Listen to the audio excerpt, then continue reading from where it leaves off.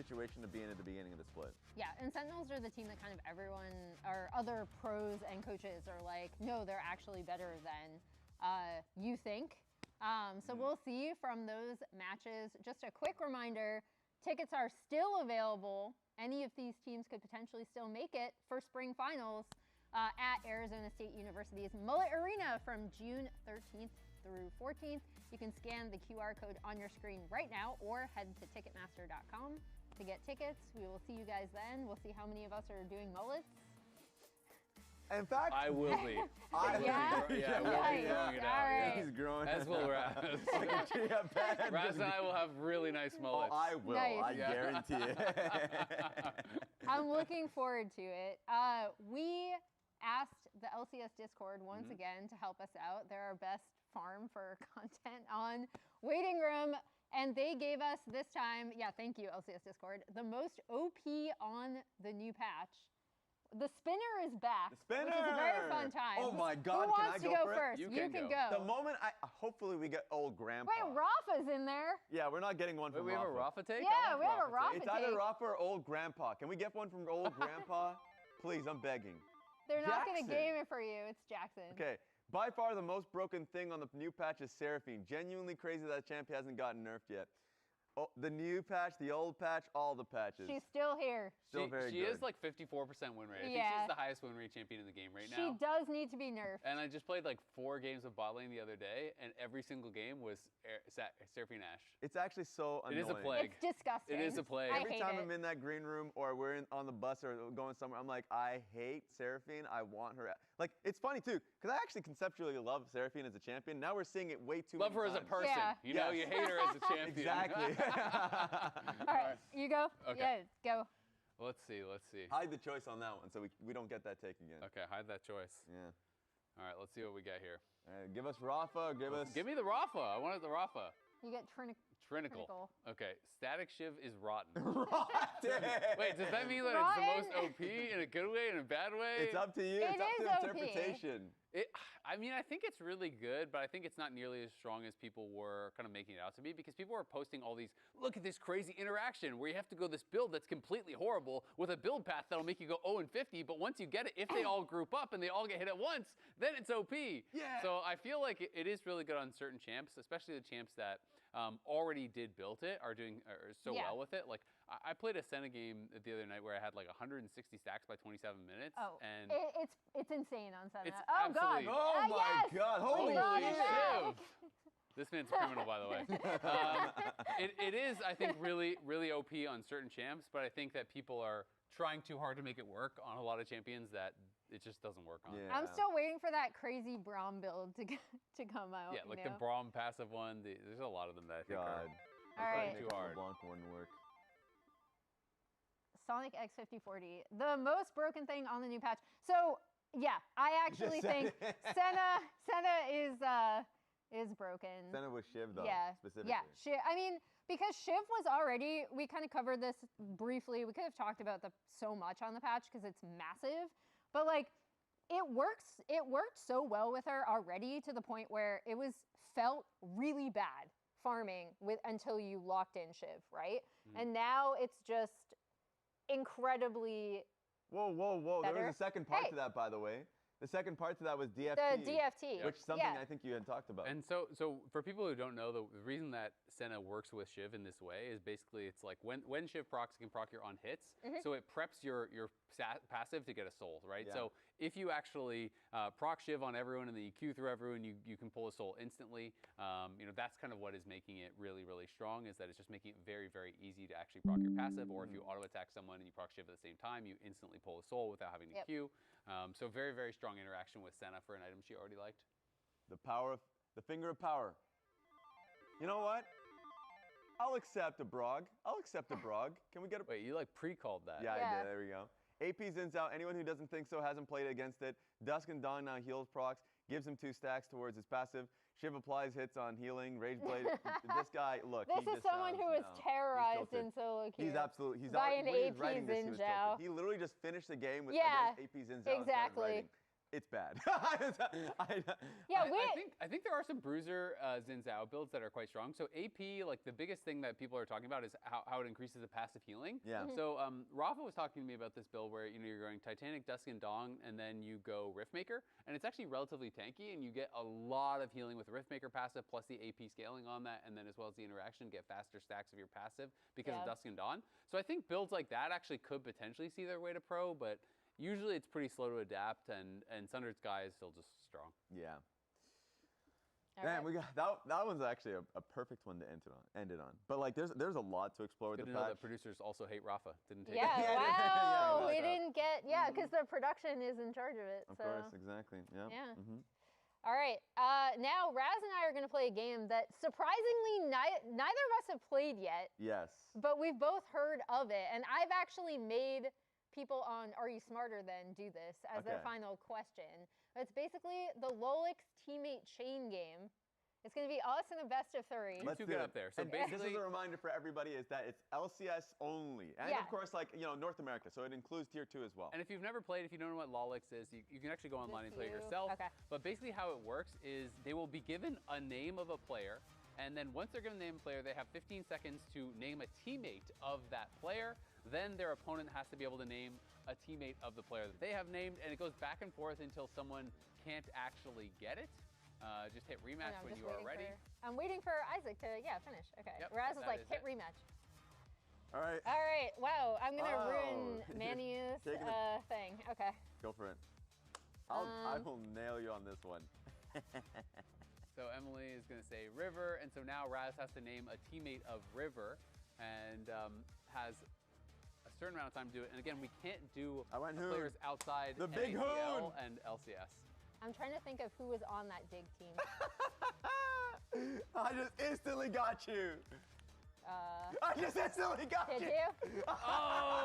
Oh! Yeah. Boom! I feel like Best of three. you're just gonna do Alright, all rematch, these rematch. obscure dig rosters. Raz is only doing players from when he coached. Yeah, No, exactly. Hoon was there. You gotta Raz. respect the Hoon. Oh, snap. Wait, what just happened? We just lost. Oh, it's back. I'm thinking. Can I get her? Let's do this. All right, Isles. Well, surely we. Oh. Oh, No, 'cause what? it has to be LCS. Has to be LCS. Remember. He was in LCS. They were in LCS together. Oh. Oh. It's, Oh, you spelled it wrong. what? That's. It's King with a 1. King It's with a one. one. Oh, okay. That's his name. That's Because I always was like, been his that's name. not him. We got Yeah, another, let's keep that going. is Let's keep it really going. annoying. Well, I That's his also name? typed in Sven and it didn't come up either. So I either mistyped or it Well, didn't that's a good work challenge. That's a good challenge. Let's try it All again. right, Raz Let's try it takes the first set. again. because I can't type. Let's see. Let's make this a longer one. Why don't we? Oh my god. I'll give you a chance here. Fuck. This. I'll give you a chance. Oh, Emily. Oh, throwback.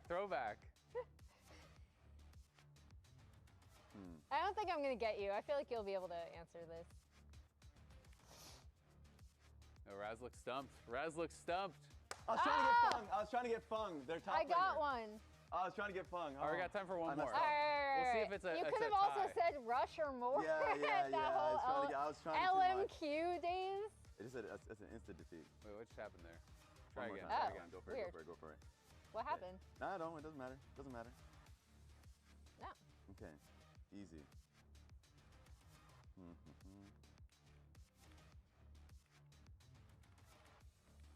Misspelling, guys. Learn how to spell. I can't do it. All right. Are we just gonna go through the? Oh my god, this keyboard is trolling me. You got 5 seconds.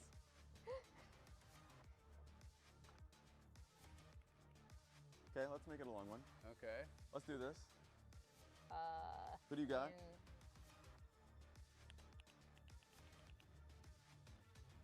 Oh, Helios. That's a throwback. Was that was from the dig days, wasn't it? Yeah. Yeah, that's what I thought. Back in when he was 80 carry. It's. Is the spelling booming you? It might be. Oh, I can't get it. Oh. I can't get it. Ooh. Oh, she actually took it. Is that a 1-for-1 or did she actually get Yeah. me? Oh, do we have time for one more? This is on producers. No, we don't. No. Damn. I blame all got my me. losses on the keyboard and also my tiny hands. Damn. Isn't that supposed to help? Isn't your tiny hands supposed No, to the help you? keyboard's too big. Okay. It's like yesterday in the C9 show. Yeah, I, no, took you a- got me. for I ants. could never Damn, use that was good. the giant Well keyboard. Well Shout out done, to Raz. the LYON devs. If you were watching there saying, I could do better than them, go prove it. They have ranked mode. Some of our producers have been grinding away. Yeah. Manny has been Also, spamming LYON. the reason they kept it to LCS, they specifically told me in Raz, is because they know we can go into like LDL the depths roster. of the LDL. Yeah, exactly. So that was a good one. The moment you put in Helios, I was like, someday? No, who was the top laner for that team? I couldn't get it. That was rough. Gamsu! Gamsu, that's a solid one. Champion of our hearts, Good also one. Overwatch. That's a fun one. Yeah, Overwatch player. Yeah, I love Gamsu. Anyway, Sentinels have had kind of an interesting split. I already brought this up talking to players, coaches. They're like, we think they're actually like a really good team. They haven't been able to show it on stage. They've had really difficult opponents. I wanted to have a discussion about, because I don't think this is good or bad, but I do think it's interesting. Okay, so you'll have an opinion. Yeah. But follow me up here. We're going to go to the big impact Okay. The big champion impact. board, right? Because these are, ignore my bad handwriting, has played this split. Bad handwriting, yeah. Has not played, and the reason why I pulled these champions is because typically in the stable of impact picks, this is more like our perception. And they're all of meta him, picks. right? Yeah, these have all been played by other teams, and then these are some of his picks. You see, the only ones he's doubled down on are Renekton and Zehen. We got the Shen, which was really fun. I actually loved that pickup. We had the Varus, which He won. He 100% won. win rate. Didn't go so well Exactly. at the beginning, right? So I just think it's interesting because of what they've kind of allowed for him to do in really spreading out his champ pool in a way that I feel like we don't necessarily give him credit for, but previously he did win Most Fearless last year. And this is actually, so midweek, he had one of the top like percentage spreads of most unique picks in the entire world in all tier 1, which is really insane given how few games he's played comparatively. Yeah, and I do give him credit. I mean, he is being very creative. He's being very flexible. But I do think a lot of the times, this split and last split, it is to their detriment that he is actually, branching out maybe too far. Because he looks a lot less comfortable on some of these picks than he does on his bread and butter picks, which always has been, to me, his tank play. His tank play has always been like above question. It has been beyond reproach. He is so good at these picks. He knows exactly how to frontline. He knows how to play weak side. He scales incredibly well. Team fights incredibly well. Like, he is just always looking so comfortable on those picks. So yeah, it's great that he's able to play some of these other things. But yeah, look at his career record on these types of picks. It is really, really good. And I feel like when your team is actually struggling on stage, you should be shrinking the variables. Just try to make things simple. And I feel like everyone talks about how you can play towards Sentinel's bot lane, but it's a lot harder to do that if you're going to play carries top. You need to have some sort of stability on the map, and I just think it's weird that either Impact just doesn't want to play them, or the coaches don't think they need to be playing them, or I just don't really understand why you wouldn't have this guy play what I believe is his strongest type of kind of champion. Yeah, I agree with it when I feel like you have to lock in for playoffs. And weirdly enough, they're in a position They kind of have to lock in for playoffs, right? Because I do think this team, Golden Glue had an interview where he talked about how the team mantra or whatever is like open-minded. It's like the meme that they have of just being open-minded with a lot of the picks. And I do think that you should try and have different angles. Because I think Sentinels, theoretically, is a limited team. Like, they're just about their bot lane and having creative looks with their jungle. I think they need to find another angle going into playoffs if they were to make it. So I do like the fact that you're having different picks and trying something with carry tops. But look at the laning stats. You're playing carry tops, and you're going to tell me that, like, you're basically dead last. That's 8th, right? He's dead last as far as his actual like gold stats in the laning phase. You can point towards the Castle series, and that was obviously very extreme and skewed the stats a bit. But he has not been performing, I feel like, on these carries in lane. So if you're going to be going counter picks, I think you got to be performing on them. Yeah, I'll say the last thing. I'm glad you brought up his frontlining, because for me, it's somewhat less about how well or poorly he does in lane, because we know that he can recover very easily, but it is the champion choice and how it informs the team composition. And because he is so good at making space for his carries on teams, sometimes you are missing that if he's coming in as a Varus. Yep. And I will say, even though they are 1-3, even though expected today probably to lose the line and go 1-4, that is not the impression that people have. We just had pros this last week, and they're talking very highly about Sentinels as a team. Isles was basically shocked when you were saying like, oh yeah, Sentinels not doing very well in the standings. He's like, what? You know, like they aren't so doing confused. well, you know, and because people are viewing them as a very good team. LYON just did an interview with Cloud.C, so shout out to Cloud.C for that interview, where he was saying he thought Sentinels is probably the best macro team in the league. Yeah. People are talking about them and giving quotes on the record about how good they think Sentinels are. They think they're a very strong team.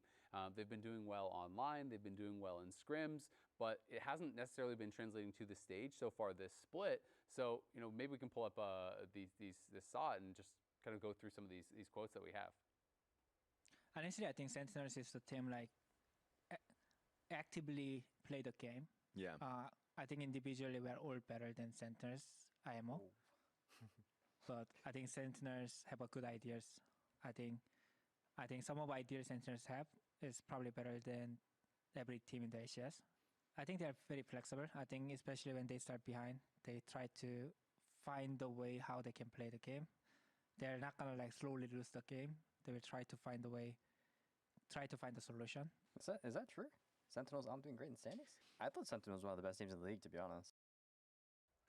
That's a real question, because I think it felt like everything that they had done in Split 1 kind of got reset because they immediately lost to DSG, and it was like, oh, maybe like they're not as great of a team. And they were losing games where in reality they are much stronger than they are. And I liked also in the pros the week before talking to Impact, and he didn't feel as though some of the drafts were like the strategy around playing like mid jungle was super good. Like I like the idea of saying theoretically we should be trying to play these comps if we want to be a better team, but it is actually just hurting them. And so it's tough to be able to say that. So, but I will say we are here to hear from Huya, who is standing with Jad in an interview. Maybe he'll give us some answers.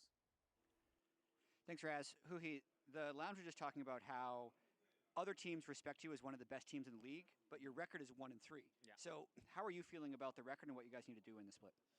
I mean, I think we're just trying to not pay that much attention. You know, like we are in a kind of scary situation that we might not be able to make it to playoff, but I think all it matters is like trying to like improve and do our best. We are 1-3, but we haven't got 2-0 yet. So we also played versus the hardest team except our first week versus DSG. So yeah, I think we're still confident. I think we had pretty good result at AL.Y qualifiers. So I think all it matters is just being ourselves and not being nervous on stage. Yeah, congratulations on the win in the qualifier. And you're bringing up all of our talking points. We're going to say you still haven't played Shopify, you still haven't played Dig. Yeah. We're also talking about your ability to play from behind in games. Can you talk to me a little bit about how that's come about and why you guys are so good when behind? I think we just try to like communicate to each other, and like we kind of understand our strengths comes from kind of more like you know, team fight standpoint and like how to move around the map as a team, instead of like kind of focusing on the individual lead or like the laning phase.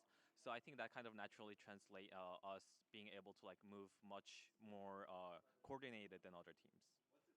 The other thing we're talking about, and I know this is probably more of a question for Impact, he hasn't played Ornn, Sion, or K'Sante. It seems weird.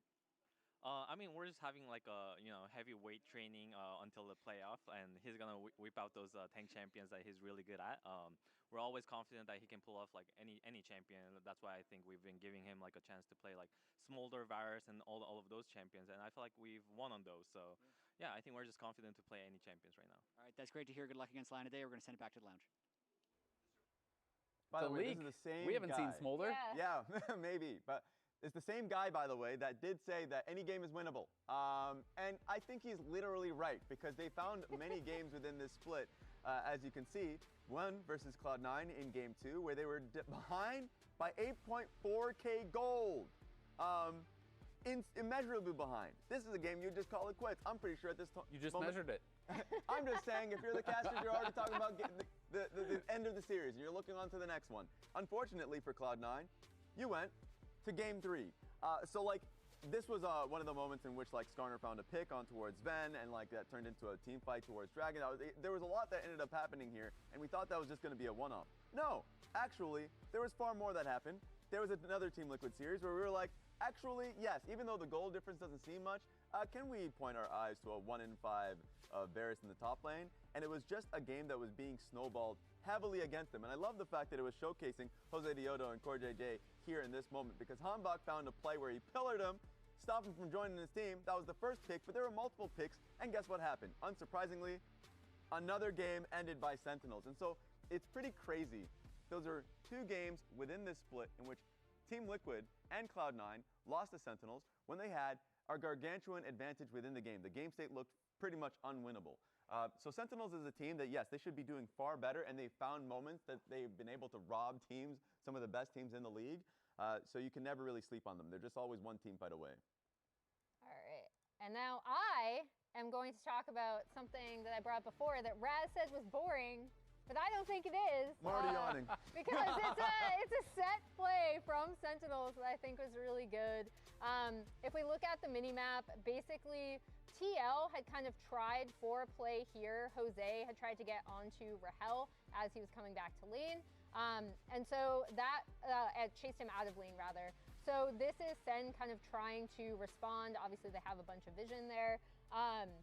And the most important thing is going to be the unsung hero of Huya. He actually had been in mid lane, helping Darkwings push that wave in. He clears this.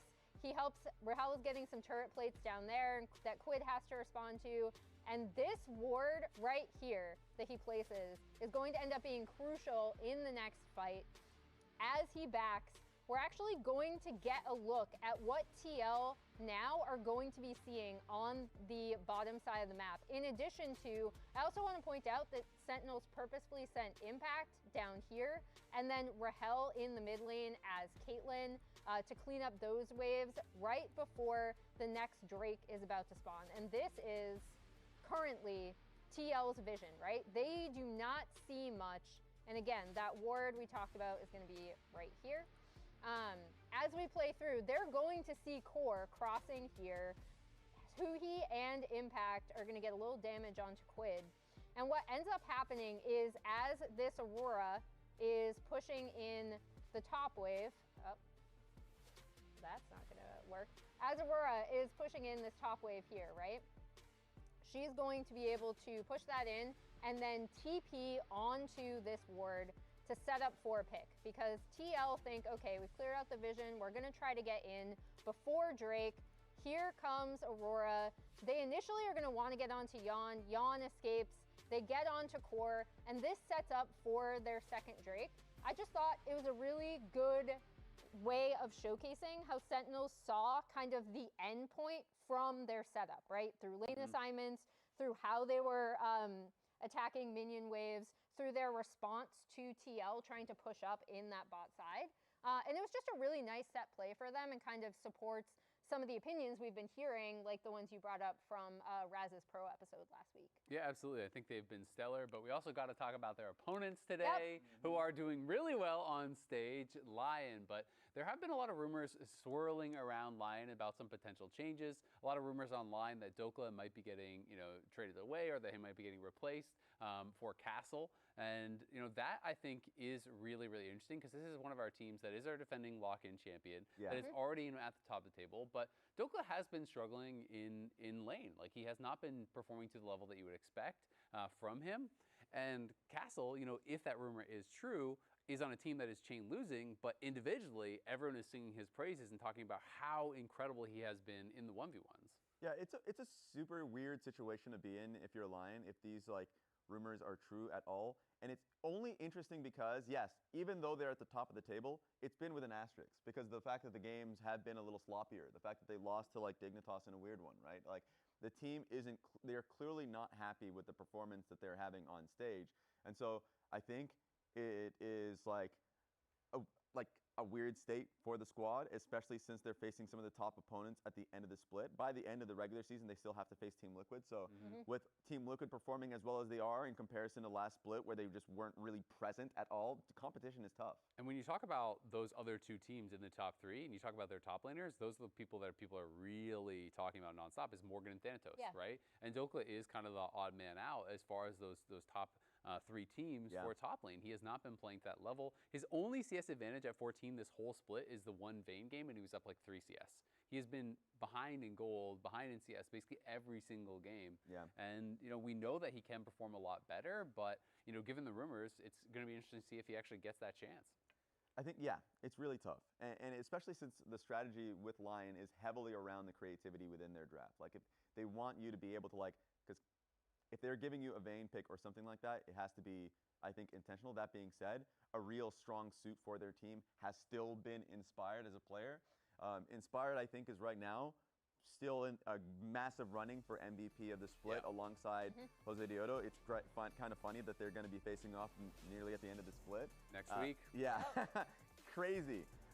What was interesting to me was last weekend when they were going up against DSG, and he was able to once again catch another flank from the Akali and stopped it, recognizing that, Akali was pushing out bot wave. Like, and we haven't seen her for a solid 30, 40 seconds. Ended up completely pushing her off, chunking her, and winning the fight for his team. Yeah, I mean, I think that the way in which he wins games is so unique to him because he keeps his farm so high, he keeps his level so high that he puts himself in a position where he can actually 1v1 enemy soul laners. He's done this in multiple games where he understands where they're going to be, he's marking them, he's taking them out, and he is just able to take over games in a way that I think is unique to him in this league. No one else is able to do it in that same way. And we have our predictions here, I think, partially because of Inspired and how good he is. Everyone is favoring LYON. I do feel like it is going to be the 2-0. Why are you guys giving them the game? I just think that Sentinels can always take one. You have Rahel and Huya in the bot lane. They are so damn good. And maybe if you have a creative draft, they can go to 3. And maybe Sentinels can take it. It's up to you guys and the fans. And you know who else it's up to? To the damn players. Start the game. Start the games.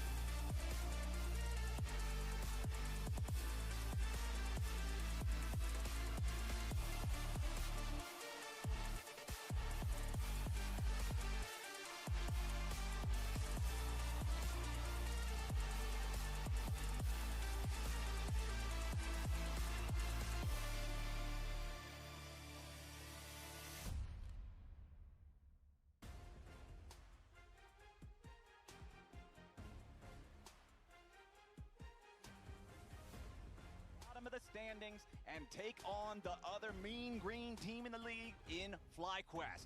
But before we get to that, we have another best of 3 to work through as LYON are going up against Sentinels. A Sentinels team that you talked to Huhi from just earlier in the show today, Jat, and Huhi says, yeah, it does feel like we're 1-3, but we're a better team than that. And LYON respects that. ISLES was considering them one of the best teams in the league. The interesting thing about this Sentinels team is they're 1-3 in matches, but 5-7 in games. Literally all of their series have gone to the full best of 3. So at the very least, I hope we're in for 3 games.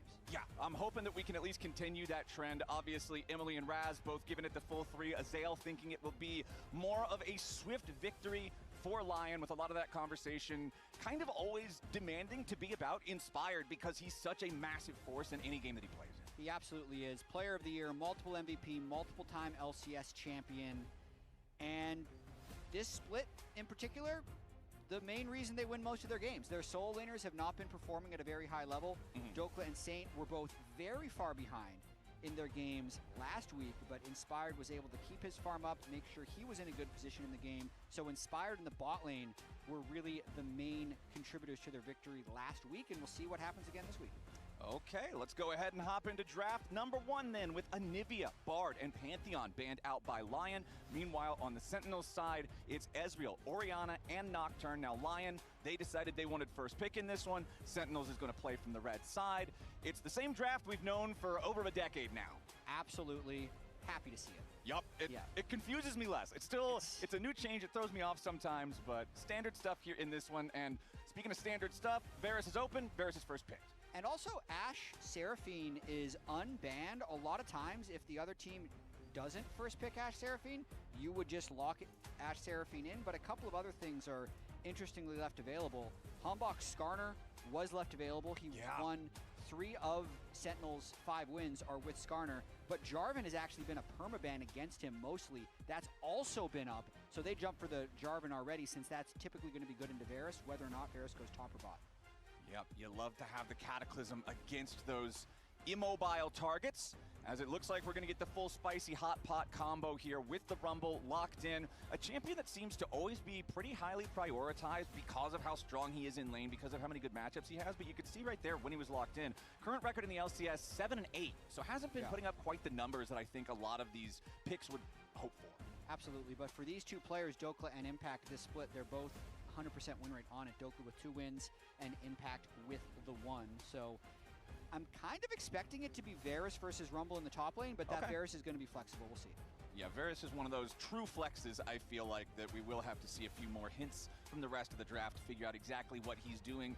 Ryze, not as much. We're pretty much guaranteed that this guy's going to go into the mid. For sure, but we're also going to see how he performs now without Phase Rush. Is he going to be going for Deathfire Touch like we saw yesterday from Call Me? Or is he going to be going for the new speedy one that for some reason eludes me in name? Storm Raider Surge. Storm Raider Surge. I got you. Which isn't, it's just harder to proc than Phase Rush. It's not the 3-hit, 3-spell movement. It's you do a percentage of their max health and then you get the new speed. And I feel like that was very much the intentionality of the change from Phase Rush to Storm Raider Surge, is wanting to have it have more of a requirement to activate the thing instead of just sling out 3 spells. It doesn't matter if it's a level 1 spell that does 60 damage. It's going to count towards it, and you just run away and disengage. So will definitely be worth keeping an eye on, because that move speed can be very powerful to keep you out of the range of things like Jarvan's Engage or potentially Yone too.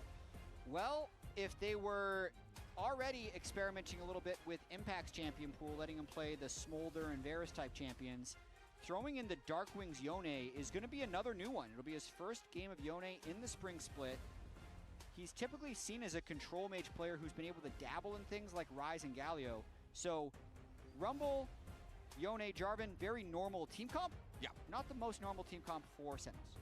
These players specifically, but man, that is a ton of AoE in the top side of the map for Sentinels. The Jarvan Engage, trap everybody in the Cataclysm, Fate Sealed into Equalizer, following up right after it. I feel like there's so much opportunity to have some explosive starts to team fights before we even see the last 2 picks.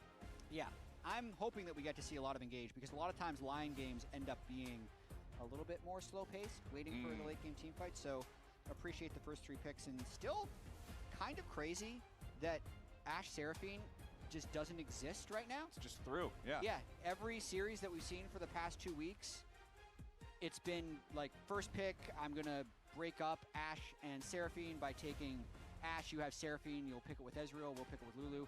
They're not even banning it right now in the second phase. No, it's a Jhin ban from LYON. Over on the other side, double powerful laning supports in the Nico and the Karma. LYON, okay, there it is. Finally, last ban of the entire draft. We will ban out at least half of that combo and take Seraphine off the table. I understand it, but I also think Rahel's just going to be playing Lucian. I was thinking he could play Kai'Sa because he can fly in with the rest of the Engage, but it's still going to be really potent champion to play on mid lane after the laning phase. They're really mixing it up, man. Rahel hasn't played Lucian this year.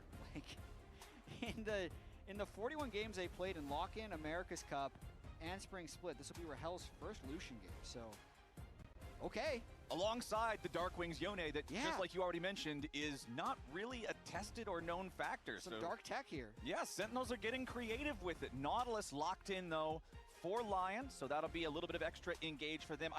I am glad to see them picking this here. I know that Enchanters are the current hotness, but I feel like the LYON comp is really wanting for engage right now with their first 3 picks. Yeah, Varus has some picks. Xin Zhao and Ryze are not really going to be your big engage tools, so Nautilus getting locked in there makes a lot of sense to me. But now, reveal yourself. Is it bot lane Varus or is it top lane Varus? Okay, Berserker will be piloting that one, and Dokla is going to bring Cassante into the top lane.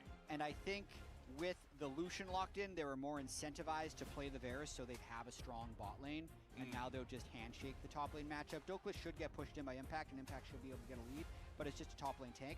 And then the Braum to go in right up against the Nautilus, so a little bit of a, I think who he thinks he's set a trap card.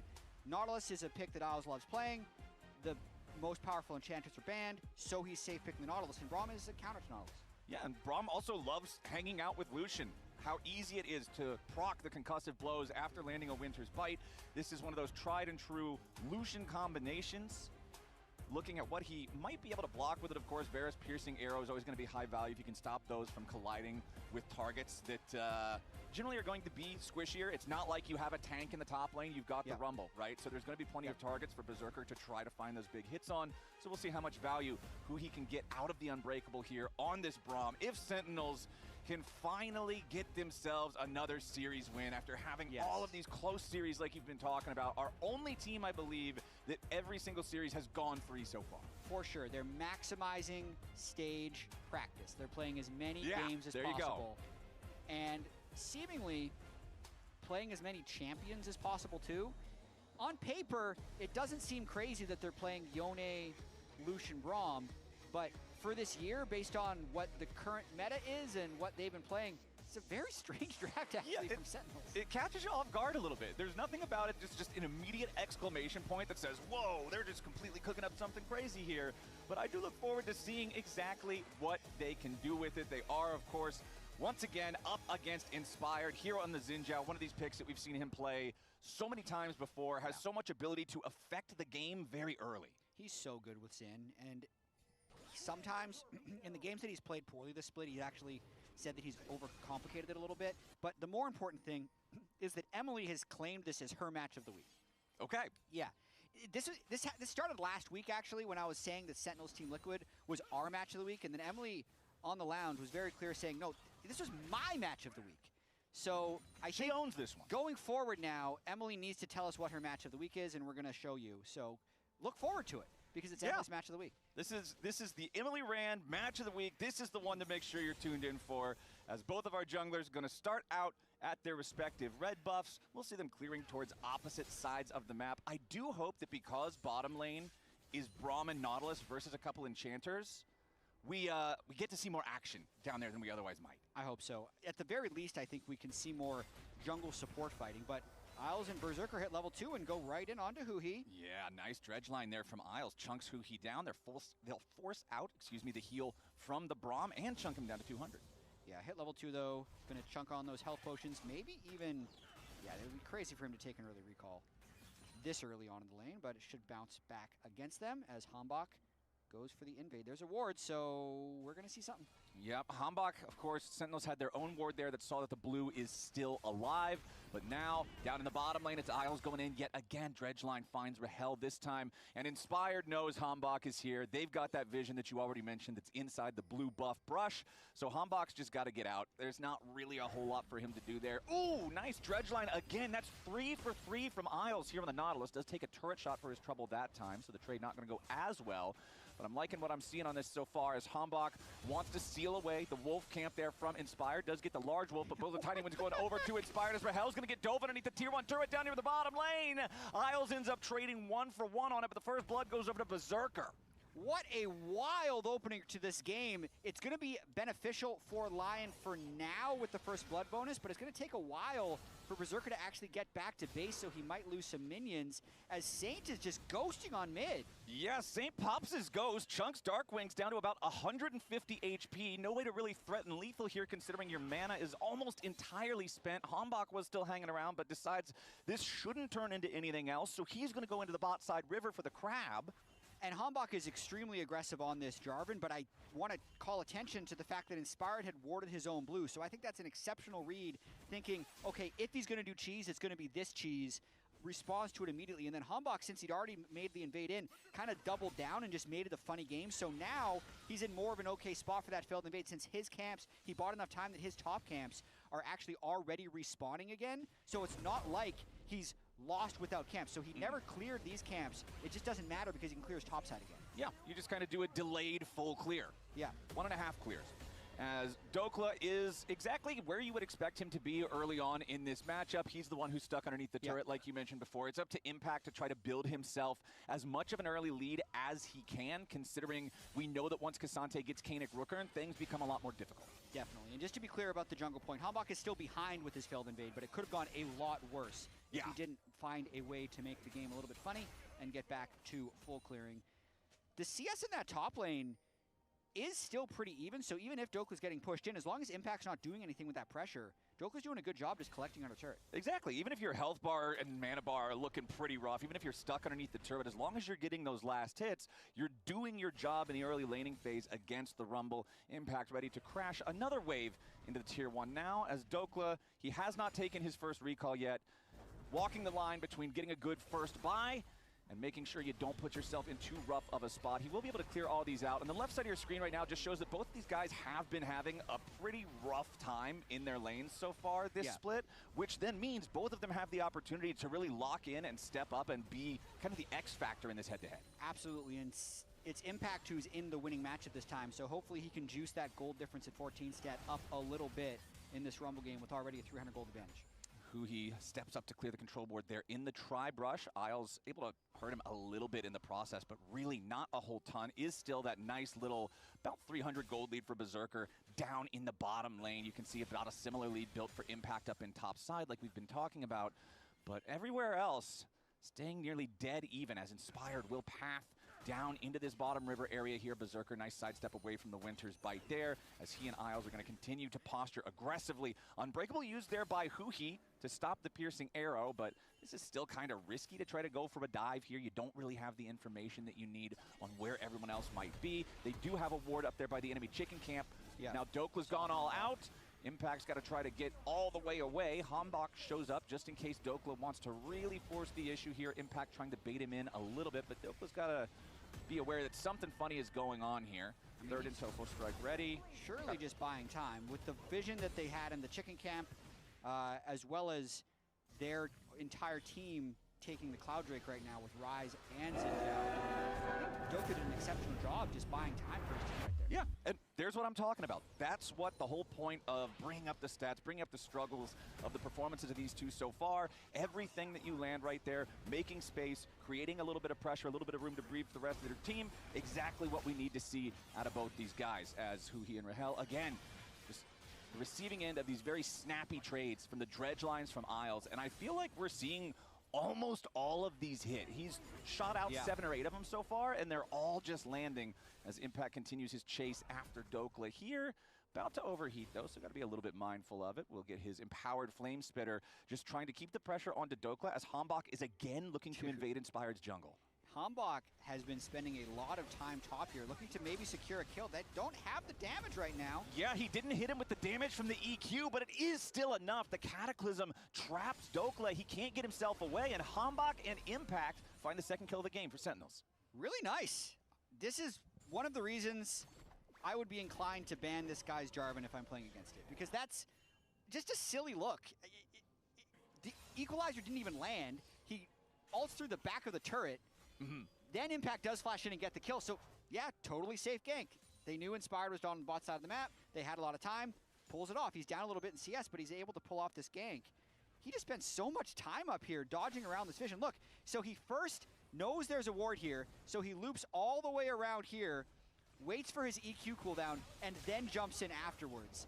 DK.C thinks he's completely safe. He's not in the bush. He's not in the river. No, actually, he looped all the way around. God.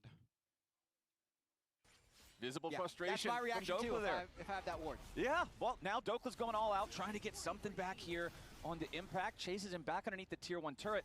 But honestly, it's not a whole lot. The Equalizer's not ready to clear the wave, though, so Impact is trying to play respectfully enough to not give over the kill. Forced all the way away from the Tier 1 turret.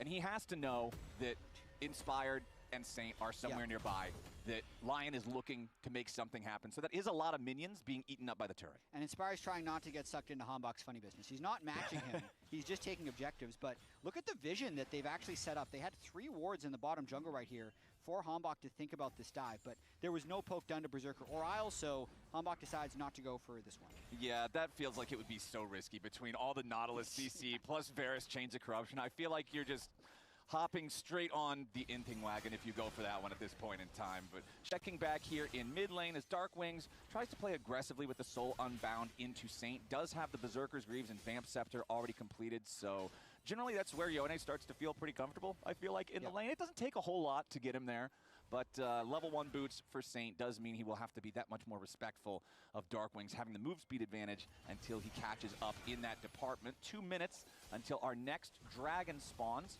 Remember that all 3 grubs and the first Drake both went to Inspired and to LYON, so they're controlling the neutrals very well so far. But it looks like the bot side river might be our next point of contention. Huya gets jumped on by Inspired. Hanbok still waiting around over the wall. Inspired does not want to full send onto a Braum. But they do want to control river, which they're able to do. Going to have inside path to this crab, as well as being able to push mid and bot lane. Quick check-in on these mid lane items, though. Deathfire Touch did end up being the rune choice for Saint. I think that's going to be fairly common. A little more damage, but a little less mobility, so that's why all these Rises are taking Ghost, so they can still have that in-fight mobility when they need it. And then yesterday when we saw Quid play Yone, he picked the Gluttonous Greaves. This time Darkwings opting for the Berserker Greaves. So we'll see how that works, how that plays out. Yep, higher DPS, less sustain, right? Yeah. Both of them kind of going with the do more damage, but things are riskier option for their respective characters. So which is good. Gold overall, still very, very close between our 2 squads. Checking in on that bottom side river vision, what you were talking about, the goal for LYON was to make sure that they establish control over that area, and they've got a nice triangle of wards there as Dokla has a little bit of help coming in now. Saint arrives into the top side as Impact drops the Equalizer to create a little bit more space, but the Flash Rune Prison follows. And LYON will continue chasing after this Rumble. They need a little bit more damage. Impact gets away underneath to the Tier 1 for now, but Saint picks him off with a max range overload. Impact does a good job to buy that much time for a flashless Rumble, making it all the way back to the turret, and then having Saint burn Flash and Ghost has got to feel somewhat effective. His TP's up as well, so as soon as he respawns, he should be able to cover that lane. So Darkwings gets a free push in mid lane. Saint gave up a lot for that roam.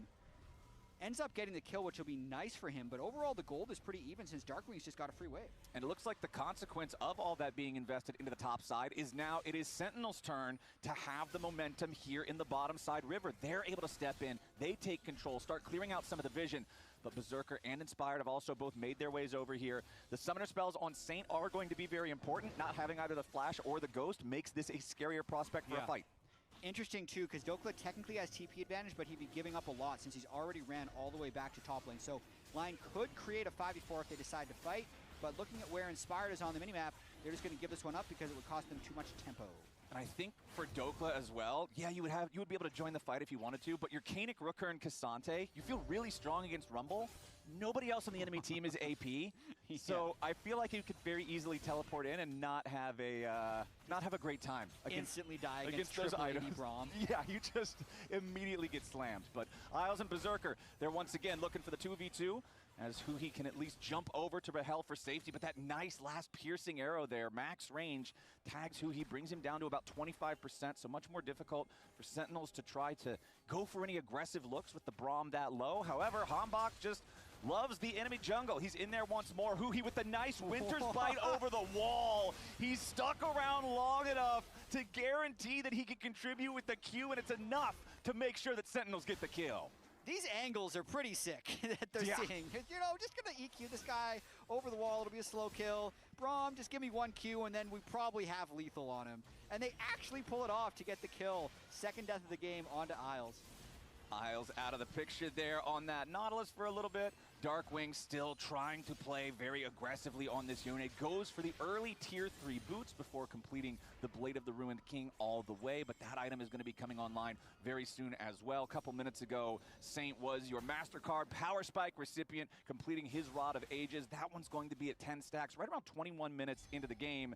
And Huya is now up to 630 games played. Second all time in the LCS, taking that spot from Wild Turtle. Dude, that's just incredible, actually.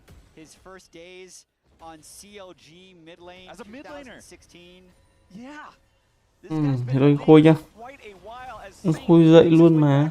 Anh Khôi chưa ngủ, anh Khôi dậy rồi. Equalizer into the Fate Seal combo is exactly the deadly CC we were talking about in the draft. Sentinel's going to look for a little bit more on the back end of things, but can't quite find anything Ngủ kỹ thế à? Em không dậy đâu đấy, em thấy anh chưa ngủ à? Căng thế. Em thấy anh chat em mới nói đấy, em định bật lên lấy thông báo mà em đi ngủ đấy. Cast or bless them. Berserker gets caught out by the Jarvan, does survive with about 300 HP, and Hanbok has to flash over the wall. Meanwhile, Dokla versus Huya chủ yếu là xem tình hình hồi bên nào. Continues making a little bit more space for himself. That looked like it could have gone either way, in a way more violent way than it did. Yeah, everybody just decides to calm down and back away. Berserker doesn't burn flash, Huya doesn't burn flash, the hook didn't land from Isles, so everybody just backs away into their own lane. Có vẻ như là em không thức được đêm nữa. In the favor of Sentinels now. Lucian's pushing in, Rumble got a deep push temporarily. Yone also now locked in with this Kanik, Rooker, and Cassante is going to have his way with Dokla for a little bit since Dokla's spec'd all MR. Yeah, and that Blade of the Ruined King that I mentioned earlier is fully complete. So the only valuable stat that Kanik, Rooker is giving you against the Yone really is the health. I mean, yes, Yone's passive does give him some small split of magic damage, but he's still primarily physical. But now the Blade of the Ruined King is just going to be eating that one stat that actually matters against him. Có quan hệ thôi, ngủ chứ còn gì nữa, em bảo em kệ mà em mở lên cho anh em xem đấy thôi. Yo, em xem vào tỷ số mà. Only spawned 10 seconds ago. Huya though in the area means that Inspired has to think twice about that one. You can see Hanbok also once more looking towards this red buff jungle of Inspired, trying to move in, steal things away, catch LYON off guard. And an objective focus from Inspired. He's in a good spot in this game. 133 CS to the 108 onto Hanbok. But Sentinels bring the whole squad here, and Impact could support with teleport off this base, so Inspired kind of has to back away. Yeah, LYON are going to lose control over the top side river. Still not even 1,000 gold separating the teams so far. 1-1 on the Drakes. Nobody's really running away with anything. Highest individual gold lead in this one is Darkwings at just about 500 or so over Saint on the rise. But both still doing just fine. Saint's going to equalize that a little bit here, picking up the third plate in the bottom lane. The extra power of the Void Grubs contributing to making that a little bit easier for him. As Dokla once more just on the back foot from Darkwing here. Q3 finds the target. Dokla's... Yeah.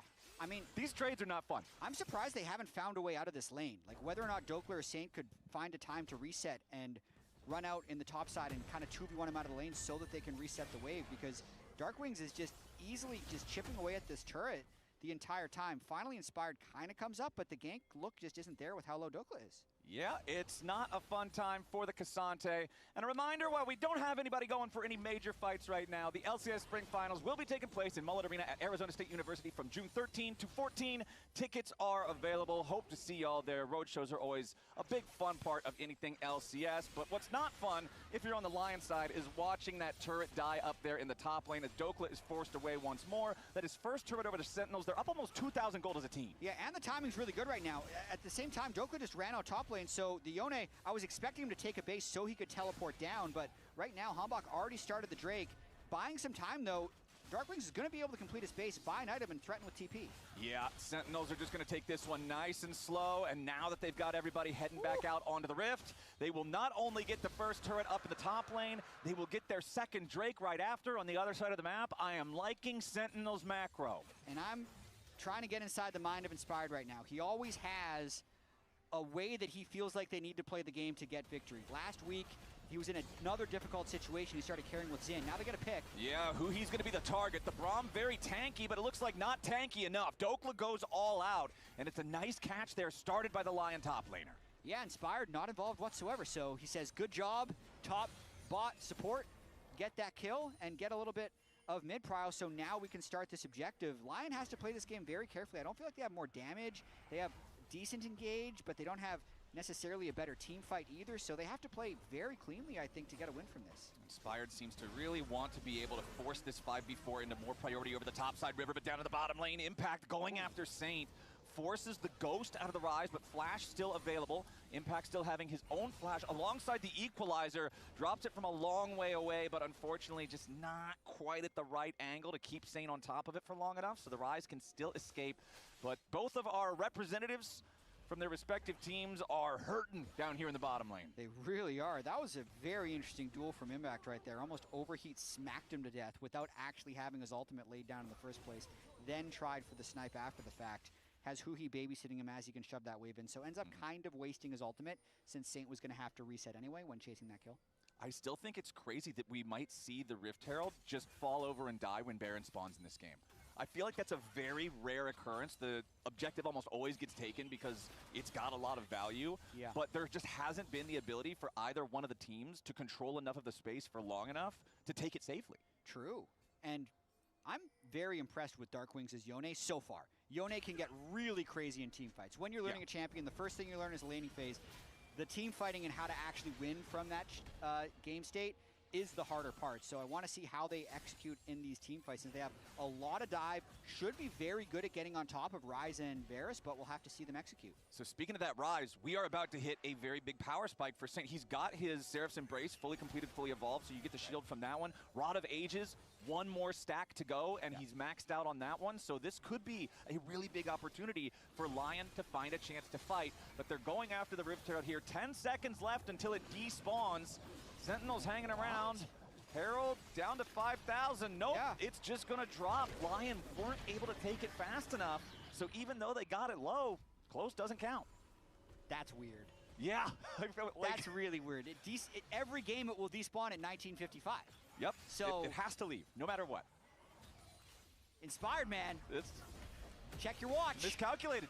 A little bit of miscalculation, and they get nothing for their efforts. Meanwhile, down here in the bottom lane, again, it's Darkwings finding his way into this 1v1 against the Cassante time and time again. He has the Immortal Shield Bow completed now too, which makes him feel even better against dealing with a champion that's mostly just going to be base damages like the Cassante is. Dokla does hit him with a third in Topo Strike, but Dokla's got to be careful because it's not just Darkwings you're dealing with down here. Sentinels is making sure that if LYON tries to punish, they will be in for a rude surprise. Yeah, and they're just going to try and set up for this third Drake and try and get on Soul Point. It seems like LYON is really okay with leaving Dokla in the Yone matchup so that Saint can be in the Rise matchup. But for the most part, they're just trading minions. I don't feel like Saint's getting meaningful damage onto these turrets. Darkwings just again trying to hit Dokla as often as possible. Keep the pressure on this Cassante. He does at least have the Warden's Mail now, so you've got some armor, you've got some defensibility against what Yone is going to try to do. But this Tier 1 turret is not long for the world, not when Huya and Hambach are both hanging around nearby. So Darkwings can cut that one down, but at the same time, Saint's doing the same over in the top lane. Goes after Impact with a Realm Warp, wants the solo kill, but he can't quite find it. Impact gets away in time to barely survive with 100 HP. And now Saint's the one under pressure. A TP to potentially come in. Darkwings flying his way up to the top side of the map right now. Saint, I don't think he's getting away from this one. The Seraph Shield is going to give him a lot of extra health. Darkwings commits the Fate Seal, but it doesn't work. Darkwings is the one forced to flash away, and Saint fights his way out. Saint really showing up here. Right as I said, he wasn't getting that much done against the Rumble. He forces the flash, he Realm Warps, he finished off the turret, he gets him out, then he gets the TP and flash from Darkwings. So the power spike you talked about with 10 stack Rod of Ages for the extra level, plus the Seraph Shield really came in clutch there as Saint flexed his power. Yeah, you could see the moment when the shield activates and Darkwings' movements just get a little less aggressive. It's like, whoa, hold on, I didn't realize that was going to be the deal that we're making here. But there is 5 seconds until that Soul Point Drake you're talking about. And now Saint has no flash. So maybe this makes it more fightable for Sentinels, but there's no flash, no ult onto their Yone. Makes it pretty risky to contest. Impact looking for an ult flank. Yeah, LYON's got total control over the bot side river right now. Impact dodges a dredge line. Dokla making space on the left side of the fight with the Dragon, already down to about 3,000 HP. Exhaust on Dokla, not a whole lot of value out of that one there. Dragon resets. Equalizer finds 5. Hambach goes in, but he's immediately killed. Inspired picks it up, and now Impact's gonna die over the wall. He uses his stasis, but it doesn't buy enough time. It's a double kill for Inspired, and right when they need it, LYON clutches a 5v5. LYON team fighting coming up clutch once again. That damage onto Hambach was immense. Saint is really pumping damage right now. I'd love to see the damage dealt in that last team fight if we could somehow, because he just evaporated, and then they finished off Impact as well. That was just blink and you miss it, Jarvan dies. It really was. Look at this. So I think, do you think that the Equalizer plus Jarvan ult on this many people is going to be effective? As the fight is a little bit slow, Dragon resets, they think, okay, now we can go in, and he's gone. Yep. Just like that. Xin doesn't take that much damage. Ryze takes the majority of his health bar, but it ends up not mattering because they win the fight. And then Impact also, that is an arm guard stasis. That is not a Zhonya's hourglass stasis. So he now doesn't have that available for the next fight. If they get dragged into another scrap before he can complete the item, that could also be far more costly than it might initially appear. LYON has now retaken the gold lead. Remember, Sentinels was just about... Okay, I believe that Impact was the one. With the 5-man equalizer, you're going to top the charts in that one. But now Darkwings could be in some danger. Impact and the rest of Sentinels got to figure out how they're going to play this one as Inspired continues putting the pressure on, threatening to go further forward. Huya, your target here at the start. The Unbreakable keeps him alive. But considering he's knocked so low, Sentinels have to back off yet again. And I feel like the tone has seriously shifted now. LYON feel much more confident. They are posturing more aggressively, looking to make more moves. This just happens when they have such a veteran shot caller and Inspired, and they're able to execute in these team fights consistently. They can find just an even early game, and then they'll win the team fights and find a way to take control of the game. Because that last fight, yeah, it was Saint, 2,900 damage, Berserker, 2,400 damage, but Dark Rings were hell, just couldn't get involved. So that was the biggest thing. It doesn't matter how good your Equalizer combo is if your mid laner 80 carrier out of the fight. So that's the gold swing we see off the back of that last fight. 25 minutes in, and our Dragons are tied at 2-2. Gold lead, still just about 1,500 here for LYON. But with 25 minutes being the time, it means Baron is starting to become that much more inevitable. That is what we're going to be playing for.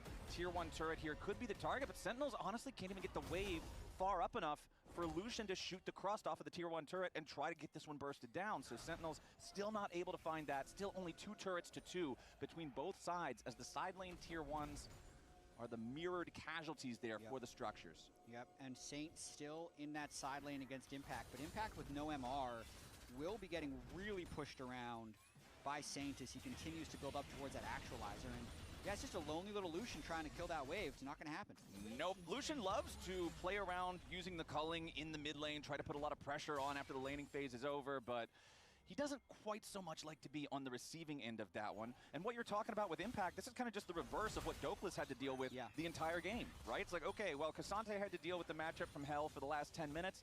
Now it's Rumble's turn as this Rise is just becoming more and more and more of a problem. Still 2 minutes to go until we get our next Dragon spawn. Sentinels grouped up around the top side of the river right now with the exception of Impact, who's still keeping things held down in the bottom lane, but Darkwing's gonna be your target here. Inspired goes in with Isles right behind him. They want to try to get some burst down, but it's only Huya still gonna damage so far. He gets away with the Unbreakable, stays alive. Impact has arrived into the fight, and Dokeless getting cooked. He flashes out, stays alive himself. Hambach is taken low, but it's Huya taken down. Snap back from Darkwings, wants to reset his position. Inspired with a nice win, becomes Lightning, continues the chase. Rahel fires back, but it's only enough to ward them away for a moment as the Rune Prison from Saint catches Rahel.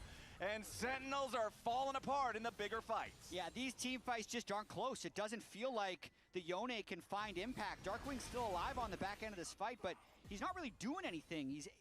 It's crazy that the gold lead between Rise and Yone is basically non-existent because this guy is huge and Darkwings isn't able to make much happen as I lose my clear screen button as the Baron's going down. Well, Impact, Darkwings, and Hambach are trying to stop this Baron from being secured by LYON. Baron down to 7,000 HP.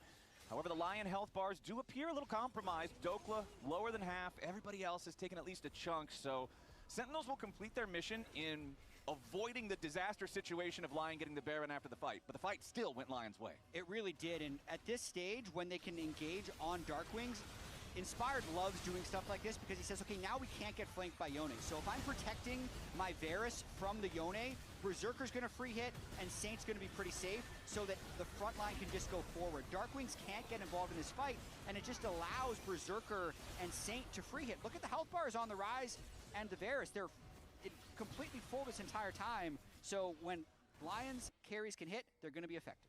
And I feel like this is deja vu. You were saying this exact same thing about the previous fight. But Sentinels, man, we know, even when they fall behind, absolutely, they do not give up. Huya, Balboa, and the rest of the Sentinels boys, if they don't hear a bell, they're going to keep fighting. They're 3,000 gold behind right now, but they've already won a couple of different games in these past few weeks from far greater deficits. And even when it looks grim, Yone can't do anything. Soul Point, they're still trying to figure out ways to win, make the adaptations mid-game. They traded a little bit of Baron Vision for that Drake, and they're trying to get some side lane push. It doesn't look good. They've lost these last team fights, but Huya, he knows it's a one-fight game. They win one fight, they get Baron, totally different story. Enemy team overcommits, trying to kill a Braum or something. You get your big Wombo combo. I still want to go back to the draft because Equalizer, Cataclysm, and Fate Sealed are all such powerful AoE ultimates that if your opponents give you a window where you can hit 4 or 5 people with those, you will just win the fight. I don't care if you're 3,000 gold behind. You're just going to win. Yep. But it involves what you've been talking about. You've got to make it so Darkwings and Rahel can do their damage. Yep, Darkwings has his Infinity Edge now. Saint has, I'd say, Rise's Infinity Edge with the Actualizer. Yep. So cancels out. Yep, they're both really strong. Infinity Edge also completed for Rahel here on the Lucian and has Last Whisper building towards the 4th fully completed item over on the other side. Berserker does have quite a lot of power in those piercing arrows, though.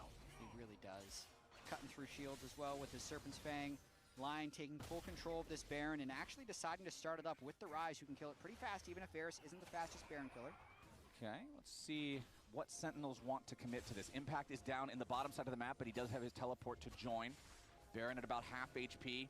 Sentinel slowly moving up. The teleport going to be used here from Impact. Huya walks up, face checks the brush, gets juggled around as he tries to repeat, and the Braum is going to get picked off before the fight even starts. But Inspired is bursted down to 20% HP. He stays alive thanks to the ulti, and Darkwings and Hambach look for their chance to continue getting involved in the fight. Rahel still off on the right side, so Lion get the one pick, but they can't get anything more. Yeah, they're going for more. Never mind, I'm made into a liar. Isles goes in here with a dredge line, finds Impact. Inspired still low, but he's got Guardian Angel. Saint kills off Impact. Hambach, Rahel, and Darkwing scrambling here in a 3v5 as Dokla continues looking forward. Third and Tofo strike, not going to hit the target. Nice sidestep there with the Soul Unbound from Darkwings. Sentinels, they'll lose another man.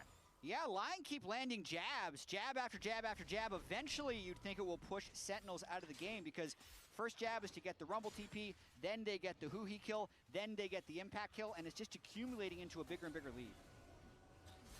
Now watching it one more time, Isles just sees the opportunity, knowing it is a temporary 5v4.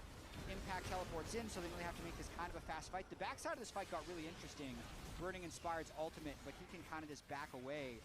And then as the fight extended, I was a little bit surprised. I believe, yeah, Inspired has his Guardian Angel already, so Hambach doesn't want to suicide just to proc that Guardian Angel. Instead, alt Saint, but that's when he realizes he's right next to Rise and he has no damage, so he's got to flash out. And then the Rise shield, again, man, just the Seraph's Embrace popping up 1,000 extra HP once you feel like you get this guy low. It just doesn't feel like there's an answer for Saint, and the answers become even more scarce when the next item is a Seeker's Arm Guard still ready to be actively used. Sentinels now down 3,500 gold, less than 2 minutes until Lion can fight for what will be an Earth Soul if they can secure the next Drake. Darkwings trying to take up position there in that bottom lane, play a little bit of split push for now. But when Dokla comes to answer him, Dokla's got armor now, so it's not as scary as it was earlier. And also, Lion playing on some Elixir power spikes right now, so you can see the Elixir of Iron sitting in Inspired's inventory. He's probably going to pop that one right before the next team fight. Saint popped his blue Elixir before that fight as well, the Elixir of Sorcery, so they're trying to enhance their power spikes in these team fights that they feel like are game decided. I like it. I respect going for it when you know that if you can win the next fight, you're going to win the whole game. Dokla is once more on the losing end of a trade against Darkwings on the Yone, but he'll just continue buying time, making sure that they're not losing too much here in the side lane. Look at all the Lion vision in the top side river around the Baron. There's just so much. You've got the Scuttle Crab, the Scryer's Trinket, the Control Ward, another Control Ward on mid lane Brush, ramp ward. There's a lot of vision here for Lion. They're not going to be surprised by Hanbok's flank, that's for sure. Nope. They are ready for those shenanigans. But the problem is, the next fight is going to be down here in the bot side river, as opposed to up there near the Baron pit. Sentinels ain't sneaking that Baron, though. Nope, they are not going to get the Baron in the meantime. But we'll see if they can find their way through fog to set up any kind of a trap. Saint will run into Hanbok there in the jungle. Tries to go in with a Fate Sealed from Dark Wings, but no, Hanbok is already down.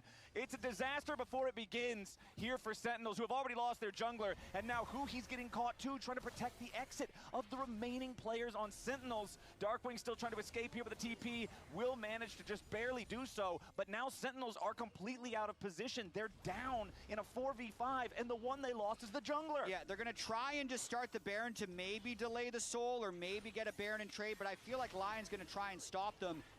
Are they actually going to pull off of the Drake? They are, so Sentinels delays the soul temporarily. Inspired's going to finish it. Okay, Inspired goes back towards the Mountain Drake. Dokla, Isles, and Berserker in position to interfere with his Baron take. Impact's going to lose about half HP there. Saint finally rotates over towards the fight as Impact further disengages with the Blast Cone. Isles still looking for an engage. Yeah, it's still 4v4. Hanbok is still in base. Ooh, nice piercing arrow there on the Dark Wings to knock him below half HP, and now Huya, isolated from the rest of the team, becomes the main target. It's often difficult to kill Braum, but not when you have that much firepower. Rahel, Darkwings, and Impact all trying to get away, but their exit plan is completely flawed. There's no way home except for Impact, who again has to use his teleport. That is both solo lane teleports used by Sentinels in the last 60 seconds just to not die. That is so much extra pressure off the map, and Lion are not only going to secure the Mountain Soul, they're going to secure the Baron from this extended sequence. They're going to be 8,000 gold ahead. And Saint is Thanos in this game. He is just doing so much damage on the rise. 2,500 damage so far from his Deathfire Touch as an update, but he's probably done like 30 to 40,000 damage in the game so far in these 35 minutes. He just completely actualized Hanbok in that bot lane fight before the Drake. Yeah. Just one-tapped the Jarvan. Hanbok, you know what he wanted to do, but he didn't want the Rise to be the one person that finds him in that brush, in the red buff jungle. 9,500 gold lead now for Lion. They've got their Red Bull Baron power play for the next 2.5 minutes. There's no neutrals to fight over for the next 5 minutes. They can do whatever they want on this map. Yeah, and the Mountain Soul is completed, so everyone has that overshield in case the Jarvan Rumble finds some type of wombo combo. At that point, with the Mountain Soul plus the Locket Shield from the Nautilus, and even a Knight's Vow, who, you know, if you're a bro and you want to build Berserker's Trust, put it on him. If you want to have the best Knight's Vow, I think you put it on Saint, because he's going to heal you more, because he's doing more damage. Yep. But it's just so hard for Sentinels to play this one. He didn't hear no bell, but I feel like I did. Yeah, there's something ringing out there. I'm starting to lose the faith here for the Sentinel side in this first game, as Lion is going to make the full push here in the bottom side. Total damage, it is 30,000 for Saint on the rise, top in the charts. Relmore brings everybody in. They try to flash engage into Impact, who does get caught in the Rune Prison, and they burst him down. 5v4 for the next 60 seconds. Lion are going for the game ender here as Sentinels try to hoof it all the way back to their base, and Lion is happy to just meet them at the walls. The minions are already crashing into the Nexus turrets. Inspired's wrapping around from the left. Sentinels just have nowhere to go. Hanbok dies instantly yet again as Huya's knocked down to 10%, and Rahel is already dead. There's no way out. This one was an absolute crusher of a final team fight. Lion's gonna get the ace for free. Nobody even got close to dead.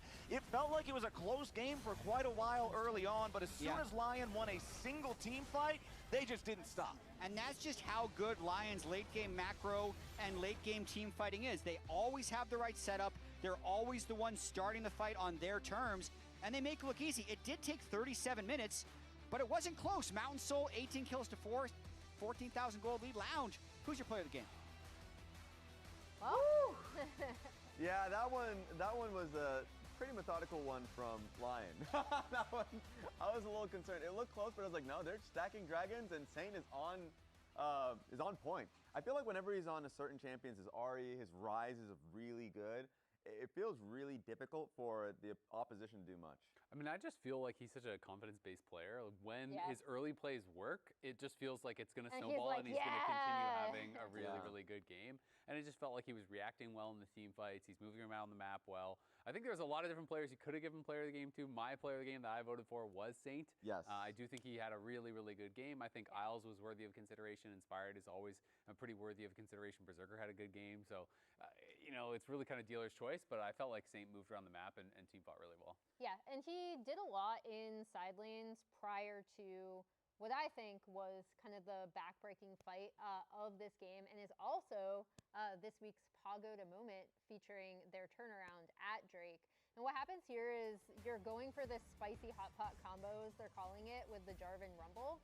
And they actually do, Sentinels do get this.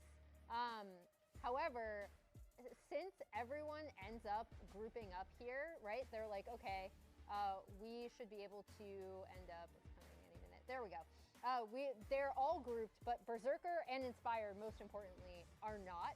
And they're able to turn the fight so quickly. And I was really impressed by how LYON responded in that kind of chaotic moment, where they all immediately after this engage happens, they all turn and they peel back and they focus down the front line. And we could see Rahel on the other side pops his culling. That gets answered by the Crescent Guard from Inspired, so that's doing nothing. Yeah. Then as he's dashing forward, Kasante's just dashing away. He basically has no one to hit, where all the LYON carries are focusing down the front line, you know, from Sentinels. And I just felt like they responded to that engage so effectively, so quickly. And Rahel was in a position where everyone else can go way further than him. You have Soul Unbound, you have Fate Sealed, you have Jarvan EQing and Cataclysming forward. Everyone's flying in, and he's just kind of in the back shooting out, can't really do anything. Yeah, if you guys recognize another Pagoda moment, just remember to spam the Pog emotes, because like those are the type of team fights you see again and again and again in your scrims and in your games, where you're like, we have someone dealing with the flank, we need to mark the flank. They mark the Rumble. We have the front line that we need to be able to like push back because we have like line of vision. They did that perfectly. And so even though it was the engage that you had like iterated. They got the engage. They got the engage. No one could follow up on the engage. But yes, as we already mentioned, player of the game goes to Saint. We voting blocked it. I'm wondering if, okay, so it was 5 out of 5. Yeah. They also voted Saint. I think when you're talking about how Sentinels were able to get some of those early skirmishes, it was Saint on this Rise, like you already pointed out, Raz, a champion he's super confident on. And he really helped kind of just keep minion waves cleaned up, right? He's going to side lanes to keep up that pressure. That agrees, 6 for 6. There we go. Nice. With a little shout out to Dokla for his Kasante play. And the thing was, like, that early play topside, to be able to get the kill on towards the Rumble, I think set the standard. Rumble could not play sides for the rest of the game. Like, sure, that's always going to be a threat, but now I felt like Saint recognized that, constantly played to that threat. That was a tough game for Rumble only because also of, like, just 40K I know, damage. I was going to say, I There. know it's Rise because we're cheating, but this is like, he did. Unreal. It is Rise versus a lot of melee champions. There are 4 melee champions, but it is a lot of damage. Big number, I'm shocked. Big number, I'm surprised. That's all I care about. You won't believe what happened next. You can also pretty much see that Drake right here, right? Where it's like, oh, we're going to zoom in. Whoa, what? Whoa. You did a lot of zooming. You did maybe too much zooming. Liam's gonna He's gonna kill you for that one. He will. Yeah, he already doesn't like your hockey taste. Now he's not gonna like what you did to his. Look, my hockey team got bounced. It's fine. Yeah, not even your own hockey team likes your own hockey team. Oh, no. No, they're a vibes and friendship team. Anyway. What do Sentinels do after this, right? Because like even when they were able to find small plays, we talked about how sometimes they do have these really good set plays. It looked pretty unplayable after that 4th Drake. I mean, I think at the end of the day, you just have to team fight at a certain level to be able to take down the top teams. You know, we've seen this number of times. Some of our lower ranked teams get good early game positions, but then they just get out team fought. But before we head to a break, here's a look at our newest episode of Missing Ping, featuring LYON's very own Berserker. Oh, it's pretty hard.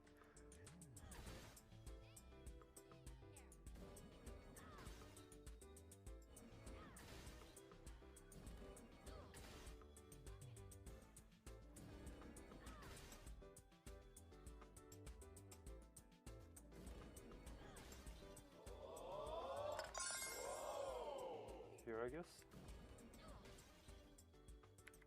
Oh, I did it. What an easy challenge. I did like first time in like top side, so I mean if we practice it's so easy. Dude, this lobby is kind of comfy. It feels different. If this is different, I like different. I'm staying right here. Are you guys serious? We're about to get into game. Emily, let us enjoy it.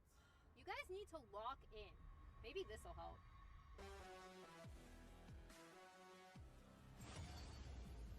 Oh no, not already.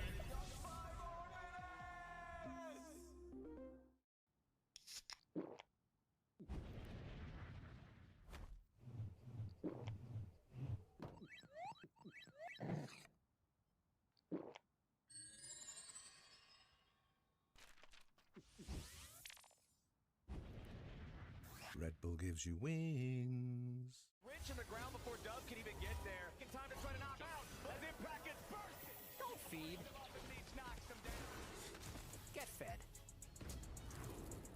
Scan the QR code for deals only on Uber Eats.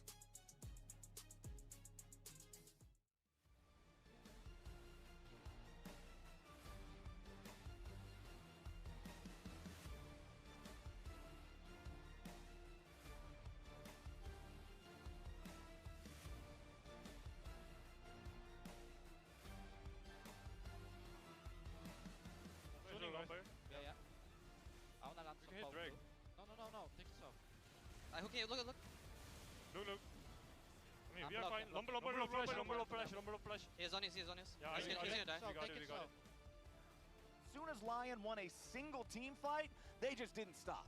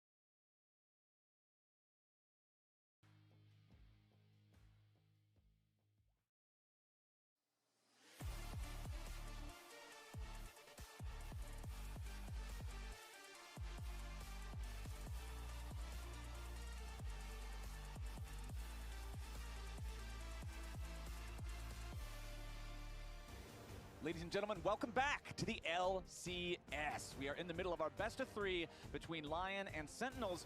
The early game, honestly, went pretty well for Sentinels. They had a lead at one point. They were able to find a lot of good macro movements across the map to make some plays, catch LYON off guard a little bit, Hambach in the enemy jungle all the time. But then once it came to the team fighting, once we got to the big 5v5s, when Saint's Rise was online, Sentinels just had no answer. Saint completely cooked them. Melee champions into Rise, but a lot of engaged champions into Rise as well, and they could just never find the right angle. A momentum player who had all the momentum in that game, because I agree with you. Sentinels early game, I was buying stock. Yeah. At the very worst time. You're supposed to buy the dip. I was buying were at buying the the peak. apex. Yeah. Yeah. Bad investment. Bad investment. Not the that game. strategy. Well, let's see if they can manage to bounce back. Because right now they're in a dip.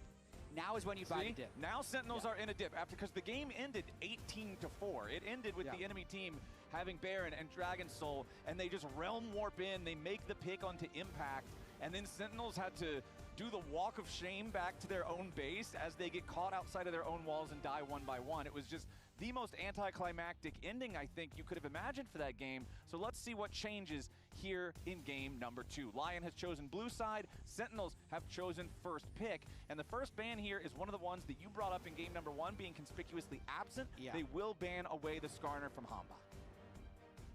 They're going to be sad. Sentinel's going to be sad. They didn't just pick Skarner in game 1. It's what they win with so much. Hambach Skarner's absolutely elite. Ashe Seraphine is still going to be open as well, so I wouldn't be shocked if we see an Ashe Seraphine angle from one of these teams. I was rather shocked that we didn't see it in game 1, but they had their own ideas. We didn't get the Seraphine ban until all the way 10th ban of the entire draft. But talking about powerful bottom laners, Caitlyn is another one that we see fairly often. She's going to be banned out by LYON, while the 3 bans from Sentinels are the Nocturne, the Azir, and the Ezreal. Yeah, LYON is learning from the book of what has Sentinels won with. And they're saying, okay, we're going to make them win with something else, because 3 wins with Skarner, 3 wins with Caitlyn. Sentinels only has 5 wins. Okay, so these are responsible for over half. Yeah, they're their 2 winningest champions. In fact, Rahel has 1 Ezreal win, 1 Kai'Sa win, 3 Caitlyn wins, and then lost on everything else. So currently, I like LYON's ban strategy. Well, the numbers for Orianna there were pretty impressive. The champion has 100%,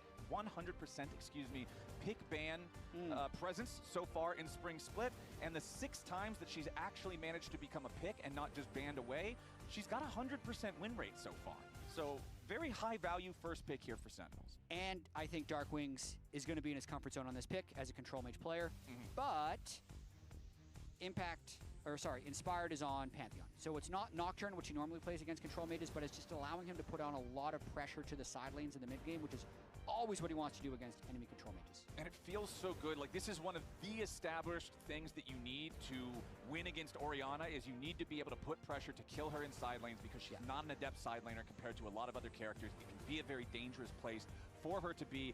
Isles locking in the Bard on this one too.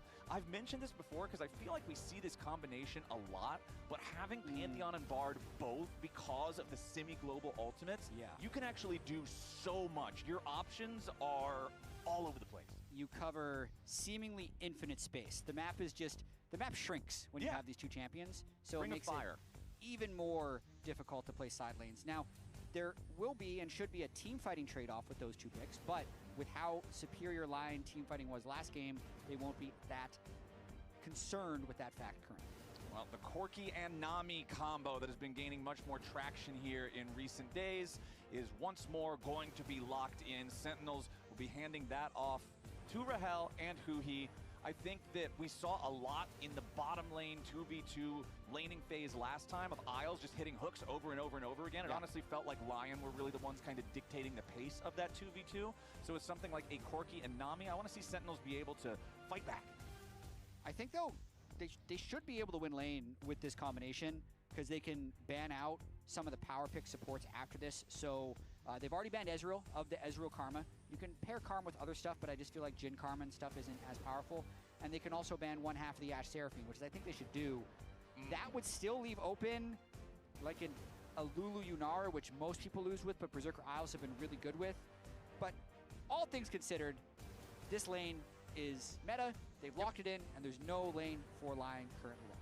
Well, the Bard's already locked as well. So. Yeah, we got the Bard. The Jhin is going to be banned away.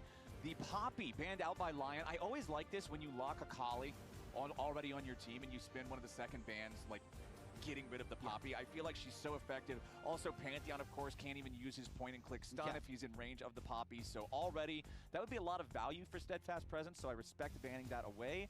Lee Sin, the final ban for LYON. Interesting. I mean, Hambach Lee Sin, maybe they saw Jose's Lee Sin yesterday, thought maybe it's similar. Yeah, just I don't want to deal with that. I'm a little surprised by the way these pick and bans have gone. Ashe Seraphine being completely through, even Orianna making it through this early is surprising. Jarvan going to Hambach in game 1 was surprising. So an update on this new patch. Like the new patch, we're all thinking about who's going to be playing Static Shiv and how's the phase rush change going to impact things. And instead, things like Ashe Seraphine have just kind of fallen to the wayside. Yeah, it's always interesting to see how expectations differ from reality when you do have those big shakeups to the way that the game works. But LYON, I still need to see an AD carry out of them. I still need to see what I'm assuming is a top laner out of them as well. So we're going to go Sivir next to the Bard. Somewhat self-sufficient, can spell shield either a rocket or a phosphorus bomb or a Nami tidal wave that comes at him. So he'd be left in a few more 1v2 situations with the Bard. Probably just looking to scale up and pick something safe. I respect it. As Sentinels, what's the jungle pick going to be here? You're up against Inspired Pantheon. You know how strong this champion is. You know how well Inspired can play the map. So what is the response? Still, of course, need to see the top laner too, but there's plenty of these kind of evergreen blinds still available, like the Renekton. So that's what they'll lock for Impact. And they will still be looking for Hambach jungler, giving Dokla full counter pick to the Renekton. Vayne is still there for old time's sake for Dokla, if you really wanted to. But decent chance they'll just match it with something like Gnar or Ornn, since they have no real front line. Pretty interesting scaling. Orianna Mundo is a pretty lethal scaling combo. It's not very high pressure early though. Yeah, the big thing that I'm a little bit curious here for Sentinels is the go buttons are not great.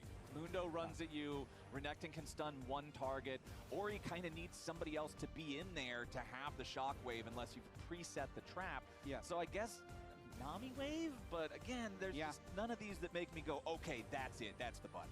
The primary engage, I think, is actually going to be Mundo flashing in with an Orianna ball. Okay. That's the primary engage. Los Ratones did this a lot in their few wins back in LEC Versus, but that's it. That's what they have. Okay, primary engage on a 5-minute cooldown means when those engages happen, they need to be very effective. Better work. Better work, because the other side, the pick here, Dokla, with that last pick of the draft, like you already mentioned, is going to opt for the Gnar into the Renekton. And again, whenever I see Gnar in the game, I always want to see the team play well around the Gnar bar, respect the timer. That's the entirety of his participation in the team fights. Set that up for success, because that's your big button. Especially because outside of Mega Gnar, they have very little front line. Lions is going to be trying to play the whole map here. They need to play very wide and then create numbers advantages, because as low as the engage for Sentinels is with Orianna Mundo, Renekton, Corki, Nami, their front to back, just like health and damage, is really high. Yeah. So if they manage to win lanes and they're first on objectives, Sentinels can still make things happen. And that's exactly what you were talking about back at the start of the draft, right? With Bard and Pantheon, this is supposed to cost you team fight efficacy if you're going to have this map-wide range. So that's the name of the game. How well can LYON navigate their macro, play these side lanes, and position these high-threat champions correctly versus just the more ball of stats that Sentinels has? Absolutely. And Sentinels, every series they've played has gone the distance. Yep. So even if last game ended bad, early game was close, and Sentinels has been able to punch back against every single opponent so far in the spring split. All right. Let's see if this will continue that trend, or if LYON can become the first team to put them down with a clean 2-0. Looking across the board here, nobody's doing anything super interesting early on. You can see Ward placed down on the LYON blue buff, though, as well as the LYON Raptor camp. So Sentinels want to make sure that they can track Inspired's early movements effectively. They absolutely do, and we can see Impact in top lane on the Renekton once again. We've talked a lot about where Impact's tanks are, but we need to point out kind of how crazy this is. Look at all the champions he's played. Look at the champions he hasn't played. Ornn, Sion, Cassante. They still don't think it's time yet. They're still saving them for later. But I feel like they could have used a little bit of Ornn engage. I think they could have even blinded Ornn against this team, but they decide to just go with the Renekton. Okay, well, that's some trading. Yeah, this is some aggressive level 1 trading down here in bottom side. Combat summoner spells being used by both sides. The flashes are still available for now. LYON trying to make sure they maintain control over this wave, control over this push. Sivir's so very good at it. No level 2 here just yet. There we go. Isles will be the first one to secure that one. Remember the dredge lines during the laning phase in game number 1? He really had those dialed in. He was weaving them around really well, making sure that he was hitting the shots where you kind of have to utilize the lollipop on the very end of it. Yep. But we'll see how well his cosmic bindings can keep up with that down here. IEL.Y has been doing a great job performing as the year progresses, earning more and more of Berserker's trust. And their laning, their actual 2v2 laning, even at first stand, was exceptional. So Berserker IEL.Y's really been playing well. Both bot lanes had burned the barrier and heal in the early trades just to get the wave in, and IEL.Y's buying a bunch of time here so Berserker can get back to base and probably pick up an early call. Yep, that's what he does, and he'll be back. And I feel like this is such a glow up for IEL.Y as well, because for a long time he was on teams that were kind of permanently in the bottom part of the standings, right? Yep. It's much harder to prove yourself and really pop off and show your worth in those types of situations versus being on a team that has pieces on it like Inspired and like Saint and like Berserker. So I feel like IEL.Y has kind of really got the chance. It's like, okay, you are on like a top contender team, show us what you're made of. And he's actually showed us some pretty good stuff. He really has. I know we're saying, okay, there's a fight for Crab. Gonna flame Dignitas real quick, but there's no need. Tombok trying to trade with Inspired here. Has the Heartstopper turned on. Meanwhile, Impact versus Dokla up there in the top side. Impact charging up a lot of fury. Dokla getting away for now. One more auto attack is going to proc the Hyper, and Impact is the one forced to flash away. We know Hombok down to 300 HP as Inspired is at 200 himself. They managed to heal him back up a little bit further as Hombok continues to chase towards IEL.Y, hits him with the Bone Saw. IEL.Y jumps away onto the blast cone, keeping himself alive. The attempted flash out from Hombok, but it's not good enough. The brush was warded, so Inspired's ready to follow immediately. Now Dokla needs the kill into Dark Wings. It's going to be a 1-for-1 trade as flashes get exchanged back over here underneath the tier 1 turret in the mid lane for Sentinels. Saint nearly kills Huya, but the Nami survives. That is a big win for LYON in this skirmish. Dokla trading kills at the very end, but most importantly, look at the biggest recipient of the gold. It's Inspired. He gets the kill, he gets an assist, he gets the double crab, and he's going to be off to the races on this Pantheon. The Pantheon damage on the Q for the execute, having the ward in the brush to guarantee he gets the kill onto Hombok.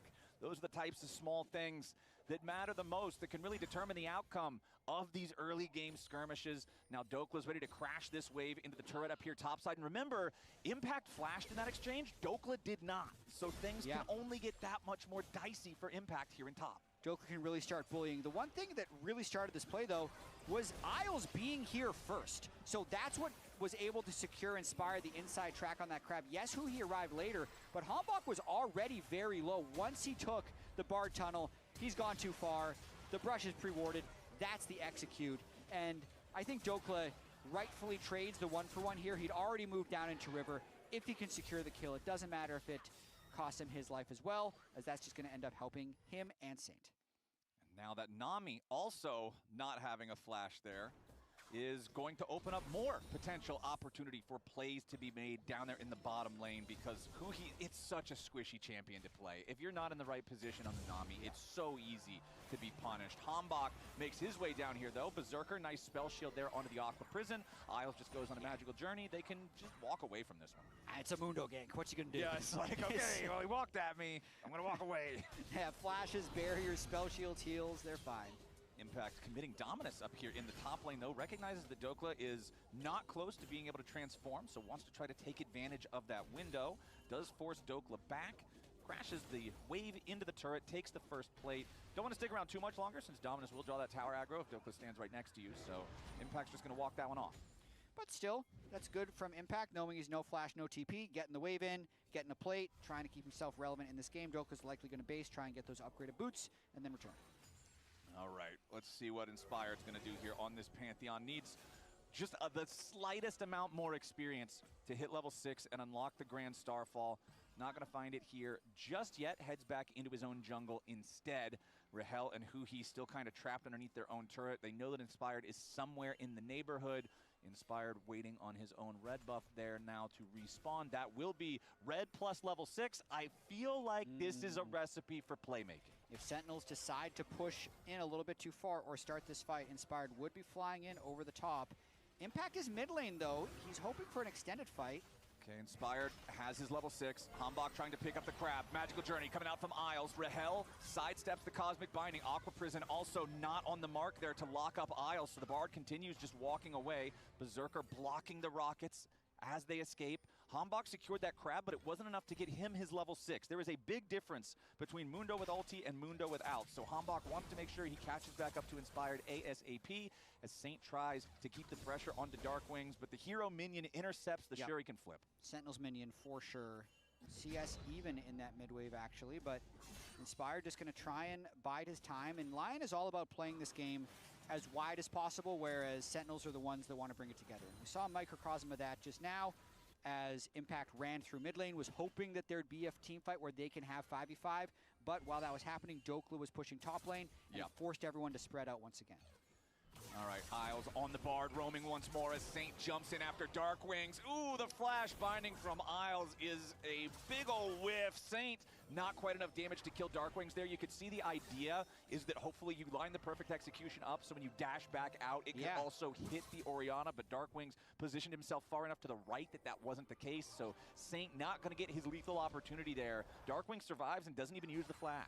I feel like Isles was trying to predict on that Q. Yeah. I feel like he was thinking that Dark Wings was going to flash the flashing Bard to get away, and then he didn't, so it didn't connect. I'd have to see that again to be sure, but that's what I think. It feels like a likely scenario, right? You are thinking the guy is definitely going to try to flash here. You know how dangerous it is, but unfortunately was not the way it ended up playing out. And this is also going to give Inspired the confidence to go ahead and start working on the grubs. No first dragon taken so far yet in this one. Remember that in game number 1, it was Inspired with total neutral control early on. First Drake into the grubs after. This time around, the grubs are the first priority, while HLE.C is going to start up the Drake. They know that Inspired is up at the grubs. They've got Dark Wings and Huya both ready to help on this one. And HLE.C's hoping to secure this before there's any response from LYON, and it looks like that'll be just the case. Yeah, Inspired is just going back to base. He's happy with this trade. If they're trying to scale and play late game with Gnar and Sivir split pushing, the grubs will come in pretty handy for them. And they're just going to take this game slow, just like every early game that LYON takes. If the team was pushing the tempo, they're kind of seeming to do everything they can to slow it down. And you mentioned earlier how all the money from that first fight, the big recipient was Inspired, just hit Sundered Sky before 9 minutes here in this second game. So he's going to have all the power he needs to continue trying to make moves as Isles once more going to evade the pressure here with a Magical Journey. Inspired, the gank over Rahel here in the bottom lane. That will do it. Inspired gets paid. 3-1 game here for LYON as Impact again tries to keep the pressure onto DK.C, who has reverted back to mini-Gnar form. HLE.C coming in from the jungle, but DK.C is already in full retreat. Yeah, gonna try and save as many plates as he can. Will probably teleport back in, but Berserker's getting paid as well as Inspired after that gank pulled off. When 3 people showed mid and the shockwave missed from Darkwing's Orianna, that let Inspired know that he can just turret die with impunity, and he pulled off the kill for free.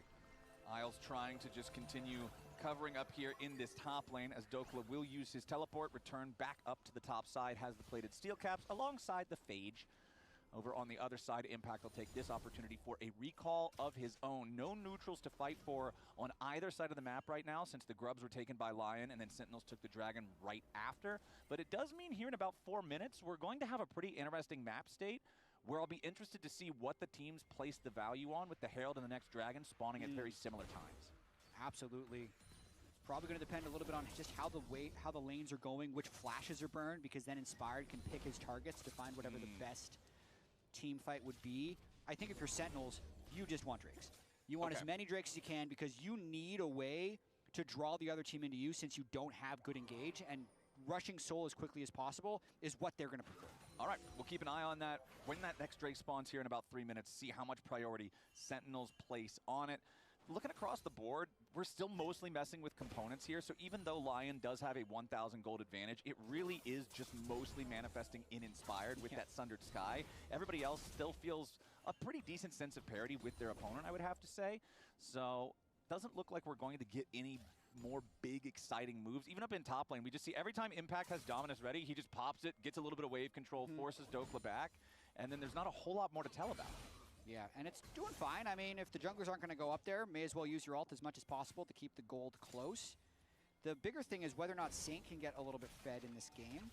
And that might just about be ready to happen here as HLE.C invades the enemy jungle yet again. So much of this in game number 1, remember, and looking to run it back a little here in game number 2. Forces Isles away, but the Magical Journey once more guarantees the Bard's safety. Huya trying to follow Hanbok in. Darkwing's also coming around. LYON are being forced back in their own jungle because at the same time, Rahel also has things pushed up in the bottom lane, so he can rotate over. Yeah. It's actually 4 Sentinels players ready to invade the enemy red buff, and Hanbok's going to steal this one away. I love it. Deny Inspired as much as you can. Darkwing's doing really well in this lane currently against the Akali. If Akali never gets kills, the Orianna ends up being fine. It's just in so many of these matchups, I'll see Akali get like 2 or 3 kills in a random dragon fight somewhere, and then the side lanes become unplayable. But current state, at least pre-Gunblade, it was really fine. Now it's going to get a little bit dicey with the Gunblade and the fact that role quest completed, so the Akali's going to side lane. But without random kills for the Akali and a bit of a snowball started, I think Darkwing's is going to be generally okay. Yeah, Darkwing's also completing his Rod of Ages just about the exact same time as that Gunblade was finished for Saint, so at least that's going to already start stacking right about on the same timer as the previous game. I think this Rod of Ages is a little bit slower than what we saw from Saints Rise in game number 1, but 60 seconds left on the clock until we get that next Drake. There's not a whole lot of attention, a whole lot of vision paid towards the bottom side river just yet. Dokla versus Impact yet again. Just the classic slap each other around, nobody's actually in any real danger. Okay, we disengage, but there are some potential outside actors ready to get involved. Both supports also in the top side river battling over vision right now. And the fact that the supports are battling over vision, look at the difference in the vision in the 2 parts of the river. The bottom side river has 1 red ward in it. The top side river has so many more resources invested in and around that area. This makes me think that LYON's not going to be playing for the Drake that's up in 22 seconds. Yeah, if they have 5 wards on the top side, they're probably conceding this and going for something top. That would be my guess as well, because generally we're not going to waste 500 gold's worth of wards to control an area. Crazy. We're not going to. Yeah, there's so much vision up there from the LYON side. They are up 1,500 gold as a team, but Isles and Inspired are down here in the bottom side jungle. Hanbok's going to go ahead and start up the dragon with the infected bone saw. They're still thinking about it. They got the people here. They're going to try and retake this vision, it seems like. Inspired and Isles looking around. Rahel and Huya want to get as much damage onto Berserker as they can. Rahel with the Valk away as Inspired wants to go in for the big engage, but now he's got to be careful. Hanbok here in the front line with a Heartstopper. Isles continues running, but your Magical Journey is very short. That's 1 kill over to Sentinels. Hanbok's going to take it. LYON getting a little bit over-eager to try to make that play. You saw Inspired go for the flash stun onto Rahel, but Rahel's reaction was good enough to reactively Valk away, and it made it so they couldn't full commit onto the Corki. Sentinels are going to win the fight. That's going to earn them their 2nd Drake. And we know in even-numbered fights, Sentinels has more health and damage, and if you engage for them, they're happy about that because the fight begins and they can just walk you down. So Hanbok going to become a problem on this Mundo if he gets more fights like that, and if LYON's not able to attack the side lanes. Saint trying to clear out the waves around the tier 1 turret here in bottom side. Nice shockwave there, pulls him right back out of his dash, so Darkwings chunks him low. Hanbok and Huya still thinking about making their way forward to try to finish this off. Bonesaw connects. Saint trying to make enough distance to get away here, but no, it's Hanbok making the play yet again as Impact has to try to escape here from the top side.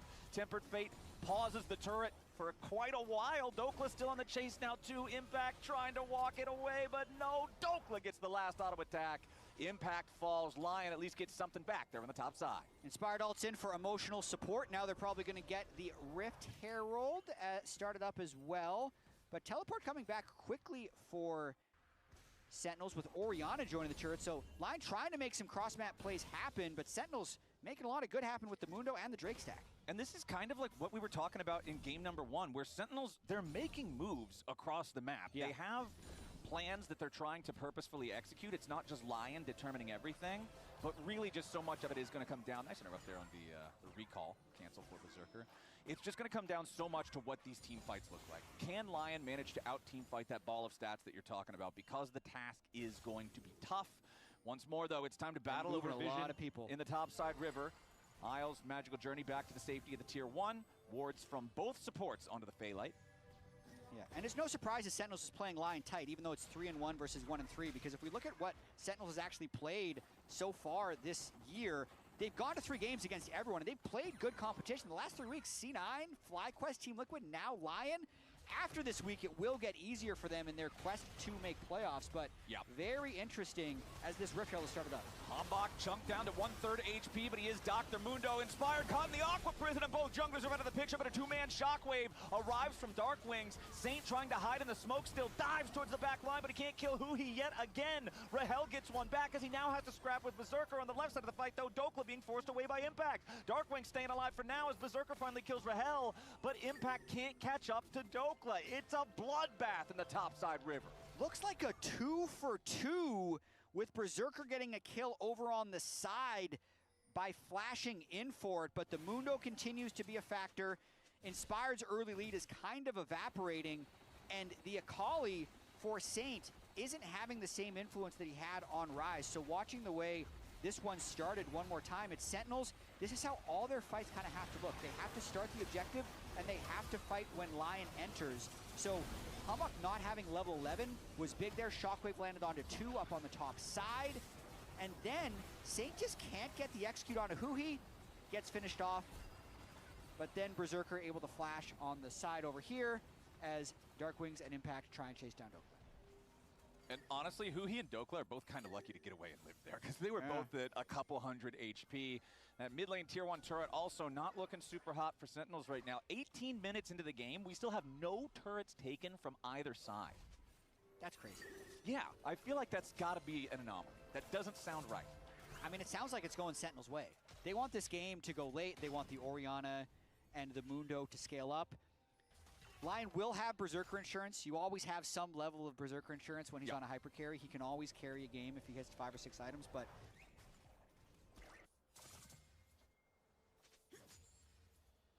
because it just shortens the lanes, so the ganks aren't as threatening. Still only that 1,000 gold lead, not even that much.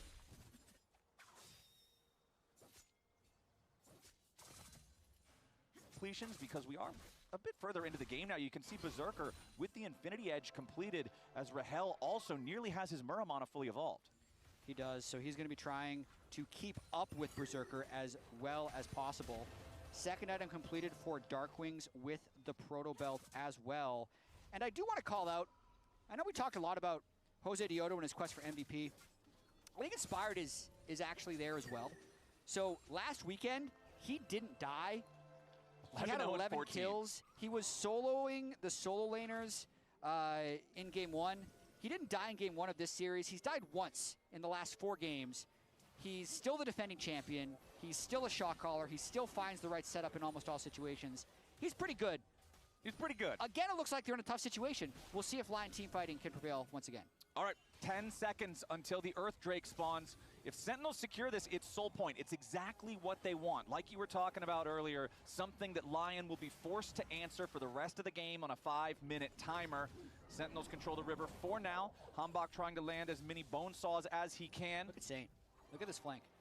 Ooh, he is deep behind enemy lines. He is. If he can manage to get the angle there, that is a prime angle to make something happen. Meanwhile, though, Dokla off on the left side has to be careful as Rahel valks forward with Huhi right behind him, puts a little chunk of damage into the Gnar while he is in that vulnerable mini form. Isles and Saint both going to approach from the side. They want to go after Dark Wings as Inspired flies in, but again, the counter engage is there. Hambach trying to deal with Inspired as Saint wants to complete the execution onto Dark Wings. Dokla coming up right behind him. Inspired is already down, but LYON have found themselves a double kill for Saint. With Rahel out of the picture, can they find more? Dokla's still trying to get away, but Hambach's on the chase. Flash forward for the execute with the auto attack as Isles has to try to escape from Impact, but no! The hungry crocodile is ready for his lunch, and Berserker and Saint are the only 2 left standing on the LYON side. It's a 3-for-2 trade, and Sentinels retain control of the Dragon Pit. Impact wants even more. He lands the Ruthless Predator onto Saint, but he misses the kill by 100 damage. But it looks like the Mundo is going to be able to secure Sentinel's Soul Point for Mountain Soul as soon as he finishes off the last 2,000 health on this Drake. Really crazy fight and flank by LYON. They completely sold out to kill Dark Wings here. Pantheon all flies in. Saint goes on his magical journey around everyone. Doesn't even reach, so the Bardald has to get him there. and then he kills Darkwings. I kind of blame Rahel a little bit for being right next to Darkwings after all of that, because they sent everything on Darkwings and still managed to kill Saints. So I think the fight could have got even better for Sentinels if their carries had spread out a little bit more, because they ended up, if you're trying to run through like Mundo, Orianna Mundo, it's tough. Nice. Agreed. Yep, that was pretty nice. Yeah, pretty nice. That was pretty nice. Our game is still almost even in terms of gold, but now Sentinels are the ones who do have the slightest of leads. And remember back to game number 1, it was Sentinels that were marginally ahead for a good long while, but then once LYON took the lead, they just kept it for the rest of the game, right? So now that Sentinels have a slight lead, they have Soul Point, I really feel like this next Dragon needs to be Soul. Like, they can't afford a blunder around it and have to wait 5 more minutes to hit that power spike. Impact and HLE.C thinking about just trying to force down the tier 1 turret, but LYON's ready to respond with droves here as Huya sends out the tidal wave and hits 3 with it. HLE.C's got to be careful as the burst comes in. Berserker's about to kill him. Saint is down, but traded away for HLE.C. A 1-for-1 trade as all 5 players from both teams flock to the tier 1. Berserker getting pretty strong, pretty crazy fight over the third turret of the game. So that's all tier 1s down for LYON now. HLE.C surprisingly squishy against Berserker Sivir, who's really packing a punch so far. Yeah, that Infinity Edge being done just makes this guy hurt so much. When you look at HLE.C, yeah, he's got a lot of health. Yeah. But the only armor is plated steel caps and Deadmans. Everything else is heart steel, and then the components you could see, they're grayed out right now, but it's a Kindle Gem and a Ruby Crystal. So he's a big, giant sponge, and sponges are soft. And Berserker is doing a good job punching through that sponge of HP that is HLE.C. But again, I think like the past many team fights, we've kind of seen both junglers be the focus at the very start, because Inspired has to fly into it to focus an enemy carry. HLE.C then is the one on Inspired bodyguard duty to throw him out of the club. Inspired has been thrown out of the club twice. He has. The past couple of fights, the Pantheon has not been able to accomplish his goal, and I feel like that then means HLE.C did accomplish his, since he's the one keeping his carries safe. There is only one individual gold lead on LYON right now. It is Berserker, though. He is almost 2,000 gold ahead of the enemy AD carry. If you're LYON, that's the win con. He's absolutely the win con. It's not Saint. Saint had an amazing game 1 on Rise. Hasn't really been able to get much done on the Akali. Now, that being said, Akali into Mundo, Renekton, and Orianna, if you don't have the ability to attack the Orianna in side lanes, is kind of a tough game to play.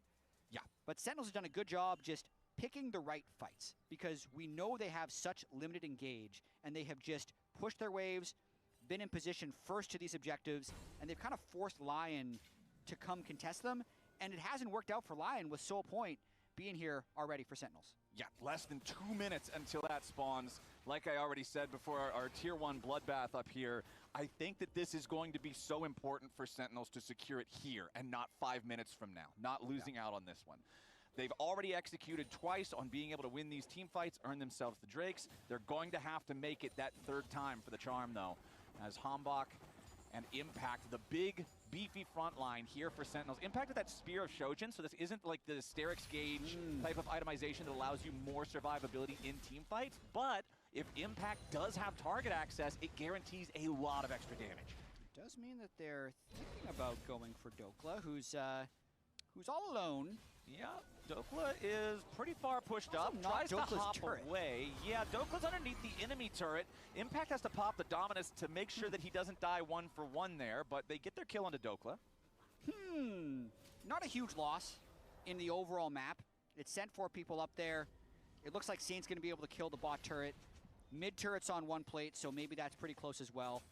I think that's just nice little entertainment before the eventual soul fight. Just a little, it's a filler episode. Yeah. The soul fight's the next major plot point. Although, the timer's 30 seconds until Drake, 25 seconds until Dokla, and it looks like his TP's still on cooldown, so it's actually kind of bad. Yeah, the teleport is not going to be available. No. He's going to spawn very slightly before it, but it takes longer than 5 seconds to run from the fountain to the dragon. Just please, this dragon is all it matters, okay, guys? All it matters. And then all about fights. We need... Well, I feel vindicated now that Huya agrees with me and my point about this dragon, it's so important. That seems to be The notion here for Sentinels as they establish some of their vision control towards the entrance of the enemy red side jungle. DK is going to make it back. They just don't have good vision at the start. So the Dragon is the tool to get them into the fight. They have to watch out for the college EP. Yeah, and there's that flank like we're talking about. Saint once again looking for the pincer attack, but they found him. He's been spotted out. Hambach trying to move in from the right side. Lines are all over the place in this one. Lion trying to regroup, reestablish those battle lines in a safer way. Saint's flank is spoiled. That's pretty big here for Sentinels. Hambach's got to retake the space. Isles gets engaged on Marin. Here's the fight. Yep, there's your Ruthless Predator trying to lock him up. Berserker gets away for now, firing back into Impact as Inspired, looking for the chance to jump on in. Now it's Sentinels who have to reorganize their battle lines. Darkwings knocked down to half HP. On the Hunt was used from the Sivir. Grand Starfall used from the Pantheon. All ultis still available on the Sentinel side. It is just an eye contact fight right now, and Sentinels has reestablished themselves, but a TP from Impact is very risky. Yeah, he TPs in, but he immediately flashes out of the Mega Gnar, so now DK doesn't have that ultimate to use in the upcoming team fight. Saint is still looking for this potential flank, as Inspired at 40% HP stays right next to Berserker. Hambach continues trying to zone them away with the infected bone saws, as DK reverts back into the midi form now. Saint forced to pop the smoke. Sentinel still staying on top of the Drake, but no DPS being put into it. They're solely focused on the fight. You heard Huya talking about it in the comms. Inspired's now your target. He throws up the shield to stay alive for now, but it's another nice tidal wave coming out from Huya. Rahel is down. Saint found the execution, but Saint dies in trade. DK and Berserker still looking to get a little bit more damage in as Sentinel's health bars crumble. Lion find their angle. Darkwings goes golden, but he's only a trophy for DK. The shutdown on the Orianna. Sentinels, this long dance outside of the Dragon Soul doesn't go their way. Now Hambach and Impact try to run away into the enemy jungle. They're not going to go very far, though. It's a shutdown for DK. It's an ace for Lion. Lion team fighting is just different. Isles with the perfect flash stun onto Rahel, gets them to kill the Corki before Rahel can really do damage, and most importantly, Berserker just gets to hit. I have to fight now. Yeah, we should fight, guys. Just We are one. fighting. I'm looking Corki. Yeah, I can one-shot him. Mundo has no passive. Look him. Fine, guys. No W Renekton, Mundo no flash. Looks fine. Look. Front, go front. No flash. Come. Orianna has flash, guys. I'm looking Orianna, yeah. I got him. Don't hit. Renekton Take that, no E yet. Just fight. Portal in 3, portal in 3. I'm walking. Calm down. No flash on Mundo. My ulti 3 seconds. Yeah. I think Renekton flashed in 2. I will just tank, okay? Go. No flash on Mundo. Look, Lantern. No Nice. flash on Mundo. Mundo. Nice. Let's get Drake. Really love the comms there, both from Inspired and from Isles. Inspired dead, telling them not to do Drake, continue the fight, and then Isles with the confidence at the very end to pick up those last 2 kills. And I love the fact that you call out it's Isles Cosmic Binding under Rahel's Corki. Oh my gosh. Holy That was just the last fight. Yeah, 13K in one fight. So you remember what I was talking about with sponges? Spongy Mundo. Yeah. That Mundo is Wait a minute. sponged. The damage from Berserker is just absolutely next level now. He has his Mortal Reminder fully completed. Total damage this game, he is 7,000 ahead of the next closest competitor, which is actually his own top laner. It's not even Saint. Yeah.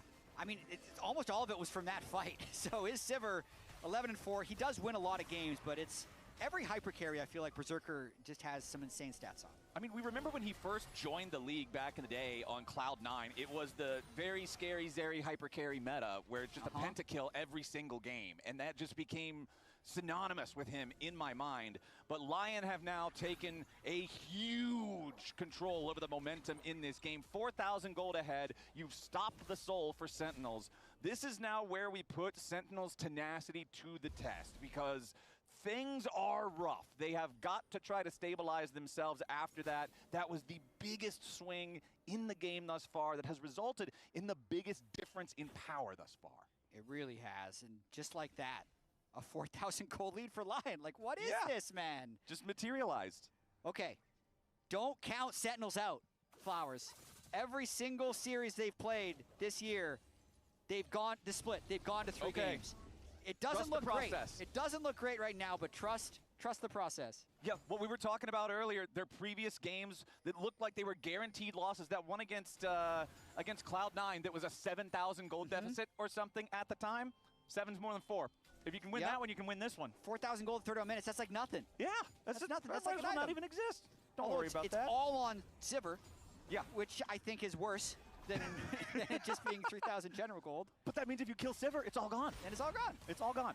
All you got to do is kill the Fed Sivir that hasn't died once yet this game. That has Spell Shield, Barrier, and Flash. And Knight's Vow from Bard. But if you catch him off guard with the Mundo flashing an Orianna ball, you've got a chance. Okay, that's the name of the game then. Yeah. Isle trying to clear out some of the vision here in the Baron pit. Still 2 minutes until that next dragon spawns, so attention will be more around this top side river for now. Big item purchases being completed though. You've got the Randuin's Omen next to the Sterix Gauge there for Doklas, a very durable now on the Gnar. Guardian Angel completed for Inspired. Arm Guard Unbroken ready for Saint. I already mentioned the Knight's Vow on Isles, so a lot of clutch items available now on the side of LYON.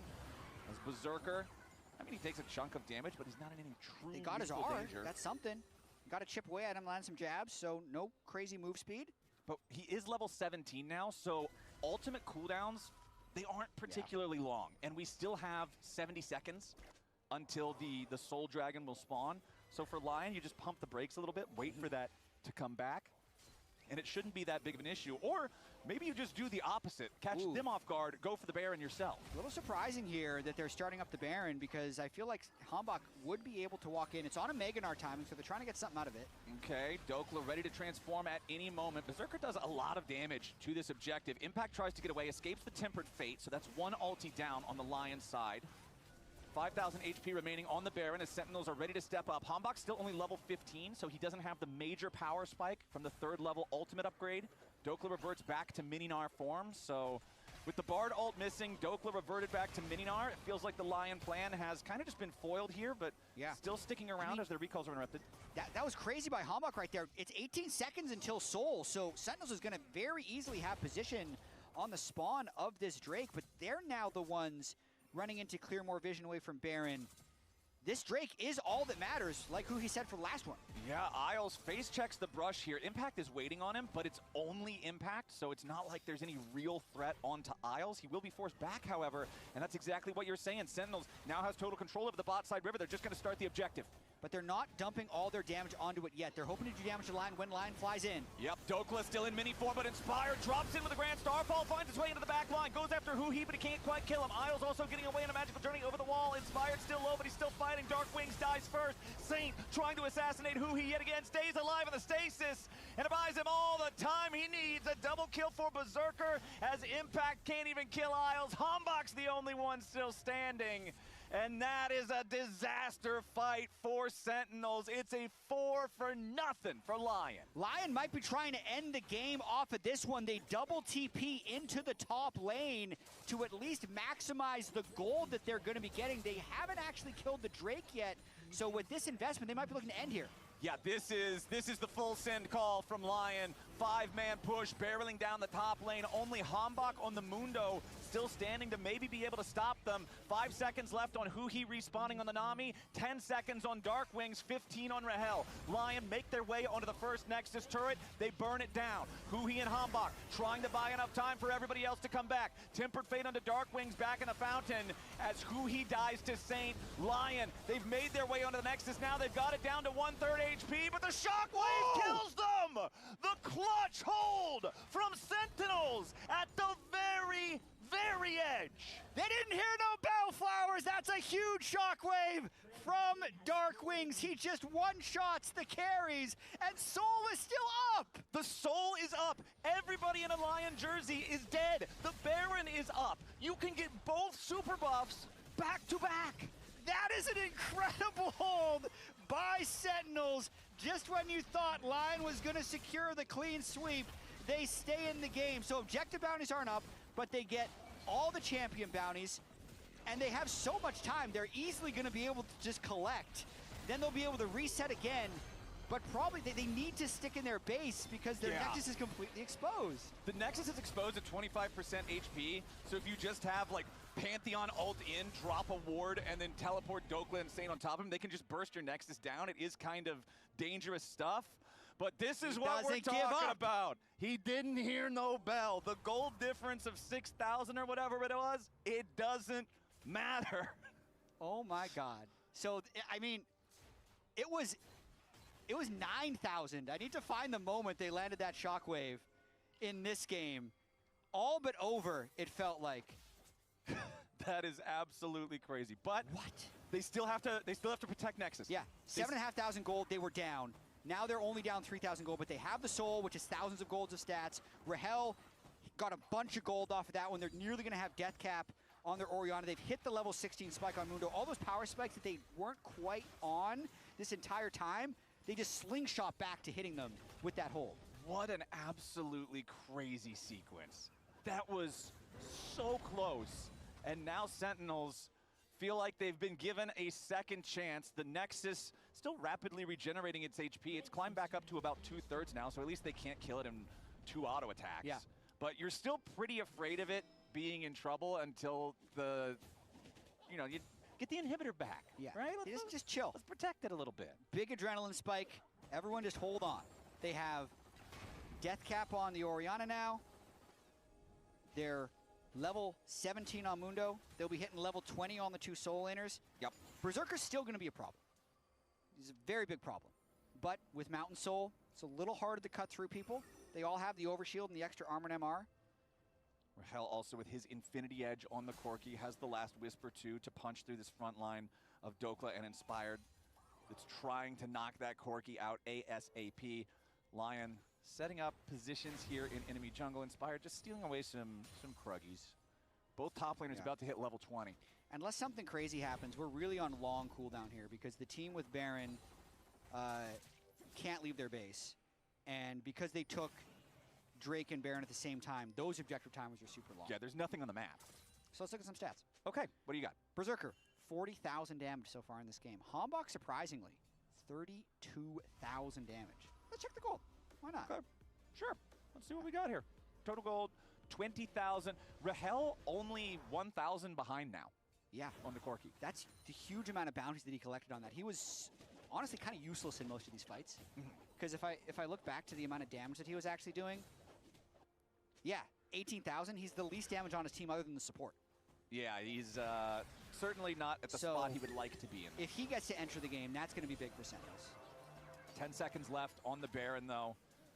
Only plus 200, 300 gold on the Red Bull power play like you were talking about. It's just kind of the nature of the game when you get Baron, but you have to be stuck in your own base. Yeah. I feel like we went from a game that felt like a lion stomp to just being on a knife's edge. Dude, it's 36 kills in 39 minutes. It became just a turbo banger off of that one hold. Yeah. Credit to Dark Wings for the shockwave that saved the game, but the job's not done yet. If Sentinels wants to keep this going to a game 3, they're still going to have to find their way through some Lion defenses that still have tier 2 turrets in 2 of the 3 lanes. Sentinels at least having enough confidence to move back out through their own jungle now, as their Nexus turrets have at least respawned, so it's not like the Nexus itself is completely vulnerable. You can see 5 seconds left on that top lane inhibitor that I was talking about. You really want that to be restored so that you don't have to have the extra minion pressure. All right, Inhibitor's back. Sentinel's base, it's a little bit of safety. Maybe they kill Isles here as they're moving in. So production wasn't running the replay because they were afraid, like, running the replay into some Nexus backdoor. Oh, okay. Yeah, I told them now is probably safe to run the replay, so if the game ends during the replay, you can blame me. Okay. I apologize. I really want to see it again. But it's still 2 minutes until the next fight. Exactly, so I don't think, unless someone makes a big mistake, we're safe to see the replay. Okay. Yeah. All right, I agree with Jat. Let's see it. Yeah. Oh my God. So, Hambach, the Bard ult stops the Orianna. Hambach is just mauling Inspired. But it's really, to me, it was all about the shockwave. Let's see what Rahel does down on the bot side. He kills Dokla, kills Inspired, and then Dark Wings.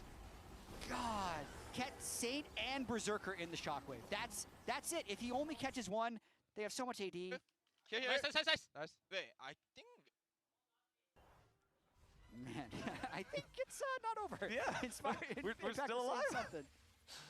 All right, now it's time to start having things get tense again, because like you pointed out earlier, The buffs taken at the same time means they respawn at the same time. Yes. So Baron and Elder are both going to spawn just about 60 seconds from now. And these types of situations can become so nerve-wracking as the teams dance back and forth and try to decide where are we actually going to pressure, where are we going to try to juke them out and make them think that we're focusing on. It's this is where that macro level shot calling just decides the game. It really does. I'd say one small call out that we haven't given much credit to is Dokla's Gnar in these fights. He seems to always be hitting Mega. He's a big part of the dive that's been killing Rahel and pushing him out of fights. So that's been very effective. But Berserker, Guardian Angel completed, Hex Drinker on the side of Rahel. Both AD carries approaching max items. Berserker's there, Rahel almost, and Sentinels set up on the Elder side currently. Double Guardian Angels for the Lion side. You've got Stasis for the Akali. You've got the Sterix on the Gnar. So many defensive tools on the other side. Also, the Sterix for Impact, the Stasis for Dark Wings. But the critical difference here is no Guardian Angel on Rahel. If he gets stunned at the start of a fight again, if he dies instantly, that's just the whole game right there. But it looks like Sentinels have decided the buff that they care more about between the two is the Elder. Typically, if you get this one first, you're just so much stronger in combat. You can force your opponents away from the Baron.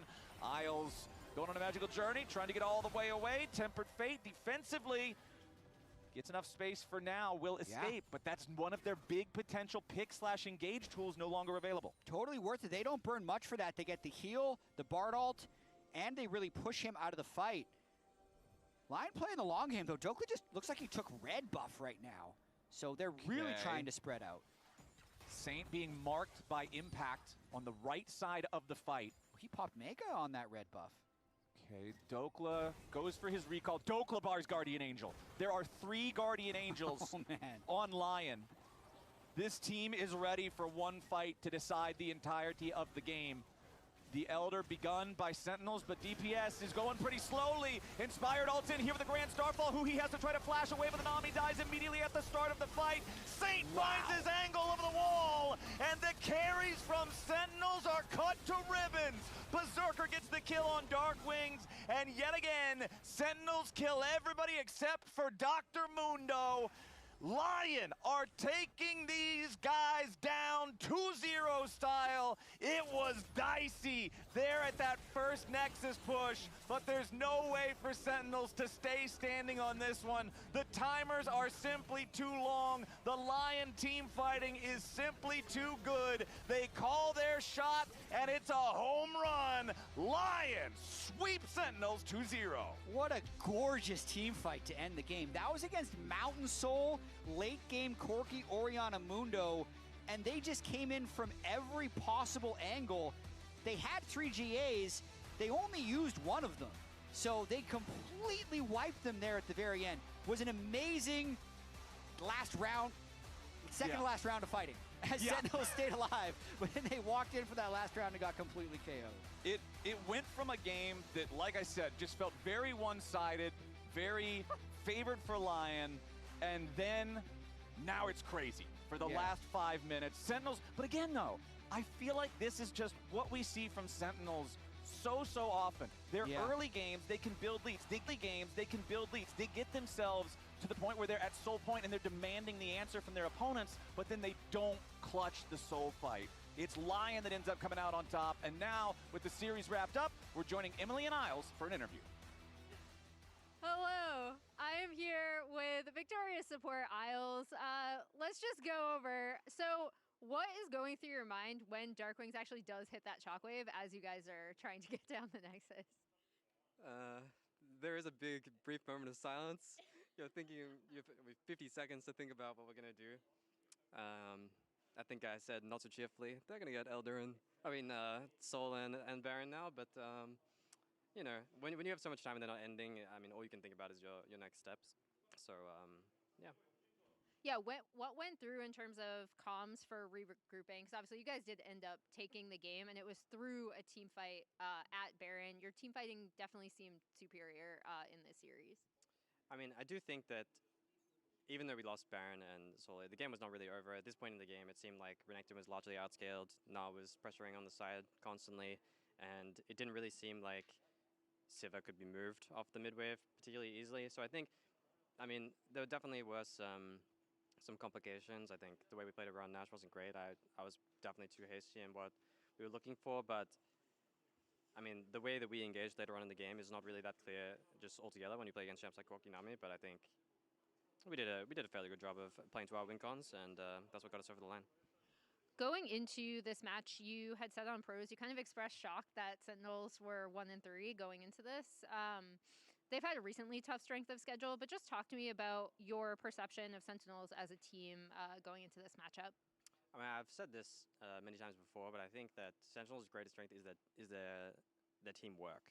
Not necessarily their team fighting individually, not necessarily laning individually, but their teamwork. They're a very coordinated team, and it seems like their jungle and support are almost always on the same page about what they want to do in the game, and their laners play around that very, very well accordingly. Obviously, I think today in game 1, I think they had a bit of a tough draft to make use of, and I think their support was maybe underutilized. In that sense, it was really hard for them to make progress, which is probably why the game seems so easy. But I still think Sentinels is a good team. I think they didn't show their best today, neither did we, maybe in the second game. And draft is really important, I think, right now in this stage of the meta, so definitely can contribute, but glad to guys get the win regardless. And then kind of looking ahead, you got comparatively little to prepare on this current patch. So have you seen anything that surprised you or anything fun and interesting you kind of want to pull out for the future? I mean, some teams have been very experimental in scrims, but a lot of the stuff, especially for support, honestly, has stayed the same. So for me, it's not as exciting, I think, as other people, but I mean, we'll just have to see. No crazy Braum with Hail Blades static shift, no? No, I haven't pulled that one out yet, but maybe after the win, you'll see me in solo queue picking some unhinged things. Nice. We'll look forward to it. Thank you so much, Isles. We'll toss it back to the lounge to close that out.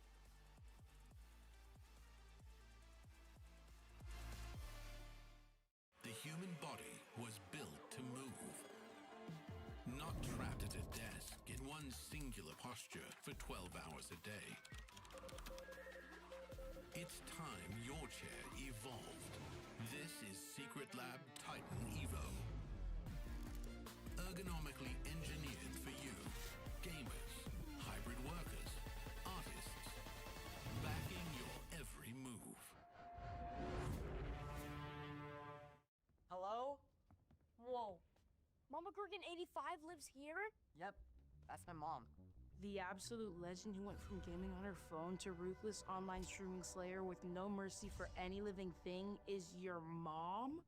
Hey guys. Apples with peanut butter? How is this possible? With AT&T wireless and home internet. Hey, text me if you need anything. Level up your connection with AT&T wireless and home internet, now available across the nation. No, she's so nice in real life. Not much longer now, and I will also take to the skies. Me too. You? No, you will always be a worm. Just wait and see. Red Bull gives you wings.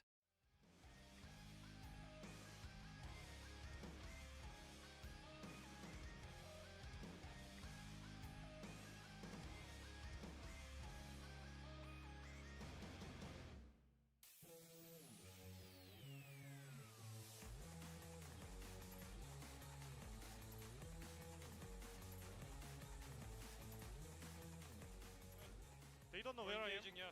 Let's go. Look Corki if you can. No. I'm looking Corki. I'm looking Corki. Look Corki.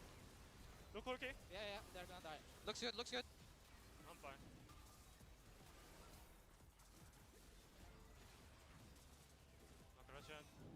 Nice.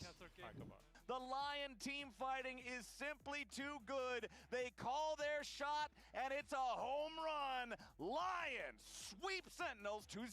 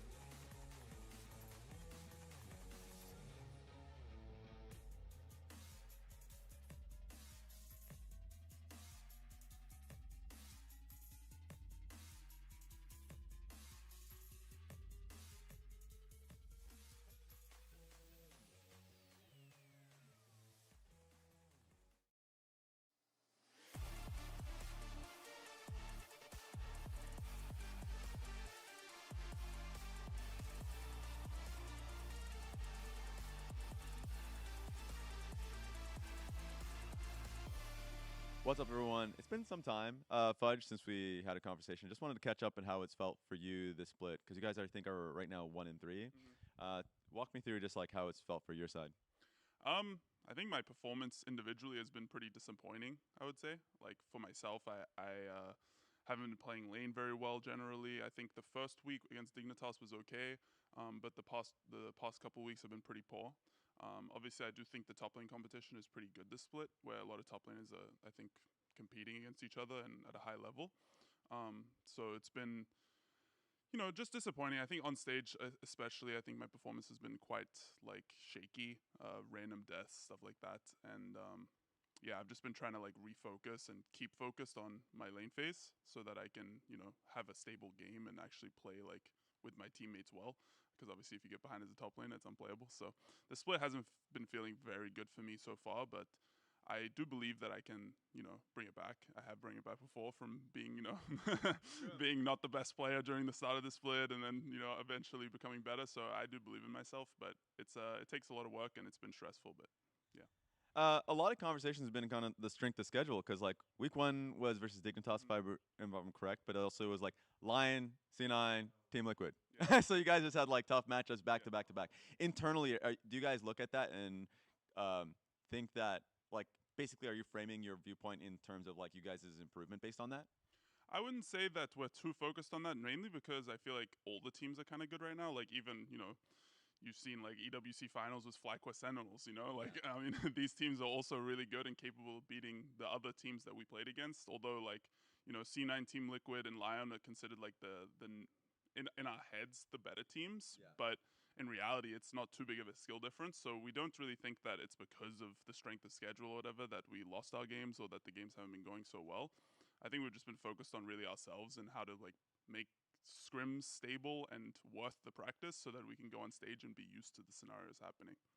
What do you visualize being Shopify Rebellion's like game plan when you guys are in the game? What do you guys see as your strength as a team? I would say that it's mainly our playmaking. I think Contracts and Zinni are really, really good at making like the fast plays, the fast decisions, and I think that's their strength. I would say for top and bot, we're both pretty stable generally. We don't really make any crazy decisions that are like, you know, big plays or like big ints generally. Obviously, it can happen sometimes. But I would say our mid jungler is very good at making plays. I think putting them on champions that have that urgency or agency rather to make decisions that are, you know, have strong champions that can really drive the game, I think is how our team plays and plays well. And thoughts on your opponents against FlyQuest? I think FlyQuest is really good, so I don't expect the games to be any easier than the previous weeks, to be honest. I think Gakos is... I thought it was funny because obviously with all like the Dokla stuff happening with like possibly a new Korean top laner coming in for DSG after Surdy plays a couple weeks, it's going to be like me and Gakos are the two only non-Koreans, I think, is what it's expected to be. And both of our names are Ibrahim, so I was like, so two Ibrahims versus all the Koreans, you know? So it'll be fun playing against him. I think he's really good, so it's going to be a hard match, but I don't expect it to be like super difficult. I do think like the previous weeks, like playing against Morgan and stuff is a little bit harder, so. All right, thank you, and good luck for today. Thank you. Welcome back to the LCS here.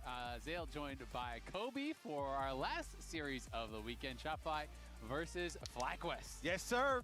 And the player of the game for the last game, surprise, surprise, it was Berserker, the Sivir that did 10 billion damage. He did do 10 billion damage. What we got for the votes down here? Oh, yeah, Big Dokes. Honestly, honorable. I thought Dokla had a very good game. You know, yeah. And with the rumors going around, I know, it made me so sad. Game, looking at the player cam after every play, like whenever he died, I was like, no! The fans are with me. Make it 2. Big Dokes! Justice. But unfortunately, yeah, too bad. Berserker won. He did 10 billion damage. You can't really compete with those stats. 80 carry players, man. Ah, you know. He's just cleaning up behind me, you know? Dok's doing all the hard work. He's landing the stuns. I know, okay. He's up there grinding. We got some FlyQuest family members here today with us. Fly moms, hello! The FlyQuest moms. The players also, I know, are wearing jerseys that have their moms' names on them here today, which is pretty very cool. Cute, very cute. A little bit of an early Mother's Day celebration from FlyQuest. They actually did a whole like activation at their office with their moms as well. Oh, that's cool. Yeah. Very cool. So we'll see if they can get the dub, if they can use the mom buff. They got my vote, you know, family first here. Really, some wholesome values from FlyQuest. Meanwhile, Shopify, I'm sure they have wholesome values too. Yeah, I'm like, what are we implying here? You know?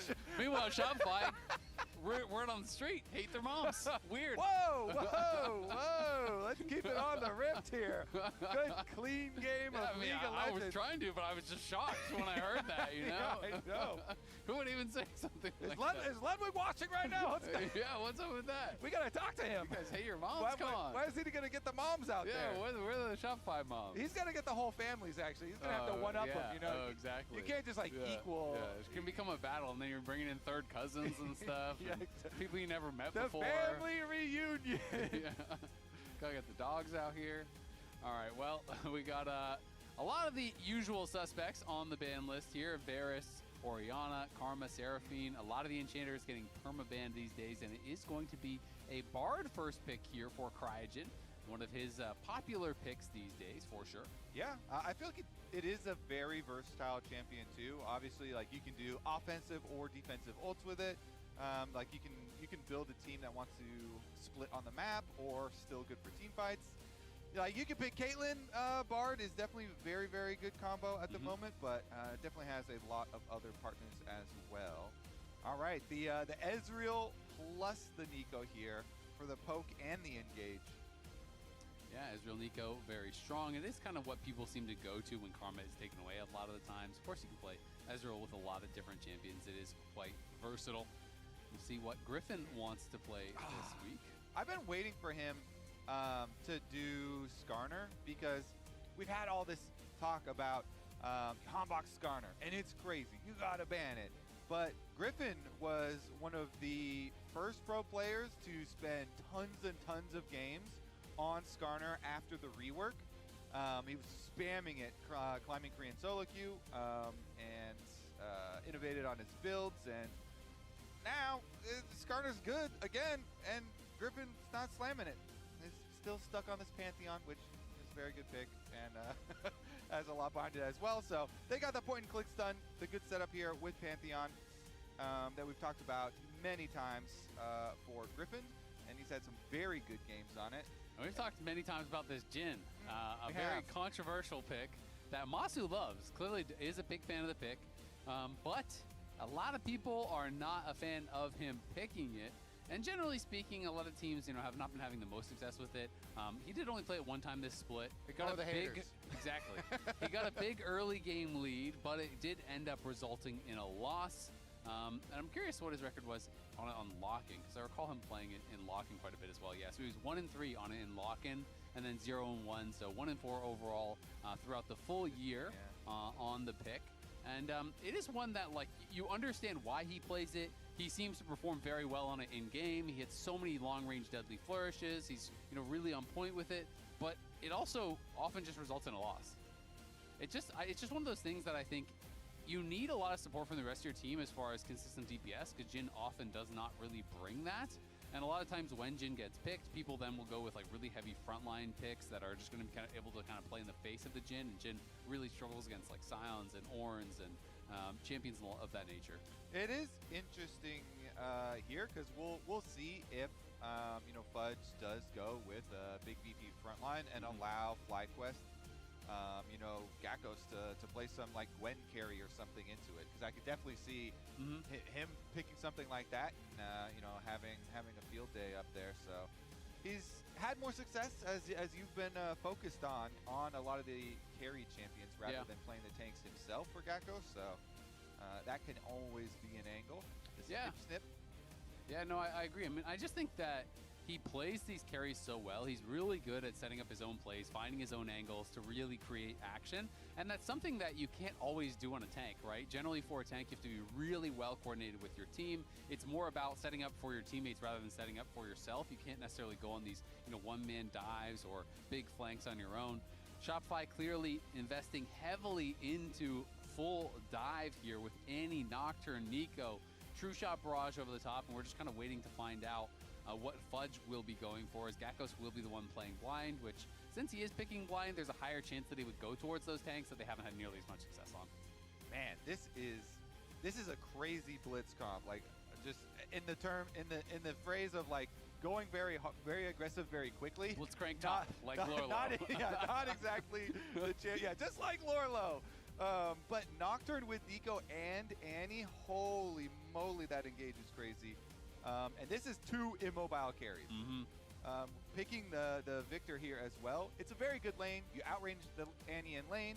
You know, you can poke him down. Especially, you have to imagine, with Deathfire Touch, that's going to be even more abusive. Victor is one of the best at Anivia top. Okay, here we go. Or is it going to be Victor top? I mean, either or, but I think it's Anivia top. Anivia top is actually really strong in solo queue right now. Has been strong in solo queue for a long time, just incredibly low play rate, but has always been a really, really high win rate champion. And it's been used in pro play, you know, here and there. A lot in like counter pick scenarios. Yeah. But definitely not as much for blind pick here. But we'll see if Gakos up there is going to be finding the Gragas. Gragas, of course, did get the W change, but so it has 14 plays of Anivia top in the top 4 leagues in top lane, and 28% win rate. So has been played a decent bit, not that much success on it, of course, in top lane. Obviously doing, you know, a lot better in mid lane, more where it's kind of brought out as more of a standard pick, but very interesting stuff. And it is going to be Gragas, you know, which we got to see Gragas yesterday. You know, it did win the game if I recall, but wasn't really doing that well in lane against the Jace. Obviously, the thought process of Gragas into all these range matchups is you can just Q max with comment and you can kind of just poke and survive a lot of the damage that's going to be coming in. The W buff, you know, which we talked about a lot on the dive, is very big, but it's a very late game thing. No one's actually that I've seen change their skill order to get points in W earlier, and it's the exact same as it was at rank 1. But when you get late in the game, especially if you're going Roa and you have all the XP from the role quest, hey, you can get max rank W. Yeah, a lot of people like Gragas as kind of a neutralizing pick into a lot of matchups, so just a lot of good sustain up there and should be able to clear no problem. But it also, for the team comp, gives even more engaged. You just, like, Nocturne with Annie and Nico and Gragas is crazy engaged. They can flank you from all angles. They can literally have all 5 people come from a different angle and threaten you. So FlyQuest's going to have to keep up their vision, and even then, lights might get turned off from Nocturne Ultimate.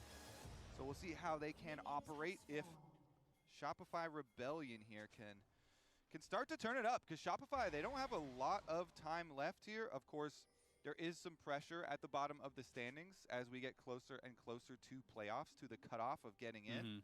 And it would feel really good to get a win over FlyQuest here, because they're already kind of up in the middle of the pack there with the 2 wins for themselves.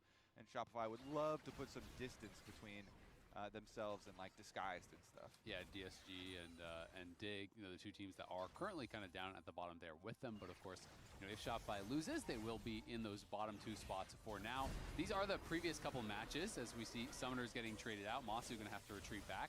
That these teams have had. Obviously, Shopify has had very strong opponents. They played against LYON as well as C9. And then the 2 matches in the middle are the teams that both of them have played. So they have played against all of the top 3 teams on the side of Shopify, where FlyQuest still has some of those toughest matches remaining. So even though they are that 1 game up, it does not guarantee that they're going to be finishing above them in the standings whatsoever. Yeah. Definitely still up in the air. Would love to secure a big victory with Fudge, taking a decent amount of damage here as Gakos is pushing in as well. Get him low on the sustain early on, and the Comet Gragas with the Doran's Ring, kind of as expected. But I really want to check in on how much can Victor abuse Annie in the matchup now with the Deathfire Touch being added, because Victor is one of the best at keeping this up. And this rune really benefits if you can keep it up and get the increased damage. Zinni himself also going for it too, though, and just goes in for the trades to make sure that he can get some value out of his too during his shield timing. Yeah, but I imagine we'll check in on the damage numbers of the rune, you know, in like 10 minutes or whatever, and see a discrepancy, a fairly big one. Yeah, I would think so. And Annie in general just struggles into long range, right? Because you are just going to get poked every time you come up. I mean, this is why Quad is positioning so far forward. Every time Annie comes up for a last hit, the Victor can just hit you with a laser. Of course, you have a little bit of return damage with the Molten Shell. You know, you pop your E when you're getting hit by some damage. You know, that can apply the Deathfire Grass back and return a little bit of damage, but it is always difficult for you. And for Gragas, the early game is often just kind of pretty heavily mana-gated. A lot of people feel like Gragas turns on once you get Catalyst if you want to go towards that Roa build. Though a lot more people are going Rocket Belt and sometimes just Tier into Rocket Belt. When we saw Gragas yesterday, it was both Tier and Roa, so there are a lot of different options you can go for as far as builds. All right, junglers done with their first clears. Just trade crabs, do a little handshake there, and go for a normal recall. So just normal laning for the very beginning here. Nothing too crazy as FlyQuest are actually pushing in on both mid and bottom side. And we got Jad, though, who's standing by with a very special guest. Thanks. I'm here with a mom of FlyQuest, Masu's mom. Tell me a little bit about what FlyQuest has done this past week. Okay, so for that, I'm very grateful and thankful for FlyQuest for this invitation for the Mother's Day. So it was like such an event to spend with our sons, me and the other mothers. And it's really very nice to be here live on the stage with all the players, with you guys, everyone. What's it been like watching Masu play these last several years? Because he came through the academy system, had so much success last year, and now he's kind of a leader on this new FlyQuest Yes, team. yeah, that's right. This is very rewarding to my heart because I see him growing in this field, and this is his passion since he was 7, 9 years old. He started with the E-games, and then at 10 years old, he was playing better than his brother, the oldest one who introduced him to this game. It's amazing seeing your support for him. How invested do you get into the games when he's playing? So when he's playing, no. For myself, I would be frozen to death because I will be just saying prayers, hoping the team to win. If he wins, so this is Masu's win. If he loses, this is the teammate's fault. Yeah. What do you think the chances are today for a FlyQuest win? So I wish everyone has, for FlyQuest to win, but I like also Shopify Rebellion, but no, win for FlyQuest, for sure. Okay, thank you very much for joining us. Thank you for having me, and thank you for everyone. Yeah, back to the cast. She could be a League of Legends player herself. She's already got the mentality down. If you win, it's because of you. If you lose, it's the teammate's fault. Yep, she's just like me for real. It's either Masu's wins or teammates. What's the team doing? Didn't support Masu enough today. That's funny. It's great seeing the families come out and being so supportive. And that's something that's actually just cool in general, as Masu, going to get wrapped around on here, does get rooted up. Should be okay, but does take quite a bit of damage there. As Cryogen now going to come in, Deadly Flourish will go wide. Seos taking a little damage on the back end of that trade, but now Contracts is here. Griffin is going to be here as well. Cryogen forced to use the Magical Journey in retreat. Put up some hot cocoa here for the healing afterwards, so not too big of an exchange. Gonna go for full recalls on the side of FlyQuest here, so actually Masu gonna stop his and just continue farming, but Contracts feels pretty good here on the Nocturne. Level 6 should be able to start up the Dragon off of that play, and doesn't look like FlyQuest even want to contest. Yeah, something worth noting is that B-Boy is actually playing Exhaust, so something that you see more in solo queue, especially as tech against assassins and these types of champions, but you definitely see it a lot less in pro. And it is interesting because Anivia is going to be calling longer range, Victor's longer range. Obviously, Griffin on the Pantheon is a great target, and maybe that's what he's kind of thinking about it for. The Grand Starfall comes through, you just kind of exhaust the Pantheon and negate a lot of that damage. But it is an interesting tech choice here, and we'll see how that pays off. Yeah, definitely very interesting, especially if you get into isolated duels with people and side lanes and stuff later on too. Yeah, with Bard being a very roam-heavy support and Nico also being a very roam-heavy support, maybe we do see Masu with Trinity Force Spike and looking for some plays with Exhaust. Yeah, absolutely. Could look for those plays onto Masu. And Zinni just continuing to get pushed in here, but has stayed basically dead even as far as the farm is concerned, so not going to be worried about that whatsoever. Fudge has been under his tower for most of this lane, as you would expect against Anivia. It's very hard in an isolated 1v1.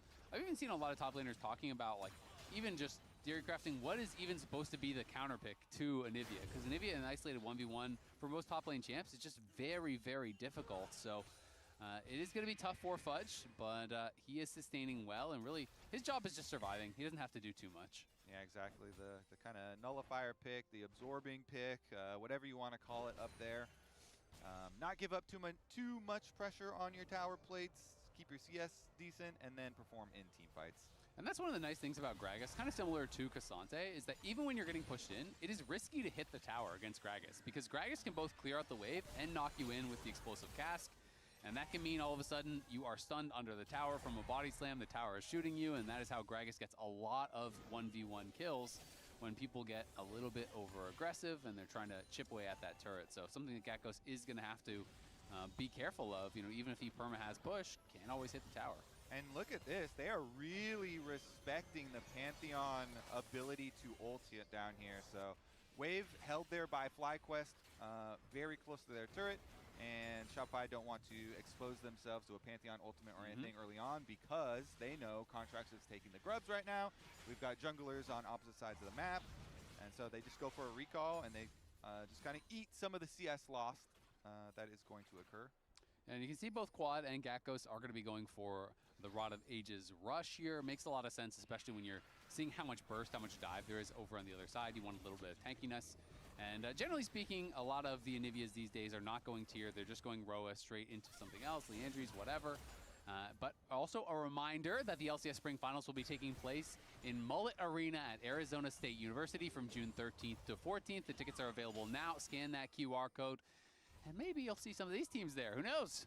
Maybe. Gonna have to make a strong run here, but either of these teams are positioned to do it. Just got to lock in for playoffs. Lock in. Honestly, when are we gonna get some action in this game?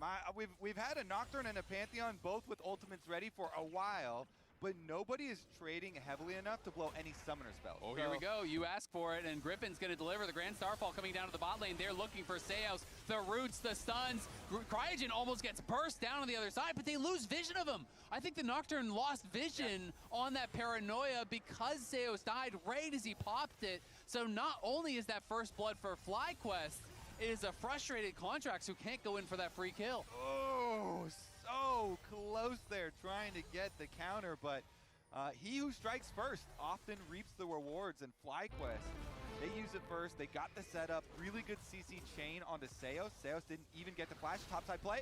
Zinni is here, and that is a nice setup for Fudge. Gatgos, you have to think he is about to die. Zinni is out of mana, but I don't know if you're going to get away, even if you do come back to life here, and Tibbers is burning you down. Zinni claims the reward from the roam, and the nice setup there from Fudge. Okay, there they go. Now they get their counter kill. It does leave mid open, though. You see the minions dying, and you see Quad as well, farming another turret plate for himself. So it still comes at a cost, though they do even up the kill score at the very least. FlyQuest still quite happy with this marginal gold lead that they have early in the game. And I think this play right here exemplifies a lot of times where it's actually better, if you're going to be late on the roam, don't match the roam, just push.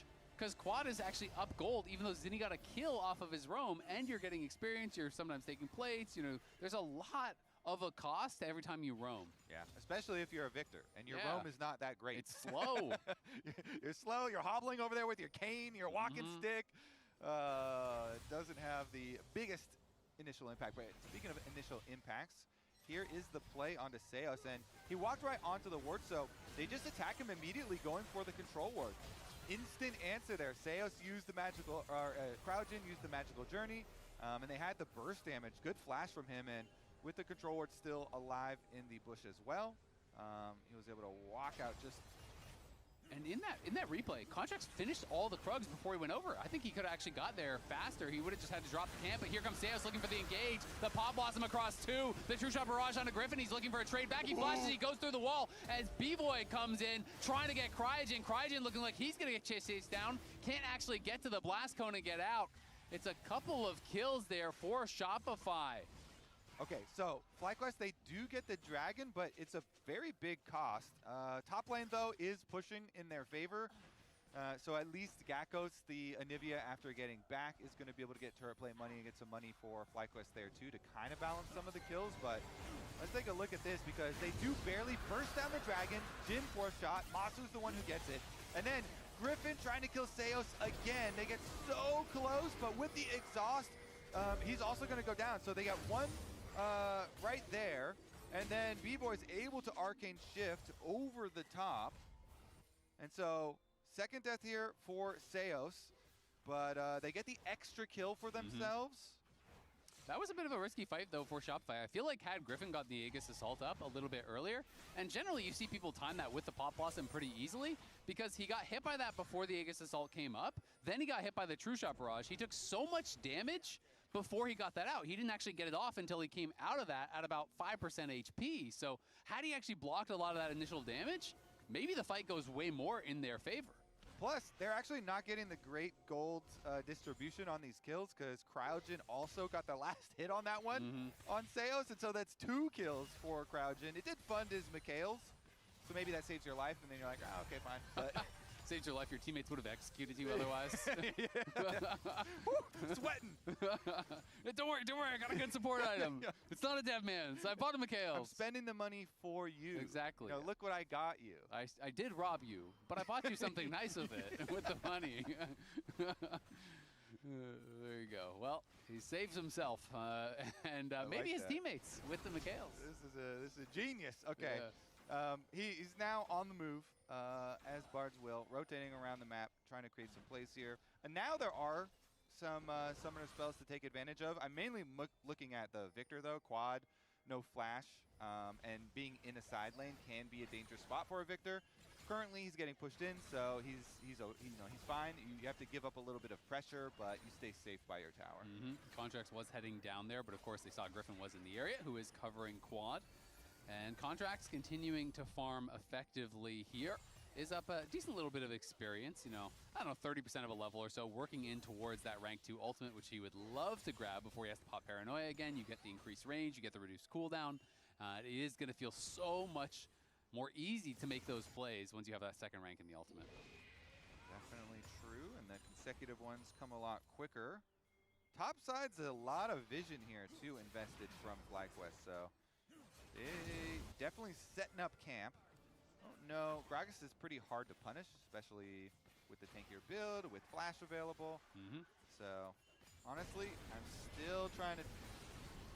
Oh, Zinni Rocket Belt's in there, but Quad getting some good damage back onto him. And yeah, talking about that Gragas, it is going to be the tier plus Roa. I'm assuming it's just going to be Thimblewinter, the same style of build as before. Sometimes people do go into a more aggressive full AP style build, but generally it's AP tanky, as Griffin going to get jumped on. This time the Aegis Salt is timed well. Contract splashes in. Here comes the Pop Blossom. The Mikhails is there, as well as the Bardol from Cryogen and the Binding, but they can't get the damage back onto Contracts to take him down. And Masu put low as well.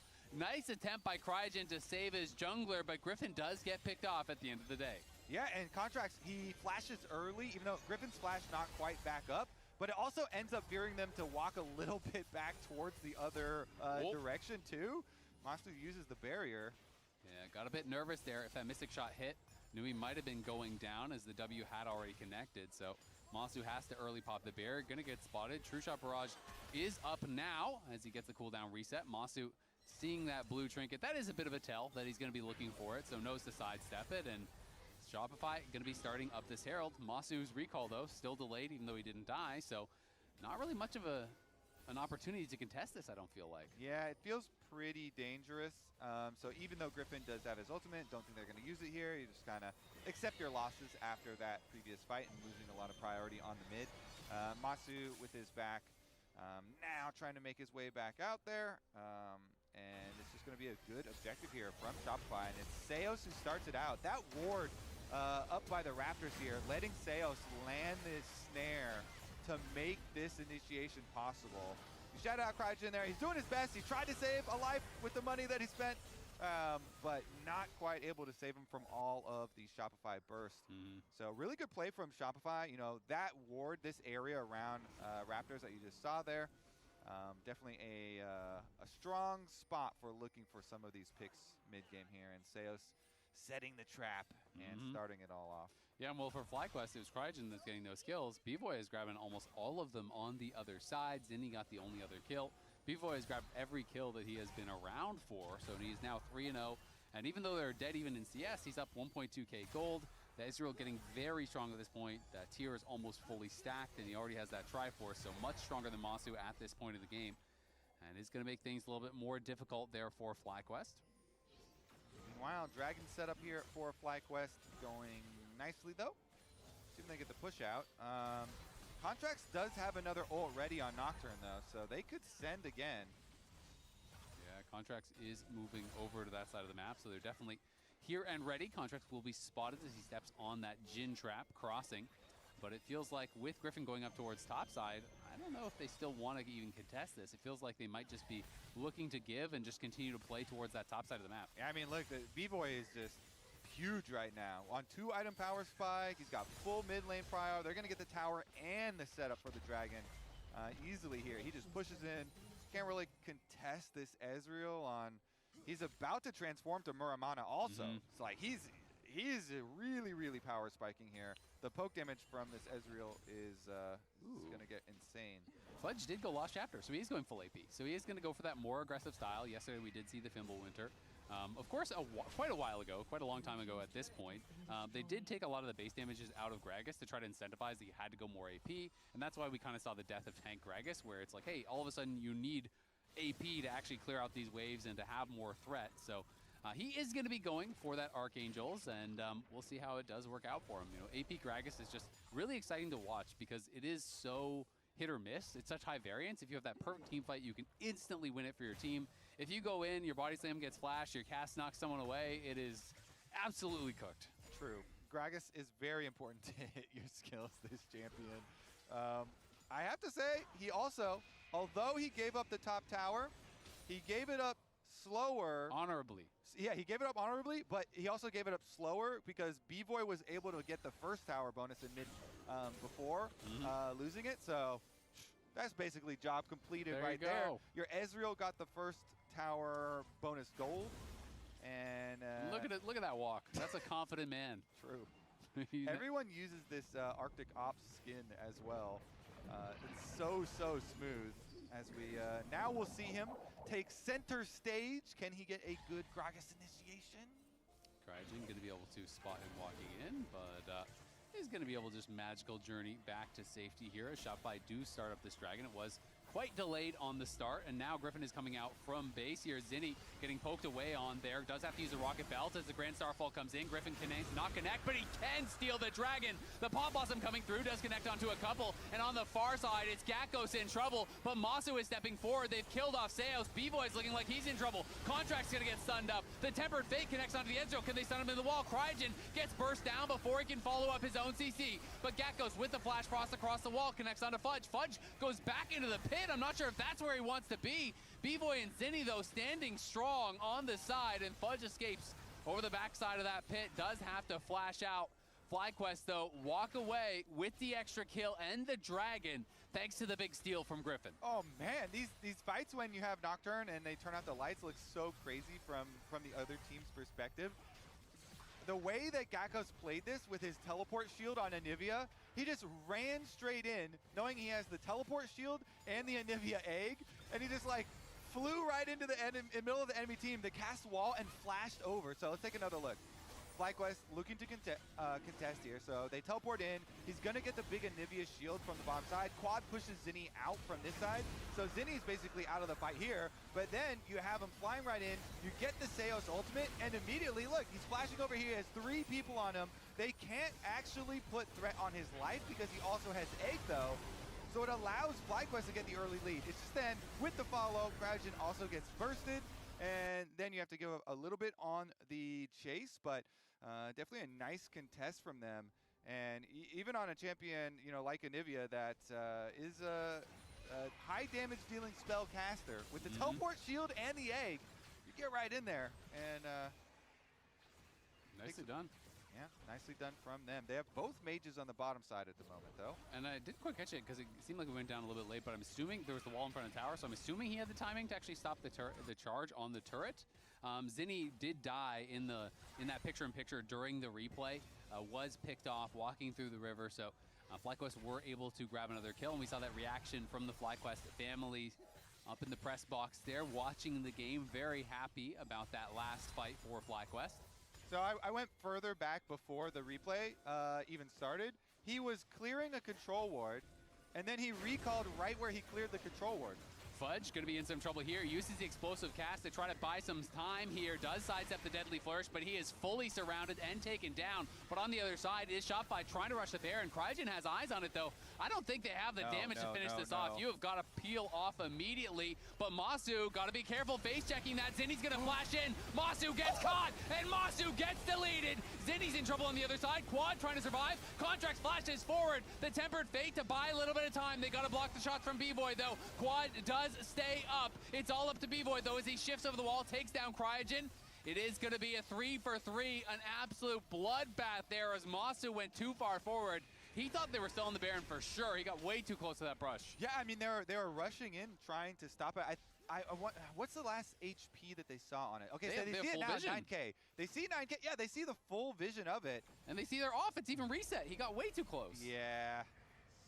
He just, I think his camera was not on the Baron bit. You have to think. And you know, you have to re-examine comps there too. Like that is the critical information that should be in the comps. Like they're off. Because again, when we're in Champ Select, highlighting so heavily the crazy engage that this team comp is capable of with Nocturne, Ultimate, and Nico. We just saw the combination there, and they didn't even have the Gragas alive.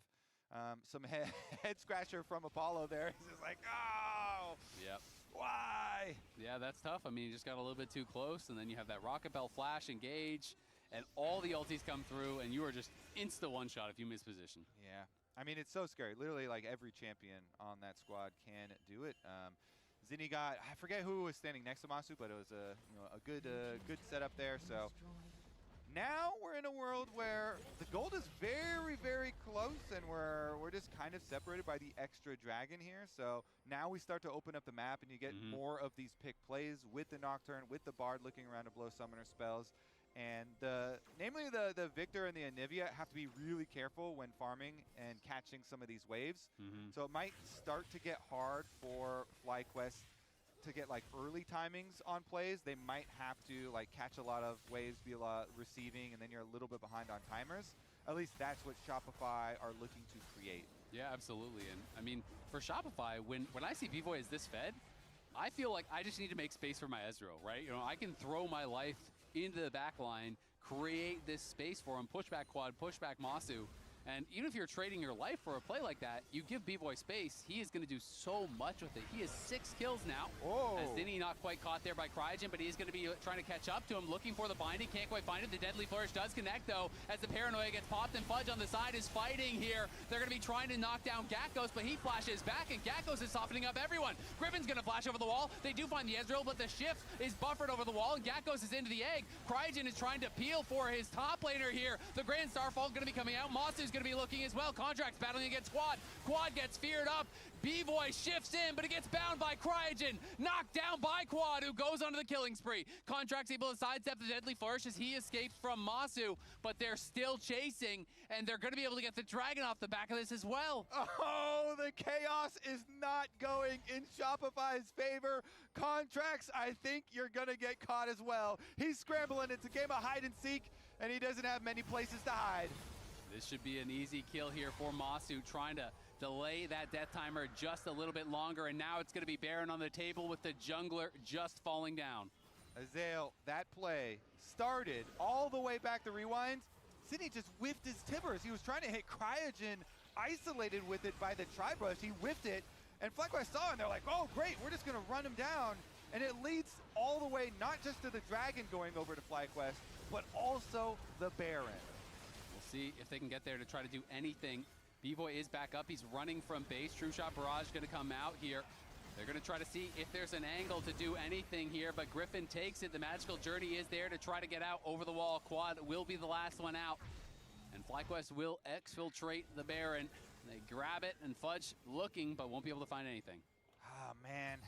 Zinni's gonna want this one back. Are we going to see it? No flash on any. Can we look at any? Any, no R. Copy. We keep looking at any. Looking at any. Yeah. Let's look at any. Slowly, don't go too deep in her. Any's that. Any's that. Don't go too deep for her. Nico's behind. Nico's behind. Bye, Nico. We 할 10. Okay. Looks good. Looking anime, slowly. look at only. Ezreal suck. Slowly. Yeah, I'm coming. Take throw. I'm ulting this way. Ezreal no E, Ezreal no E, no flash. Ezreal no flash. Has E now? I killed Gragas. Yeah. Ezreal. Drake and Baron. Yeah, nice. Look, this guy, Doctor. Can someone chase this guy? I'm busy. There's the FlyQuest families again popping off there. They are excited as we go back to live. The curtain's going to get called here by Masu, softening up B.Voy as they push in with this Baron buff. Now up nearly 5,000 gold. They're on soul point with the Baron buff. FlyQuest taking full control off of that failed engage. And I really like the comms because this is something that was brought up with this young FlyQuest team a lot.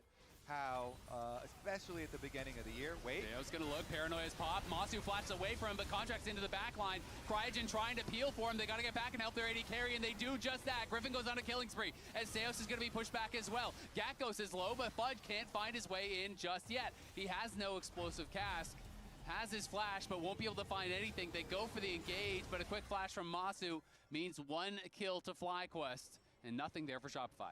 Yeah, they've got a lot of power now, and if the engage is not going to make the full commitment all the way to the back there, Contracts just goes down, so FlyQuest pretty happy with the reset. Out of this, you have to think it's going to be a pretty smooth setup for Dragon Soul for them. They can 4-1 split push. They are going to go for the pick onto Fudge. Grand Starfall comes in, everyone is there. Fudge fully surrounded again, getting picked off in that side lane could be costly. The objective bounties have spawned, but they have a couple minions here. Baron buffed up, and FlyQuest going to be able to push down, and you have to think they can take this tier 2 no problem. Sure, take all the extra money, further fund everything so that they're going to be able to dominate the Dragon Soul fight in just 2 minutes. Plenty of time left on this Baron too. They've got 25 seconds. That's another full wave they can push with. If they want to keep up the pressure here, they're going to try. They still have Victor walking over from mid lane, but good amount of damage here. More money off this turret plate. Yeah, and Zinni has no flash, so a lot less scary. Masu did use his barrier on a tower shot, so he will be missing that summoner and still has no flash from that mid lane engage. Contracts now has the Paranoia back up and available. Has come back from base as the curtains are going to get called. Seos put low here and does have to retreat. B.Voy doing his best to try to clear out these waves. Zinni on the side does find a nice tippers over on a quad, but it doesn't get that much damage done. The Paranoia is going to get popped, and into the backline goes Contract, but that is a one-way trip. Griffin taking up the damage on the other side, and Zinni's going to be the target now. Quad looking for him. Griffin's going to go unstoppable as he finishes him off. Seo's going to look for the Pop Blossom. Goes into the stasis. Gakos on the side stuns up Fudge as they knock down Seos. Fudge is next to fall. It's B.Voy versus the world now. That's a triple kill over and 4 total kills there for FlyQuest. Griffin flashes forward. B.Voy, great shift back. Will keep him alive, but will do nothing to defend the Nexus for now. Low health bars there. B.Voy gonna look with the True Shot Barrage. It's blocked up there with the assault by Griffin. Cryogen tries to predict with the binding. Can't find him. The towers have fallen. B.Voy trying to make something happen. Looking for a miracle. Can't quite find it. FlyQuest are gonna get it done here. 20 to 8, 30 minutes in. They'll take game 1. My biggest takeaway for them were the comms during that fight. All the comms were around, play it slowly, stay calm, don't go too deep for that kill. We've got this one, and they did have it. Game number 1 goes to FlyQuest. That was a fun one. That was Shopify getting an early lead and then FlyQuest clawing it back with team fights. I knew that this was going to be a good back and forth, but didn't expect it to be a banger like this one. Yeah, I mean, I did expect it to be a banger like this one, mainly because I feel like these two teams just both really, really like skirmishing, sometimes to their benefit and sometimes to their detriment, as I think you have a clip for us, Raz. Let's go straight into it. A lot of it's going to be a little bit more critiquing towards Shopify, but it's just FlyQuest finding angles and then being able to take good fights off of it. So this is, yes, if you look at it, slight gold advantage towards Shopify Rebellion. They are on towards the second dragon. Now, as you can see, if I look into Fog of War, actually FlyQuest has a lot of information. There's a lot of wards that's uncleared, and so like they're working with a lot here. They're getting information on where Zinni is. Because imagine you want to walk into this team and you have Jin, Victor, and EMEA. Like, it's going to be really difficult to walk in towards Shopify Villain, not Vision, not when you know where the Annie is. And so immediately, as Annie is trying to reconnect with the team, there's Victor chasing her down. The proto TP. belts. Yeah, immediately. It's like, okay, Zinni actually gets completely pushed just to be able to dodge off of Masu's W so she doesn't get snared. And so immediately that gives an angle for Griffin to find a steal, a crucial steal, and a team fight immediately afterwards. And so while it just starts out in a great Gragas cast from Fudge, Zinni doesn't really contribute much to this fight at all. Gets an ulti down towards Victor, but you're pretty tanky with the Proto Belt HP and Roa HP. And so they just kind of get walked down and the dragon gets stolen. So like this fight was just difficult, and it gets a goal lead, and B, you get dragon off of that one, off of just a poor setup. And then I wanted to look at this 25-minute situation here, where we're basically in the exact same situation. And my biggest concern is Zinni, once again, does miss the anti-tibbers, but even if you were to hit the tibbers on towards Cryogen, none of your teammates are in position to follow up. So I just think it's just the basic concept of like being in position, letting FlyQuest walk into you, and also clearing out the vision that's here, so they end up walking into vision and like, you know, they already know what they're dealing with. So for me, my biggest issue was you have anti-tibbers, you have vision, you have setup, and you're not using it properly to start a fight. And we got a tie for our player of the game vote. Oh no, Between really? Griffin Ooh, and that means- Cryogen. That so means, spam yeah. chat because you'll get to be the tiebreaker. Remember how to spell Griffin. G-R-Y-F-F-I-N-N. that's his biggest problem. You spell Cryogen, C-R-Y-O-G-E-N. Don't mess it up. Yeah. I just want you guys to know. It's just between those two. Right now, Wow. all of your quad votes will not count. Yeah, so I think It's Griffin's just gonna end up between. winning it. It's just between. I'm it doing a looks like countdown. Cryo. I'm doing Yeah. a countdown so you guys know where your votes are going, all right? If you guys are voting quad, maybe you can just distribute your votes a little bit differently. I All do right. realize as I was 10, spelling Griffin, 9, his votes went up. 8, 7, 7, 6. It's Cryo. 5. They have to close. No, they just all Raz, sent Cryo it to wins it. Cryo. I voted for Gatghost because Yeah. it's the first Anivia top, and he was The voting is ended. He was like 1v3ing on the backside of all these Nocturne ultimates as well. I think he did great. He did great. He did great. It's a 3-for-3. I ended up going towards Griffin, obviously. Yeah, same. I thought the Dragon Steel and overall his team fighting was great. But yes, actually his Bard, and it was a first pick Bard too. Yeah, I mean, he had a really good game. The reason why I picked Griffin was also because he just made a lot of space, as you pointed out, really zoning off, in specific cases, Zinni from being able to join the fight. And I thought that was really important for the way FlyQuest wanted to play out these fights. Yeah. Oftentimes I hate first pick Bards because you're like, oh, then they're just going to start picking a lot of mobility. You have a Gragas, you have an Ezreal. Like, are you going to be able to find those moments? He did. So there is a damn good reason why he was ended up picking the Bard. So we'll see how game 2 goes. But guys, do not miss any LCS action when you get your favorite foods delivered on Uber Eats for less gold. That being said, patch 26.9 introduces season 2 of 2006 Pandemonium. Check it out. This trailer of some of the things that are going to be happening to the game. Even with eyes shut, I see them.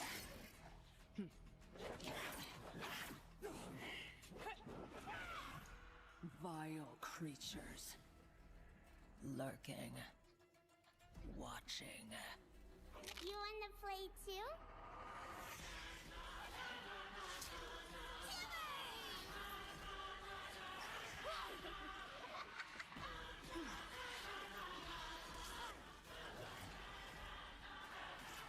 None can hide. They laugh from the shadows.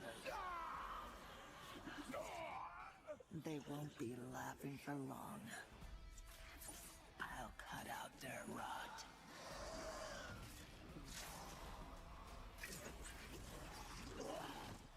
Hunt down every last shadow.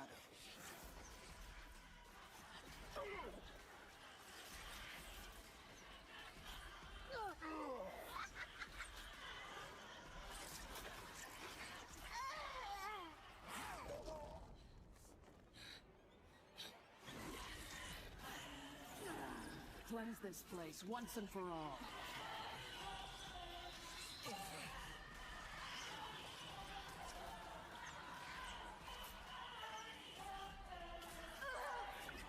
I will rid this world of demons.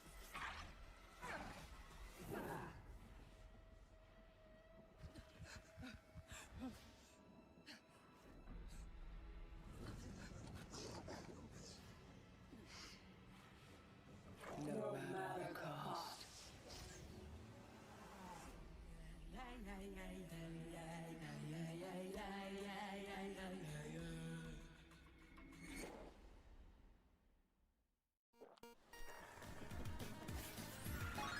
Red Bull gives you wings.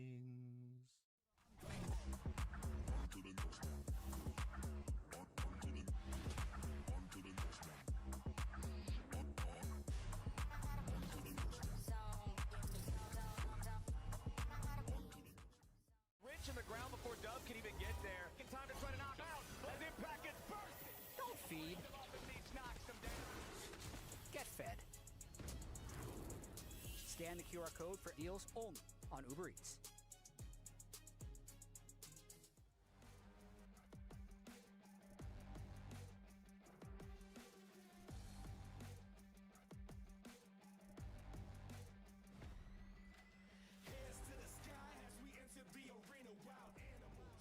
We keep looking at it. Looking at it. Yeah.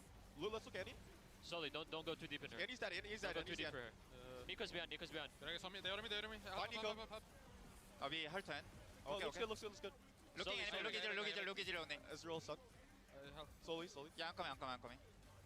Take throw. I'm ulting this way. Ezreal no E. I'm Ezreal no E. ulting No right. flash. No flash. Ezreal no flash. Has E now. I killed Gragas. Yeah. Ezreal.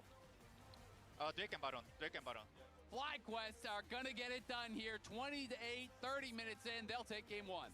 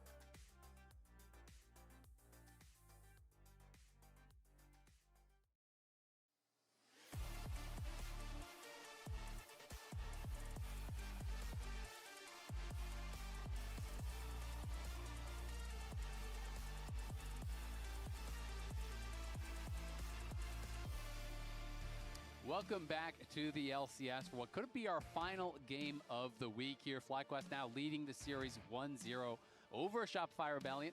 Looking to move themselves to 3-2 in the standings, but Shopify, of course, trying to come back in this one. They have played the three top teams in the league the last 3 weeks in a row. They played C9, TL, and LYON back-to-back-to-back.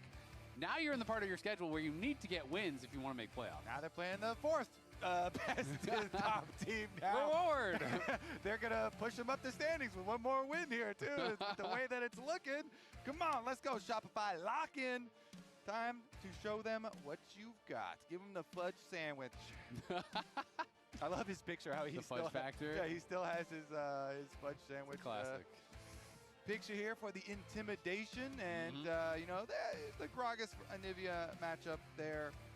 Wasn't like the biggest factor in the game overall. I'd say probably the biggest factor was the Annie getting poor positioning a lot of different scenarios before a lot of team fights or getting picked off, you know, for them. And Shopify, they even in some scenarios, after someone got picked off, they still would find a good engage and still were able to salvage some of the fights earlier in the game. So if they do lock in all around the board, they definitely can push us to a third game here. Give us a little more game time. Seraphine not banned this time around. So Seraphine is going to be up and available, and that feels like it's always just an insta-pick when it is up, especially in a game 2. If you couldn't get it in game 1, you probably want it in game 2. And Ezreal's already been played, and Bard is already off the table as well for the Caitlyn Bard answer. Maybe there's another Caitlyn answer. Do you think B-Boy might just take the Ashe? Because I know we've been seeing more teams do that where they try to split the combo. Because some players I'm talking to, I was kind of asking them about this, and they feel like Ashe is the better half of the combo. Some people feel like Seraphine is the better half of the combo, but instead, we are going to get Corki, Nami, which I hate this as an answer. It just loses every time, it feels like, to Ashe Seraphine. It feels like it's worse in the early game, worse in the late game, doesn't track the jungler, has worse engage. It just feels just plain worse. Yeah. That's why I'm always trying to sell different Caitlyn iterations. I'm with you. I'd rather see Caitlyn. I like those ones, but with the Bard was already used, and that's definitely one of the best. Griffin is very happy with this. And I know a lot of teams are, because FlyQuest, I know Griffin is really always happy when every jungler is, obviously, when you have your Ashe Seraphine. You have the map hacks. You've got your map hacks, but you also have a crazy team fight, and it allows Griffin loves to play, Nasus and Mundo and these champions that are kind of slow moving and benefit a lot from having a big Seraphine, enchanter on your team and Ashe to give you initiation and slow people for you and stuff like that. So it enables a lot of jungle picks. So he's probably quite happy for it. But we also have straight up just had LCS coaches say, yeah, these are just some of our best champs. Like I think Spawn, after the first time that Team Liquid was given Ashe, Seraphine, the Yone plus Rumble combination, was like, oh yeah, I mean, there's not a lot that the enemy can do. Like they just gave us a lot of the best stuff. I mean, they're kind of playing blind pick on FlyQuest side. It feels like through the first couple. Yeah, I mean, you get a Rumble, so they could do a Yone comp if they wanted to. They could throw a Jarvan and have Jarvan's bans. Can't throw the Jarvan, but you could throw in any other AD jungle anyway to the mix here, and you're still gonna have a very good team fight. On the side of Shopify here, though, I feel like they're going to be the ones under the extra pressure to make burst damage happen. So they have the Aurora here, and it is a flex. You can play it into the Rumble, no problem. Quite good, actually, into the Rumble, or they could rotate it mid if, Zinni does want it. And they're going to ban the Sylas as well. They don't want Sylas stealing some of these big ults. Fair enough. They've got a lot of really good ones. And maybe that does signal, too, that they're thinking that, Fudge really does want this nice Aurora into Rumble matchup on the top side. Regardless, the engage is so critical when you're playing against Ashe and Seraphine, and so they lock the 5. So I wanted to look up these stats and check them, because I checked them a week or two ago when we were talking about it on the dive. I was talking about this matchup because I felt like Corki Nami always loses. So I just checked the updated stats. Ashe Seraphine against Corki Nami, 79.3% win rate in pro play. To the Ashe and Seraphine. To the Ashe and Seraphine. Yeah, almost an 80% win rate. That about checks out. They also have an average of 265 gold ahead at 15 as well for the Ashe. So it's like you lose early, you lose late. We'll see if Shopify can become the 20%. Yeah. That's what they're going for. Show all those stats, nerd. Yeah. Show them. Everything's 50-50. You win or you lose. We were talking as well about Griffin's jungle champion pool. Of course, he has played the jungle, the Shen jungle before, and he's going to do it again. Also, for people thinking, oh, does that make you low damage? Shen's got some good damage items that he can build as well, with Titanic and Dusk and Dawn being very effective on him, though Griffin usually goes the really tanky build anyway, and you have a damage top. You have a damage top laner, so I would be more worried about it. They did do a game, I think, where they played Shen and then like a Scion and stuff like that. Like if you do like Shen, Scion, Jin or something, okay, buddy. Give me a Titanic, Dusk and Dawn type thing, but yeah, he likes the Protoplasm Harness regardless, because it is a really early item power spike. And you can actually put some pressure out on the Vi. So let's take a look here. Honestly, I still feel the same. Like FlyQuest side is just way better. Yeah, nothing later on in this really changed my mind. No. My only kind of hope for Shopify is, hey, you can make some bursty plays with Vi and Aurora and like burst someone down, but then they have a Shen ult. Yes. So you're always like, ah! It's a good thing the other team doesn't have any counter engage. Encore, Rumble ult, Shen ult. That's going to be tough. I mean, hey, you always have the opportunity. They've got a lot of playmaking. You can find those picks, and maybe they can find these isolated plays where they just one-shot someone really quick. And sometimes when you get ahead of a Shen, the Shen pops Shen ult, and your teammates just always die before you come through, and that thing goes on cooldown, and it is a super long cooldown, which can feel really, really bad. One thing, though, you know, for a jungle Shen, you can take Guardian, and you make your shield even bigger. And Boom. Make sure that they survive until you arrive, buddy. It's got some AP scaling on there as well. Rush a death cap, you know? I'm with you! You could do it. Hell yeah! I wouldn't recommend it. You get your Dusk and Dawn and your Death Cap. Yeah. For Shen. Well, just for the ult. Oh, yeah. And then the rest of the time, you're getting beat up by the Raptors because you're not clearing that camp. Well, we'll see what Griffin can get done. He did bring it out once in the LCS already. It was a pretty quiet game. It was in a win, if I do recall. Yeah, it was in a win. But the game wasn't really about him. You know, he was kind of just slowly farming, and the game was kind of naturally won on its own, it does feel like. But that is kind of the nice thing about Shen, is that you are not forced to make proactive plays a lot of the time. You can just kind of power farm, get vision, look for counter ganks, and respond to plays that the Vi is going for, where the Vi, I feel like, especially with the rest of the team comps taken into consideration, has a lot more pressure to do stuff. Here we go. Talk about pressure onto the Nami. Well, that's not good for the Corki Nami, and now Lethal Tempo is stacked, and Masu just stepping forward here. They are getting absolutely cooked at level 1. Can we get a picture of the FlyQuest families? Let's see how the moms are feeling about that trade, because that is looking pretty good for CryoGen and Masu on the bottom half of the map. Of course, B-Boy does have cleanse for later, so you're also like fighting lane phase down the combat summoner, so it makes it even more difficult. Yeah. You know, maybe later you're like, oh, thank God I have this cleanse, or else I would have got, you know, CC'd from 100 to 0 by Ashero and Seraphine ulti. And Shentant and Charm and yeah. Cleanse is pretty needed. It's good, but you wish you had something else for now. You wish you could have like 3 summoner spells. Little summoner spell book, you know? But also, that's terrible too. Can I get 2 keystones then, sir? We'll file that alongside the Death Cap Shen, you know? Yes. Brilliant off-meta builds. Our dark technology. You just wouldn't get it, you know? Yeah, exactly. It's a little bit too that you too wouldn't advanced. understand folder that we have. Yeah. The I understand. Exactly. But maybe not you. Okay, so Fudge getting some deep proxy here. Gonna get some early timers for movement, and he knows Shen clearing down to the bottom side, so he's very free to do this. You can get your recall early, and you can get some earlier time to move up. Oftentimes, I like when top laners will ward the Krugs when they go for that journey, so you can see the exact time for the second clear for enemy jungle, and he leaves a little ward here that doesn't quite see all the way in, but.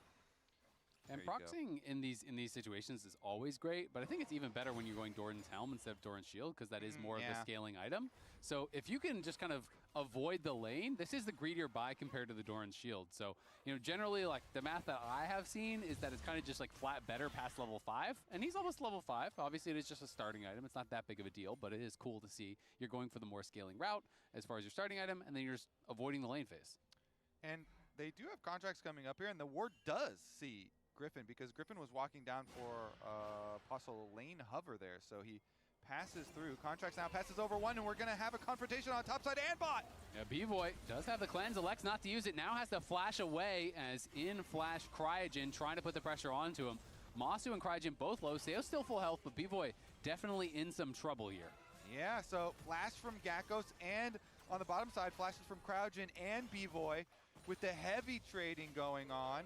Masu almost has his barrier again, too, but he might just die to Seos. The shield comes through there from CryoGen. A couple seconds away is Masu's barrier. I think that's why they're trying to fight this so hard. They know they almost have the barrier. He's stepping forward. Now it's about to come up. He has the flash. Will he commit it? Doesn't feel like he had the range to finish him off. So close there, too. If CryoGen's beat drop had just tagged the Corki there, he had just applied the Ash Slow. Masu got him with the volley, and so that could have been the setup there. They're really looking for the angle, but B-Boy and Seos do escape. They are definitely down in CS, but they have not been killed in lane just yet, so that's good. Facts. They're also up a tier. Better than and the glowing moat. There's no glowing moat on the Ashe. Holy moat, my favorite item in the whole game. man, actually this is crazy though. You know, just Berserker Greaves is really nice for Ashe. The chase down is already insane, and you stack your lethal tempo, and the extra positioning here from the mobility really helps with this duo to be able to apply the slow and set up the Seraphine for some combo plays. But Contracts goes into the back of Dragon. He's like, all right, this is our timer. We're going to get it. Your Ahri is walking from base, so I'm going to be able to take this Dragon very quickly. Vi is very good at doing even early Dragons, no problem with denting blows, and very nice stuff for him. So that Vi will be progressing towards level 6 quite quickly, and maybe we'll be able to find a bursty little play for himself to get a first blood. Griffin, though, does have the opportunity to traverse to the top side. He's pinging on the top side Scuttle Crab, and since he's got Quad moving with him, should be able to use his solo laners to help him in his efforts to get this crab and get the level 6. Fudge, though, he knows the importance here. He's going to bluff, I guess. Yeah, he is coming over here, but Griffin will be able to secure it. Zinni having a really good laning phase, you know, getting the push there onto Quad, getting the faster level 6, you know, help them to get that Dragon. And, you know, good to point that out because obviously did struggle in that last game. Contracts is still here around. Did he cancel his base or not? Masu going forward here with Cryogen, and they're just going to chase down Seos and B-Boy. Seos probably going to have to flash here. The bubble does land onto Masu, did not flash it, so Seos can hold on to his own flash. Honestly, FlyQuest are lucky that the recall timing there was not canceled because Contracts was recalling right at that moment, maybe a second or two later, and they probably could have gotten killed there. But here is Zinni, you know, his progression from lock-in to spring. He is getting a bit better. You know, it's still not the performance that I think people necessarily expected when he was first going to come over. A lot of people that I had spoken to were very hyped about him. Some coaches that I had talked to were saying he's really being overhyped. They had seen him in scrims and in tryouts and didn't think he was, you know, as hot as people were talking about. But that being said, he still has... I think we need to... Here on the live broadcast, I will be outing my sources. Yeah. Unless you PayPal me. I love it. We've got open extortion. It's the best time to do it, you know? Honestly, yeah. I like my extortion good and honest. It's on a live broadcast, you know? I keep my extortion above board. You know what you're getting. Yeah, exactly. And that's extorted. Zinni, of course, didn't have the best first game. We were talking a lot about the NE positioning, so he's definitely looking for a bounce back, just even within this series.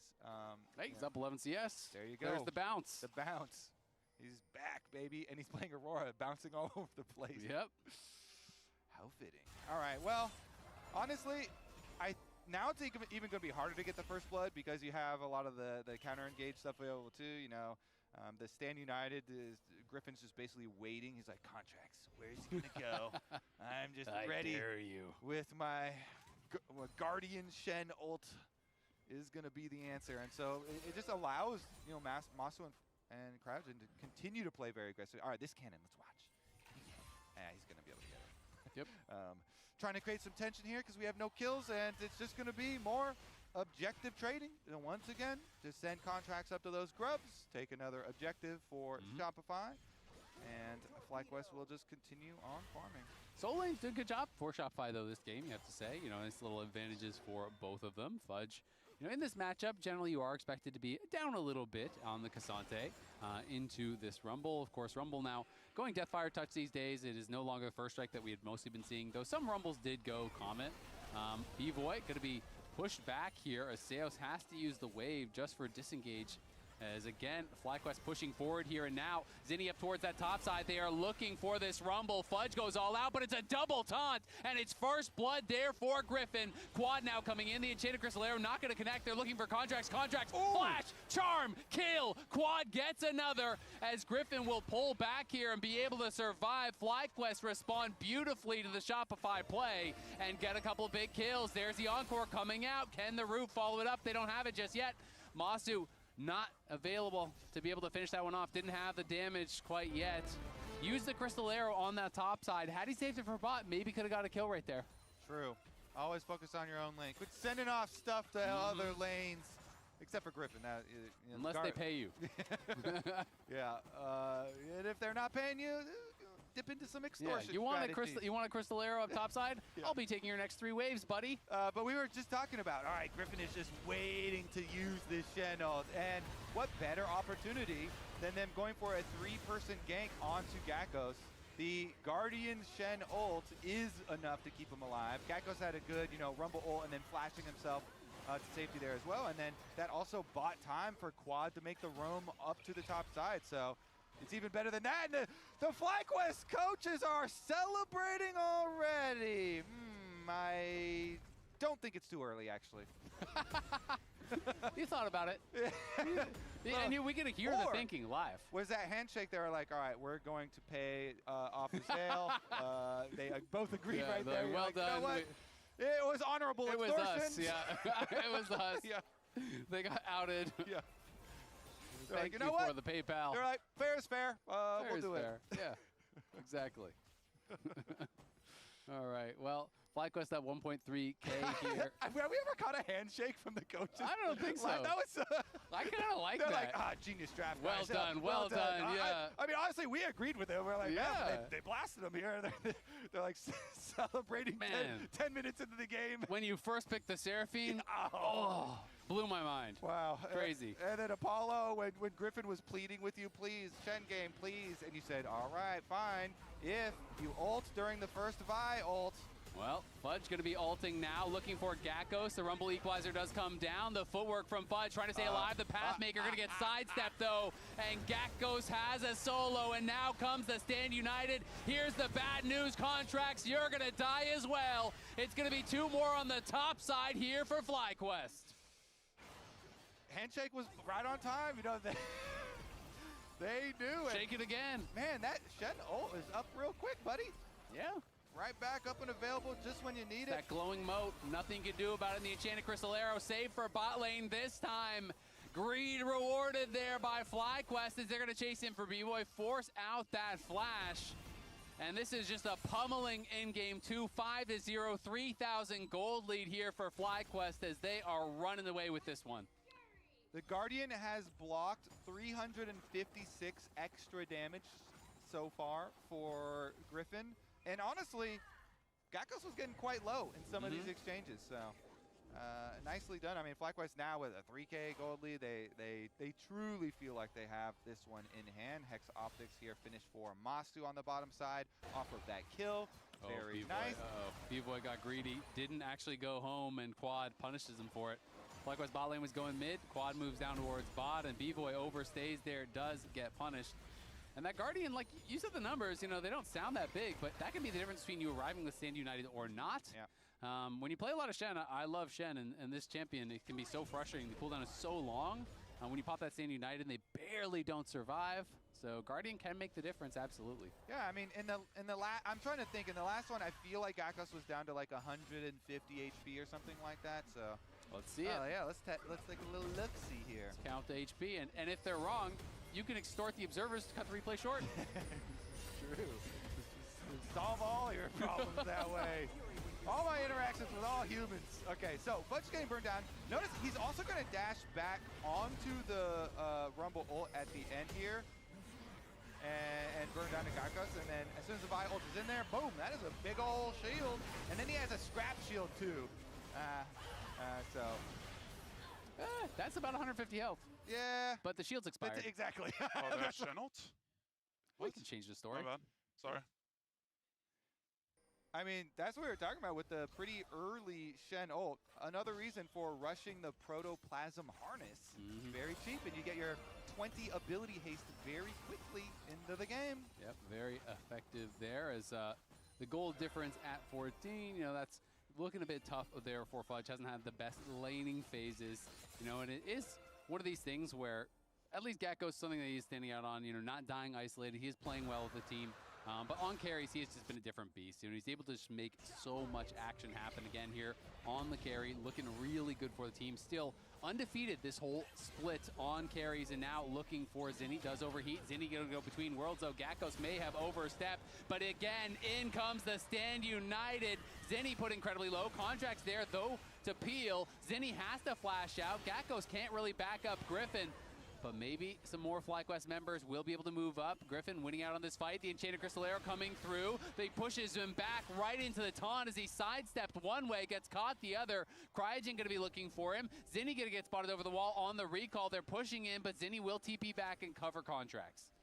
Okay, a lot of resources used on the top side. Still seeing a rotation over. Look at the little hover. I guess they're not actually gonna continue the move, and just going to be a disengage for now. Dragons are evened up.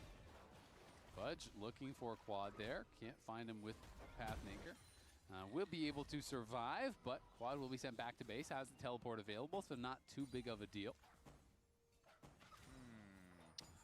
Shopify.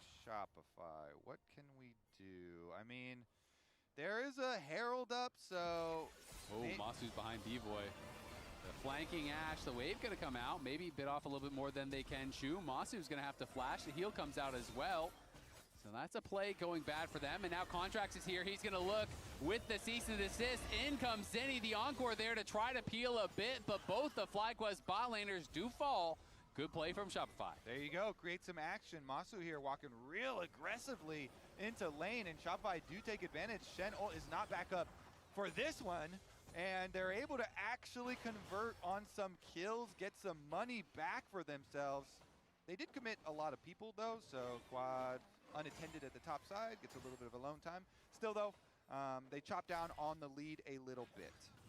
And that brings B-Boy right back to even with Masu, so that is pretty nice, getting the Corki into a good position. Going to be important this game for sure, as someone's going to have to do some sustained DPS, and it really is just kind of B-Boy who that is going to be up to. And if Shopify could find that right fight, you know, it is definitely possible. There's lots of squishy members here for Zinni and Contracts to potentially burst down, but of course, is not going to be easy with all the answers that FlyQuest have for the counter engage and to really stop so many of these picks that they have been looking for. Yeah, definitely going to have to tread lightly, choose your moments very cautiously here. Right now, though, lane assignments are just fine for them. Kanik Rooker in here for Fudge, plus the Merc Treads, because obviously double AP solo laners, so Cassante is giga stacked on magic resistance for this stage of the game. At the moment, trying to trade into the Rumble here in front of Power. Still kind of getting burned down. B-Boy, nice little chunk there onto Masu, getting healed back up by Seos as well, as they're going to try to look for more. FlyQuest, though, looking to start up this Herald. Zinni going to get spotted in that pixel brushing. Contracts was spotted as well as he walked by that river entrance. Shopify do have mid-prio, though, so that's going to push the Shen out the back of the pit. Yeah, Masu's got to be very careful with his positioning after not having flash from the previous mid play, so he's got to wrap all the way back around the tower, and Shopify move in, looking to convert here on the objective, but FlyQuest, they're flanking. Ooh. Quad here from the top. The Enchanted Crystallero comes out, that goes wide, and Masu is so incredibly low. B-Boy has just been peppering with rockets. Zinni, though, getting caught potentially. Gakkos on the other side, cooking up a lot of members. A good equalizer down onto B-Boy as Gakkos gets pulled across the world here. Quad looking, does get one kill as they're able to knock down the Vi. The Rumble has fallen as well. Zinni trying to retreat on the side. He's battling against Masu. Might have the damage, doesn't quite. Fudge, though, looking for more. The charm gonna land onto B-Boy. He gets immediately cleansed, and Quad dies for his sins. The two-man charm there does come through off of the taunt from Griffin, but Griffin has no taunt. He has no way out. You have to think he's going to get knocked down, and Masu doesn't have the health to help him. FlyQuest do lose the fight at the end of the day, just barely. It's a 3-for-2 for Shopify. They scrap it out, and they want more. Oh, B-Boy no Valk, but he should be fine. Be able to survive. That was a tough fight for FlyQuest. Masu was just so low before it really even broke out. He was down to, what, 30% health from B-Boy as he walks in. Yeah, let's take a look at this again, because they make the little flank here, but Zinni's able to get out for now. Jumps away, Fudge goes in, gives him the shield. Here, though, the ult in, and the Seraphine ult just barely shorts and is not able to bounce off of his head. So the Seraphine ult doesn't get value. Even with that, they kill off Contracts. You see Masu here on the right side, barely living to your points, and still kind of has to get out of the fight. Then the re-engage from Quad is just a little bit too much. They still have a very beefy front line there with Fudge, and plenty of burst damage from the Cork. He just pops him. Yeah, I feel like had Masu not been so low at the start of the fight, you know, he could have played a lot more aggressively, but because he started the fight at about 30% HP, it was very difficult for him to ever enter, and they just didn't really have the consistent damage to deal with those frontliners. We're back to live, and they're engaging in onto Cryogen. Contract's gonna get stunned up. The wave coming across multiple members as FlyQuest are getting wiped here. It's a double already there for B-Boy. Make it a triple on the Corki as 3 FlyQuest members just get deleted. Quad is hanging around here. He's going to go in over the wall. They're looking with the equalizer as well, trying to take out Sales, but he just flashes out, pops his heal, survives. They get the Dragon, and maybe they're going to head for Baron too. Yeah, definitely. Get over there. Make this comeback real. I mean, they could circle around and look for tower plates as well, B-Boy. The charm landing, and Quad going to have to flash out away from that rocket as B-Boy almost had him. Okay, death timers are really low still. Again, a little overhypey, but I will say, maybe the handshake was too early. Preemptive handshake. You know what? Maybe it was. Look at the approach. Contracts in here with the Q flash, and then he ults through everybody. So Masu, look at Masu just got locked up. Burst out. There was 0 auto attacks out of that Ashe with a really good engage from Shopify. Contracts makes the big initiation. The team follows up instantly. And they open up the objective for themselves. Really good engage from them. Meanwhile, afterwards, FlyQuest trying to salvage the play a little bit. Zeus does flash away from the Rumble ultimate here after the engage from Quad. And okay, yeah, some fist bumps on the pumps on the other side here for Shopify coaches. They're not celebrating too early, but they are happy with the result. The meta's getting fleshed out. It's handshakes versus fist pumps. You know, a little bit more conservative. Yeah. Oh my God, Masu just lost half his health instantly there. And that was through the Seraphine Shield as B-Boy is well and truly fed. Now has the Serpent's Fang done to boot, so full item up on where Masu is at this point of the game. And I mean, that engage was just so sick from Contracts. The Q flash, and then the ult through 3 people, so triple knockup. Then Seos has a wave over the top that also knocks up 3 members. So beautifully done there by Shopify, utilizing that playmaking. They are not, you know, done with this game just yet, but they are in a way better position. And oh my God. That is a big one right there. A very big one. Very big one. And I have to say, Serpent's Fang versus this team is the best buy. Like, Shen shields are huge. You even have Scrap Shield on the Rumble, and not to mention the lane that you're playing against, the Seraphine here. So, very, very good and efficient cheap buy. Fudge gonna go all out onto Gakkos. Gakkos trying to sidestep as much as can. He does it, sidestep that 1Q3. Not able to sidestep there though, and the Stand United comes through. Fudge is incredibly low. Griffin's looking. The Crystal Arrow does connect. The taunt comes in, but it doesn't matter because B-Boy has arrived first. The cavalry comes in from Shopify, and they're the ones again getting a kill. Oh, even with the Shen shield going down, they try and re-gauge, get him into position, but nicely done. Contracts collapses. They get the kill. Shopify are rallying here to push us to a game 3, and they're making it look really good. B-Boy is incredibly rich. He hasn't even spent since the last time we were talking about him. Now on top of that, gets solo tower gold down here. Of course, it's just the rest of turret plates. Solo towers are not what they used to be on the previous season where all the gold was in, you know, the end of killing a tower, but still extra gold and quite nice. It is very nice indeed. And that is back-to-back games now where B-Boy was kind of the hope for Shopify. He was Giga-fed 6-0 on the Ezreal. Now he's 7-1 on the Corki. He's having a couple of monster games here, and we'll see if they can seal the deal on this one, as it looks like he's got that zeal off the back of those fights. He has the Gluttonous Greaves in as well, so going to be stacking that up. The wave comes out on the Cryogen, forcing the flash as B-Boy is just taking every fight he can find. This guy is ridiculously strong, and Contracts at one point was down 2 levels to Griffin. He is now fully caught up. They are pushing the side lanes. They're in a great spot here. Quad trying to split push and get something back, but Masu and Cryogen have been completely taken out of this game. All right, the split push continues. Bottom side tower does go down, but you know, same thing's gonna be attempted to answer here on the top side. Gakkos will slip in, and the rest of the team for Shopify are recalling, but Zinni does not care. He's going to try and finish it before Griffin gets here, and even with him on the ward, no problem. So they do answer that tower as well. 50 seconds left on the next dragon. So nobody blow your flashes anytime soon. Good dodge on the Ashe arrow here for Zinni.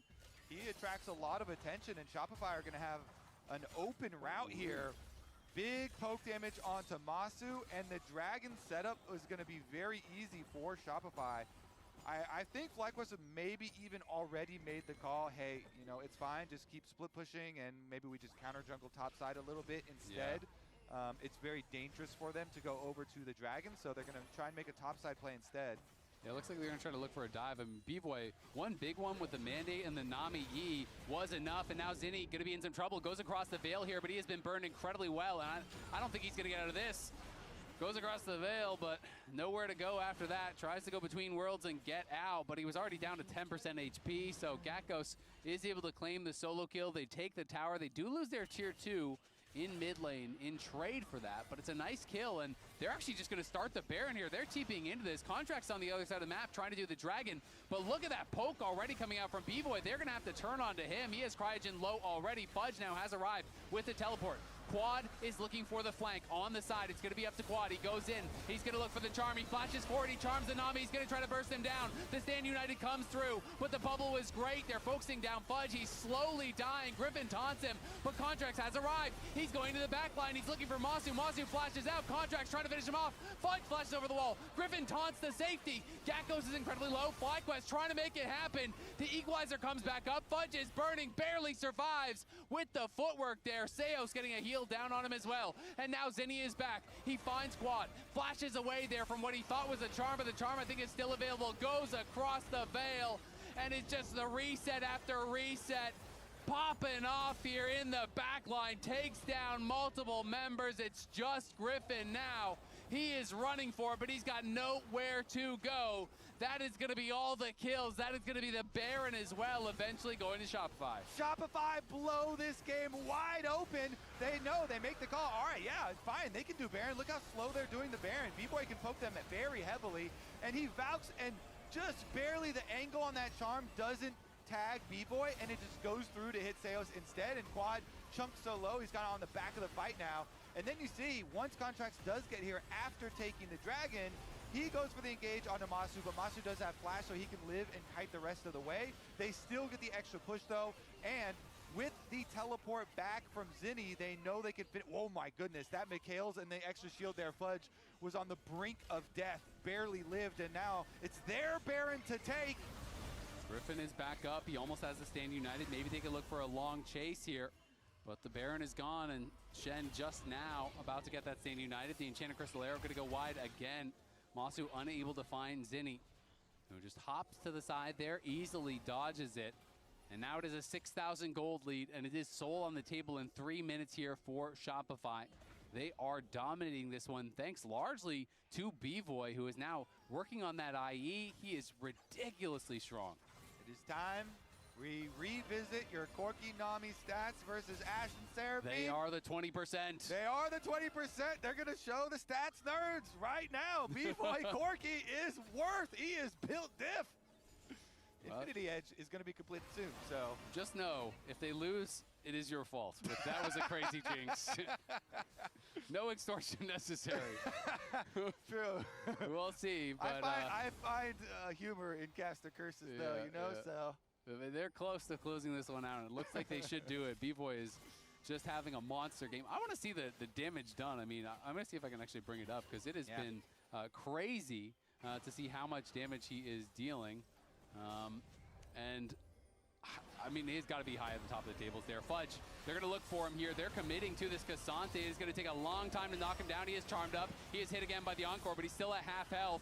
And now B-Boy is arriving. Contracts into the back line. They're looking for Masu. Masu has got to run. The Enchanted Crystal Arrow comes out. The Stand United to taunt. Contracts is the one to fall. But it is Zinni looking for Masu. Masu with a great sidestep. Pops the barrier, trying to survive. It's a double kill, though, for B-Boy. It's a triple kill now for B-Boy.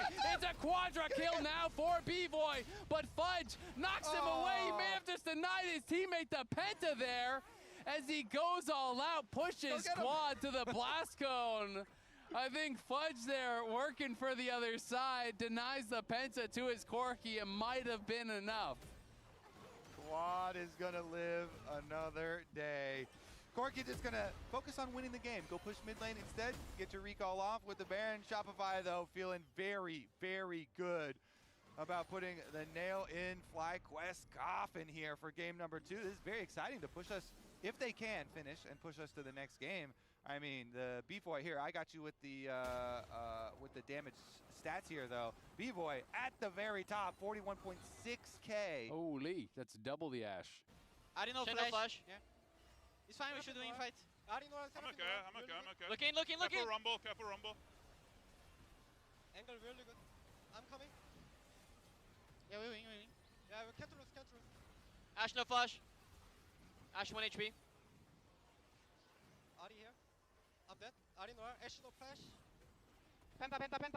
No flash, Ari. Penta. No flash, Ari. That's it.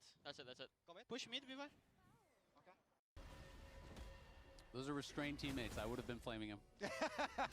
Why did you hold him away from me? Penta. Almost 10K in a team fight? That is crazy. Yeah, I mean, I even started, I was like, I want to see a Penta. All right, FlyQuest though. That was a cool Penta too. That wasn't one of those like last hit, auto attack, one time Pentas. Yeah, you can't say he's cleaning up. He did 10,000 damage. We just saw the damage down there. He's not cleaning up anything. Brother did 10K in one fight. That is a Penta deserved as Quad on a long flank here. The rest of Shopify just trying to zone FlyQuest away. Quad again, gonna look for this hero play here. When can they find it? B-Boy's gonna get tagged here. He does have the cleanse, but he gets charmed up. There's the equalizer, there's the encore. B-Boy barely surviving. They finish him off now. It's gonna be up to Cryogen, to Gakkos, to the rest of the team to try to get something done, but they don't have the damage. They committed everything to kill off B-Boy, and it cost them so much more. The Corki did fall, but they lose 4. They're about to lose 5 as Griffin gonna get chased down and killed. FlyQuest have lost this game. Shopify take it. They finally knocked down the Corki, but it just does not matter. Zinni and the rest of the team, the counter engage was more than good enough, and they're going to be able to walk this one in. Shopify, count it 1 for the Rebellion. Nicely done. Shopify going to be able to tie us up here 1-1. An incredible Corki game from B-Boy, even falling behind early, 15-2-5, 31 minutes on the clock. Masu and Cryogen respawn, but it's not going to matter. They just got to focus the Nexus. They do just that. They finish off the game. We're heading to game 3. Ooh, that is a fun one. Game number 3. I mean, we both thought that FlyQuest had the better side of the draft, but Shopify, they get the kills. Nicely done. B-Boy was a huge Corki analyst. If you don't vote for him for player of the game, extortion. We're going to extort you. B-Boy! Wow. Under duress, B-Boy. Yeah. 15 kills, Emily. Yeah, we kind of already spoiled our player of the game vote. Yeah, we Looks did. like it's going to be unanimous, but I'm actually going to talk about B-Boy in this play, which is technically only a 3 for 2, but I think really is what sets up a lot of Shopify taking over this mid game, right? So we are going to be watching B-Boy in this because he's just pushed out this mid wave right here. And watch Masu's health. I know Azael covered this on cast, but boom, okay? Oh my God. It's really difficult for him to get into this fight already because he's so low health. So we're fighting over this. Even though Gakkos comes in and he's going to be able to lay down the equalizer here, Masu still can't really get in to do damage, which means B-Boy and then Zinni on this Aurora are going to be doing so much damage. The Aurora ult comes out. Gakkos gets shut down. Zinni goes over here and is able to get even more damage onto Masu. And even though he ends up dying, this just clears the way for B-Boy to play through from the back line with Fudge frontlining, and this to me is what really set up their next Drake fight here that I'll go through really quickly, and then I know Jat has a team fight. I thought you were only doing 1. I know. No, I'm doing 2 really Bait quick. switch. Just because I like how they coordinate this. You see Fudge already on the flank, marking Gakkos as he's trying to take down this ward. We have the TPs coming in here. Contracts goes in. This is kind of a level of synergy and coordination we hadn't really seen from Shopify, and this is what gives B-Boy a triple kill, and they're able to take down this Drake as well. So those were 2 plays in the mid game. Do one more, Emily. Do one more. Really Block set them him up out. for Block success. him. I should just troll Jat with another team fight. And for my 5th replay. Okay. Baron fight. B-Boy got really fed from what Emily talked about. 14,000 gold. Zinni has 9,000 gold at this point in the game. Definitely I jumped too far ahead. Definitely a massive carry here in this game. So, just watch B-Boy. Remember the setup to this fight was Contracts is off taking Drake, so FlyQuest wants to rush it, and it's on B-Boy. Look how aggressively he's positioned. In front of everyone to kind of him and Seos completely push them off of this Baron. And then the fight afterwards is actually chaos. If you remember game 1, FlyQuest won in the chaos. In this game, SR wins in the chaos.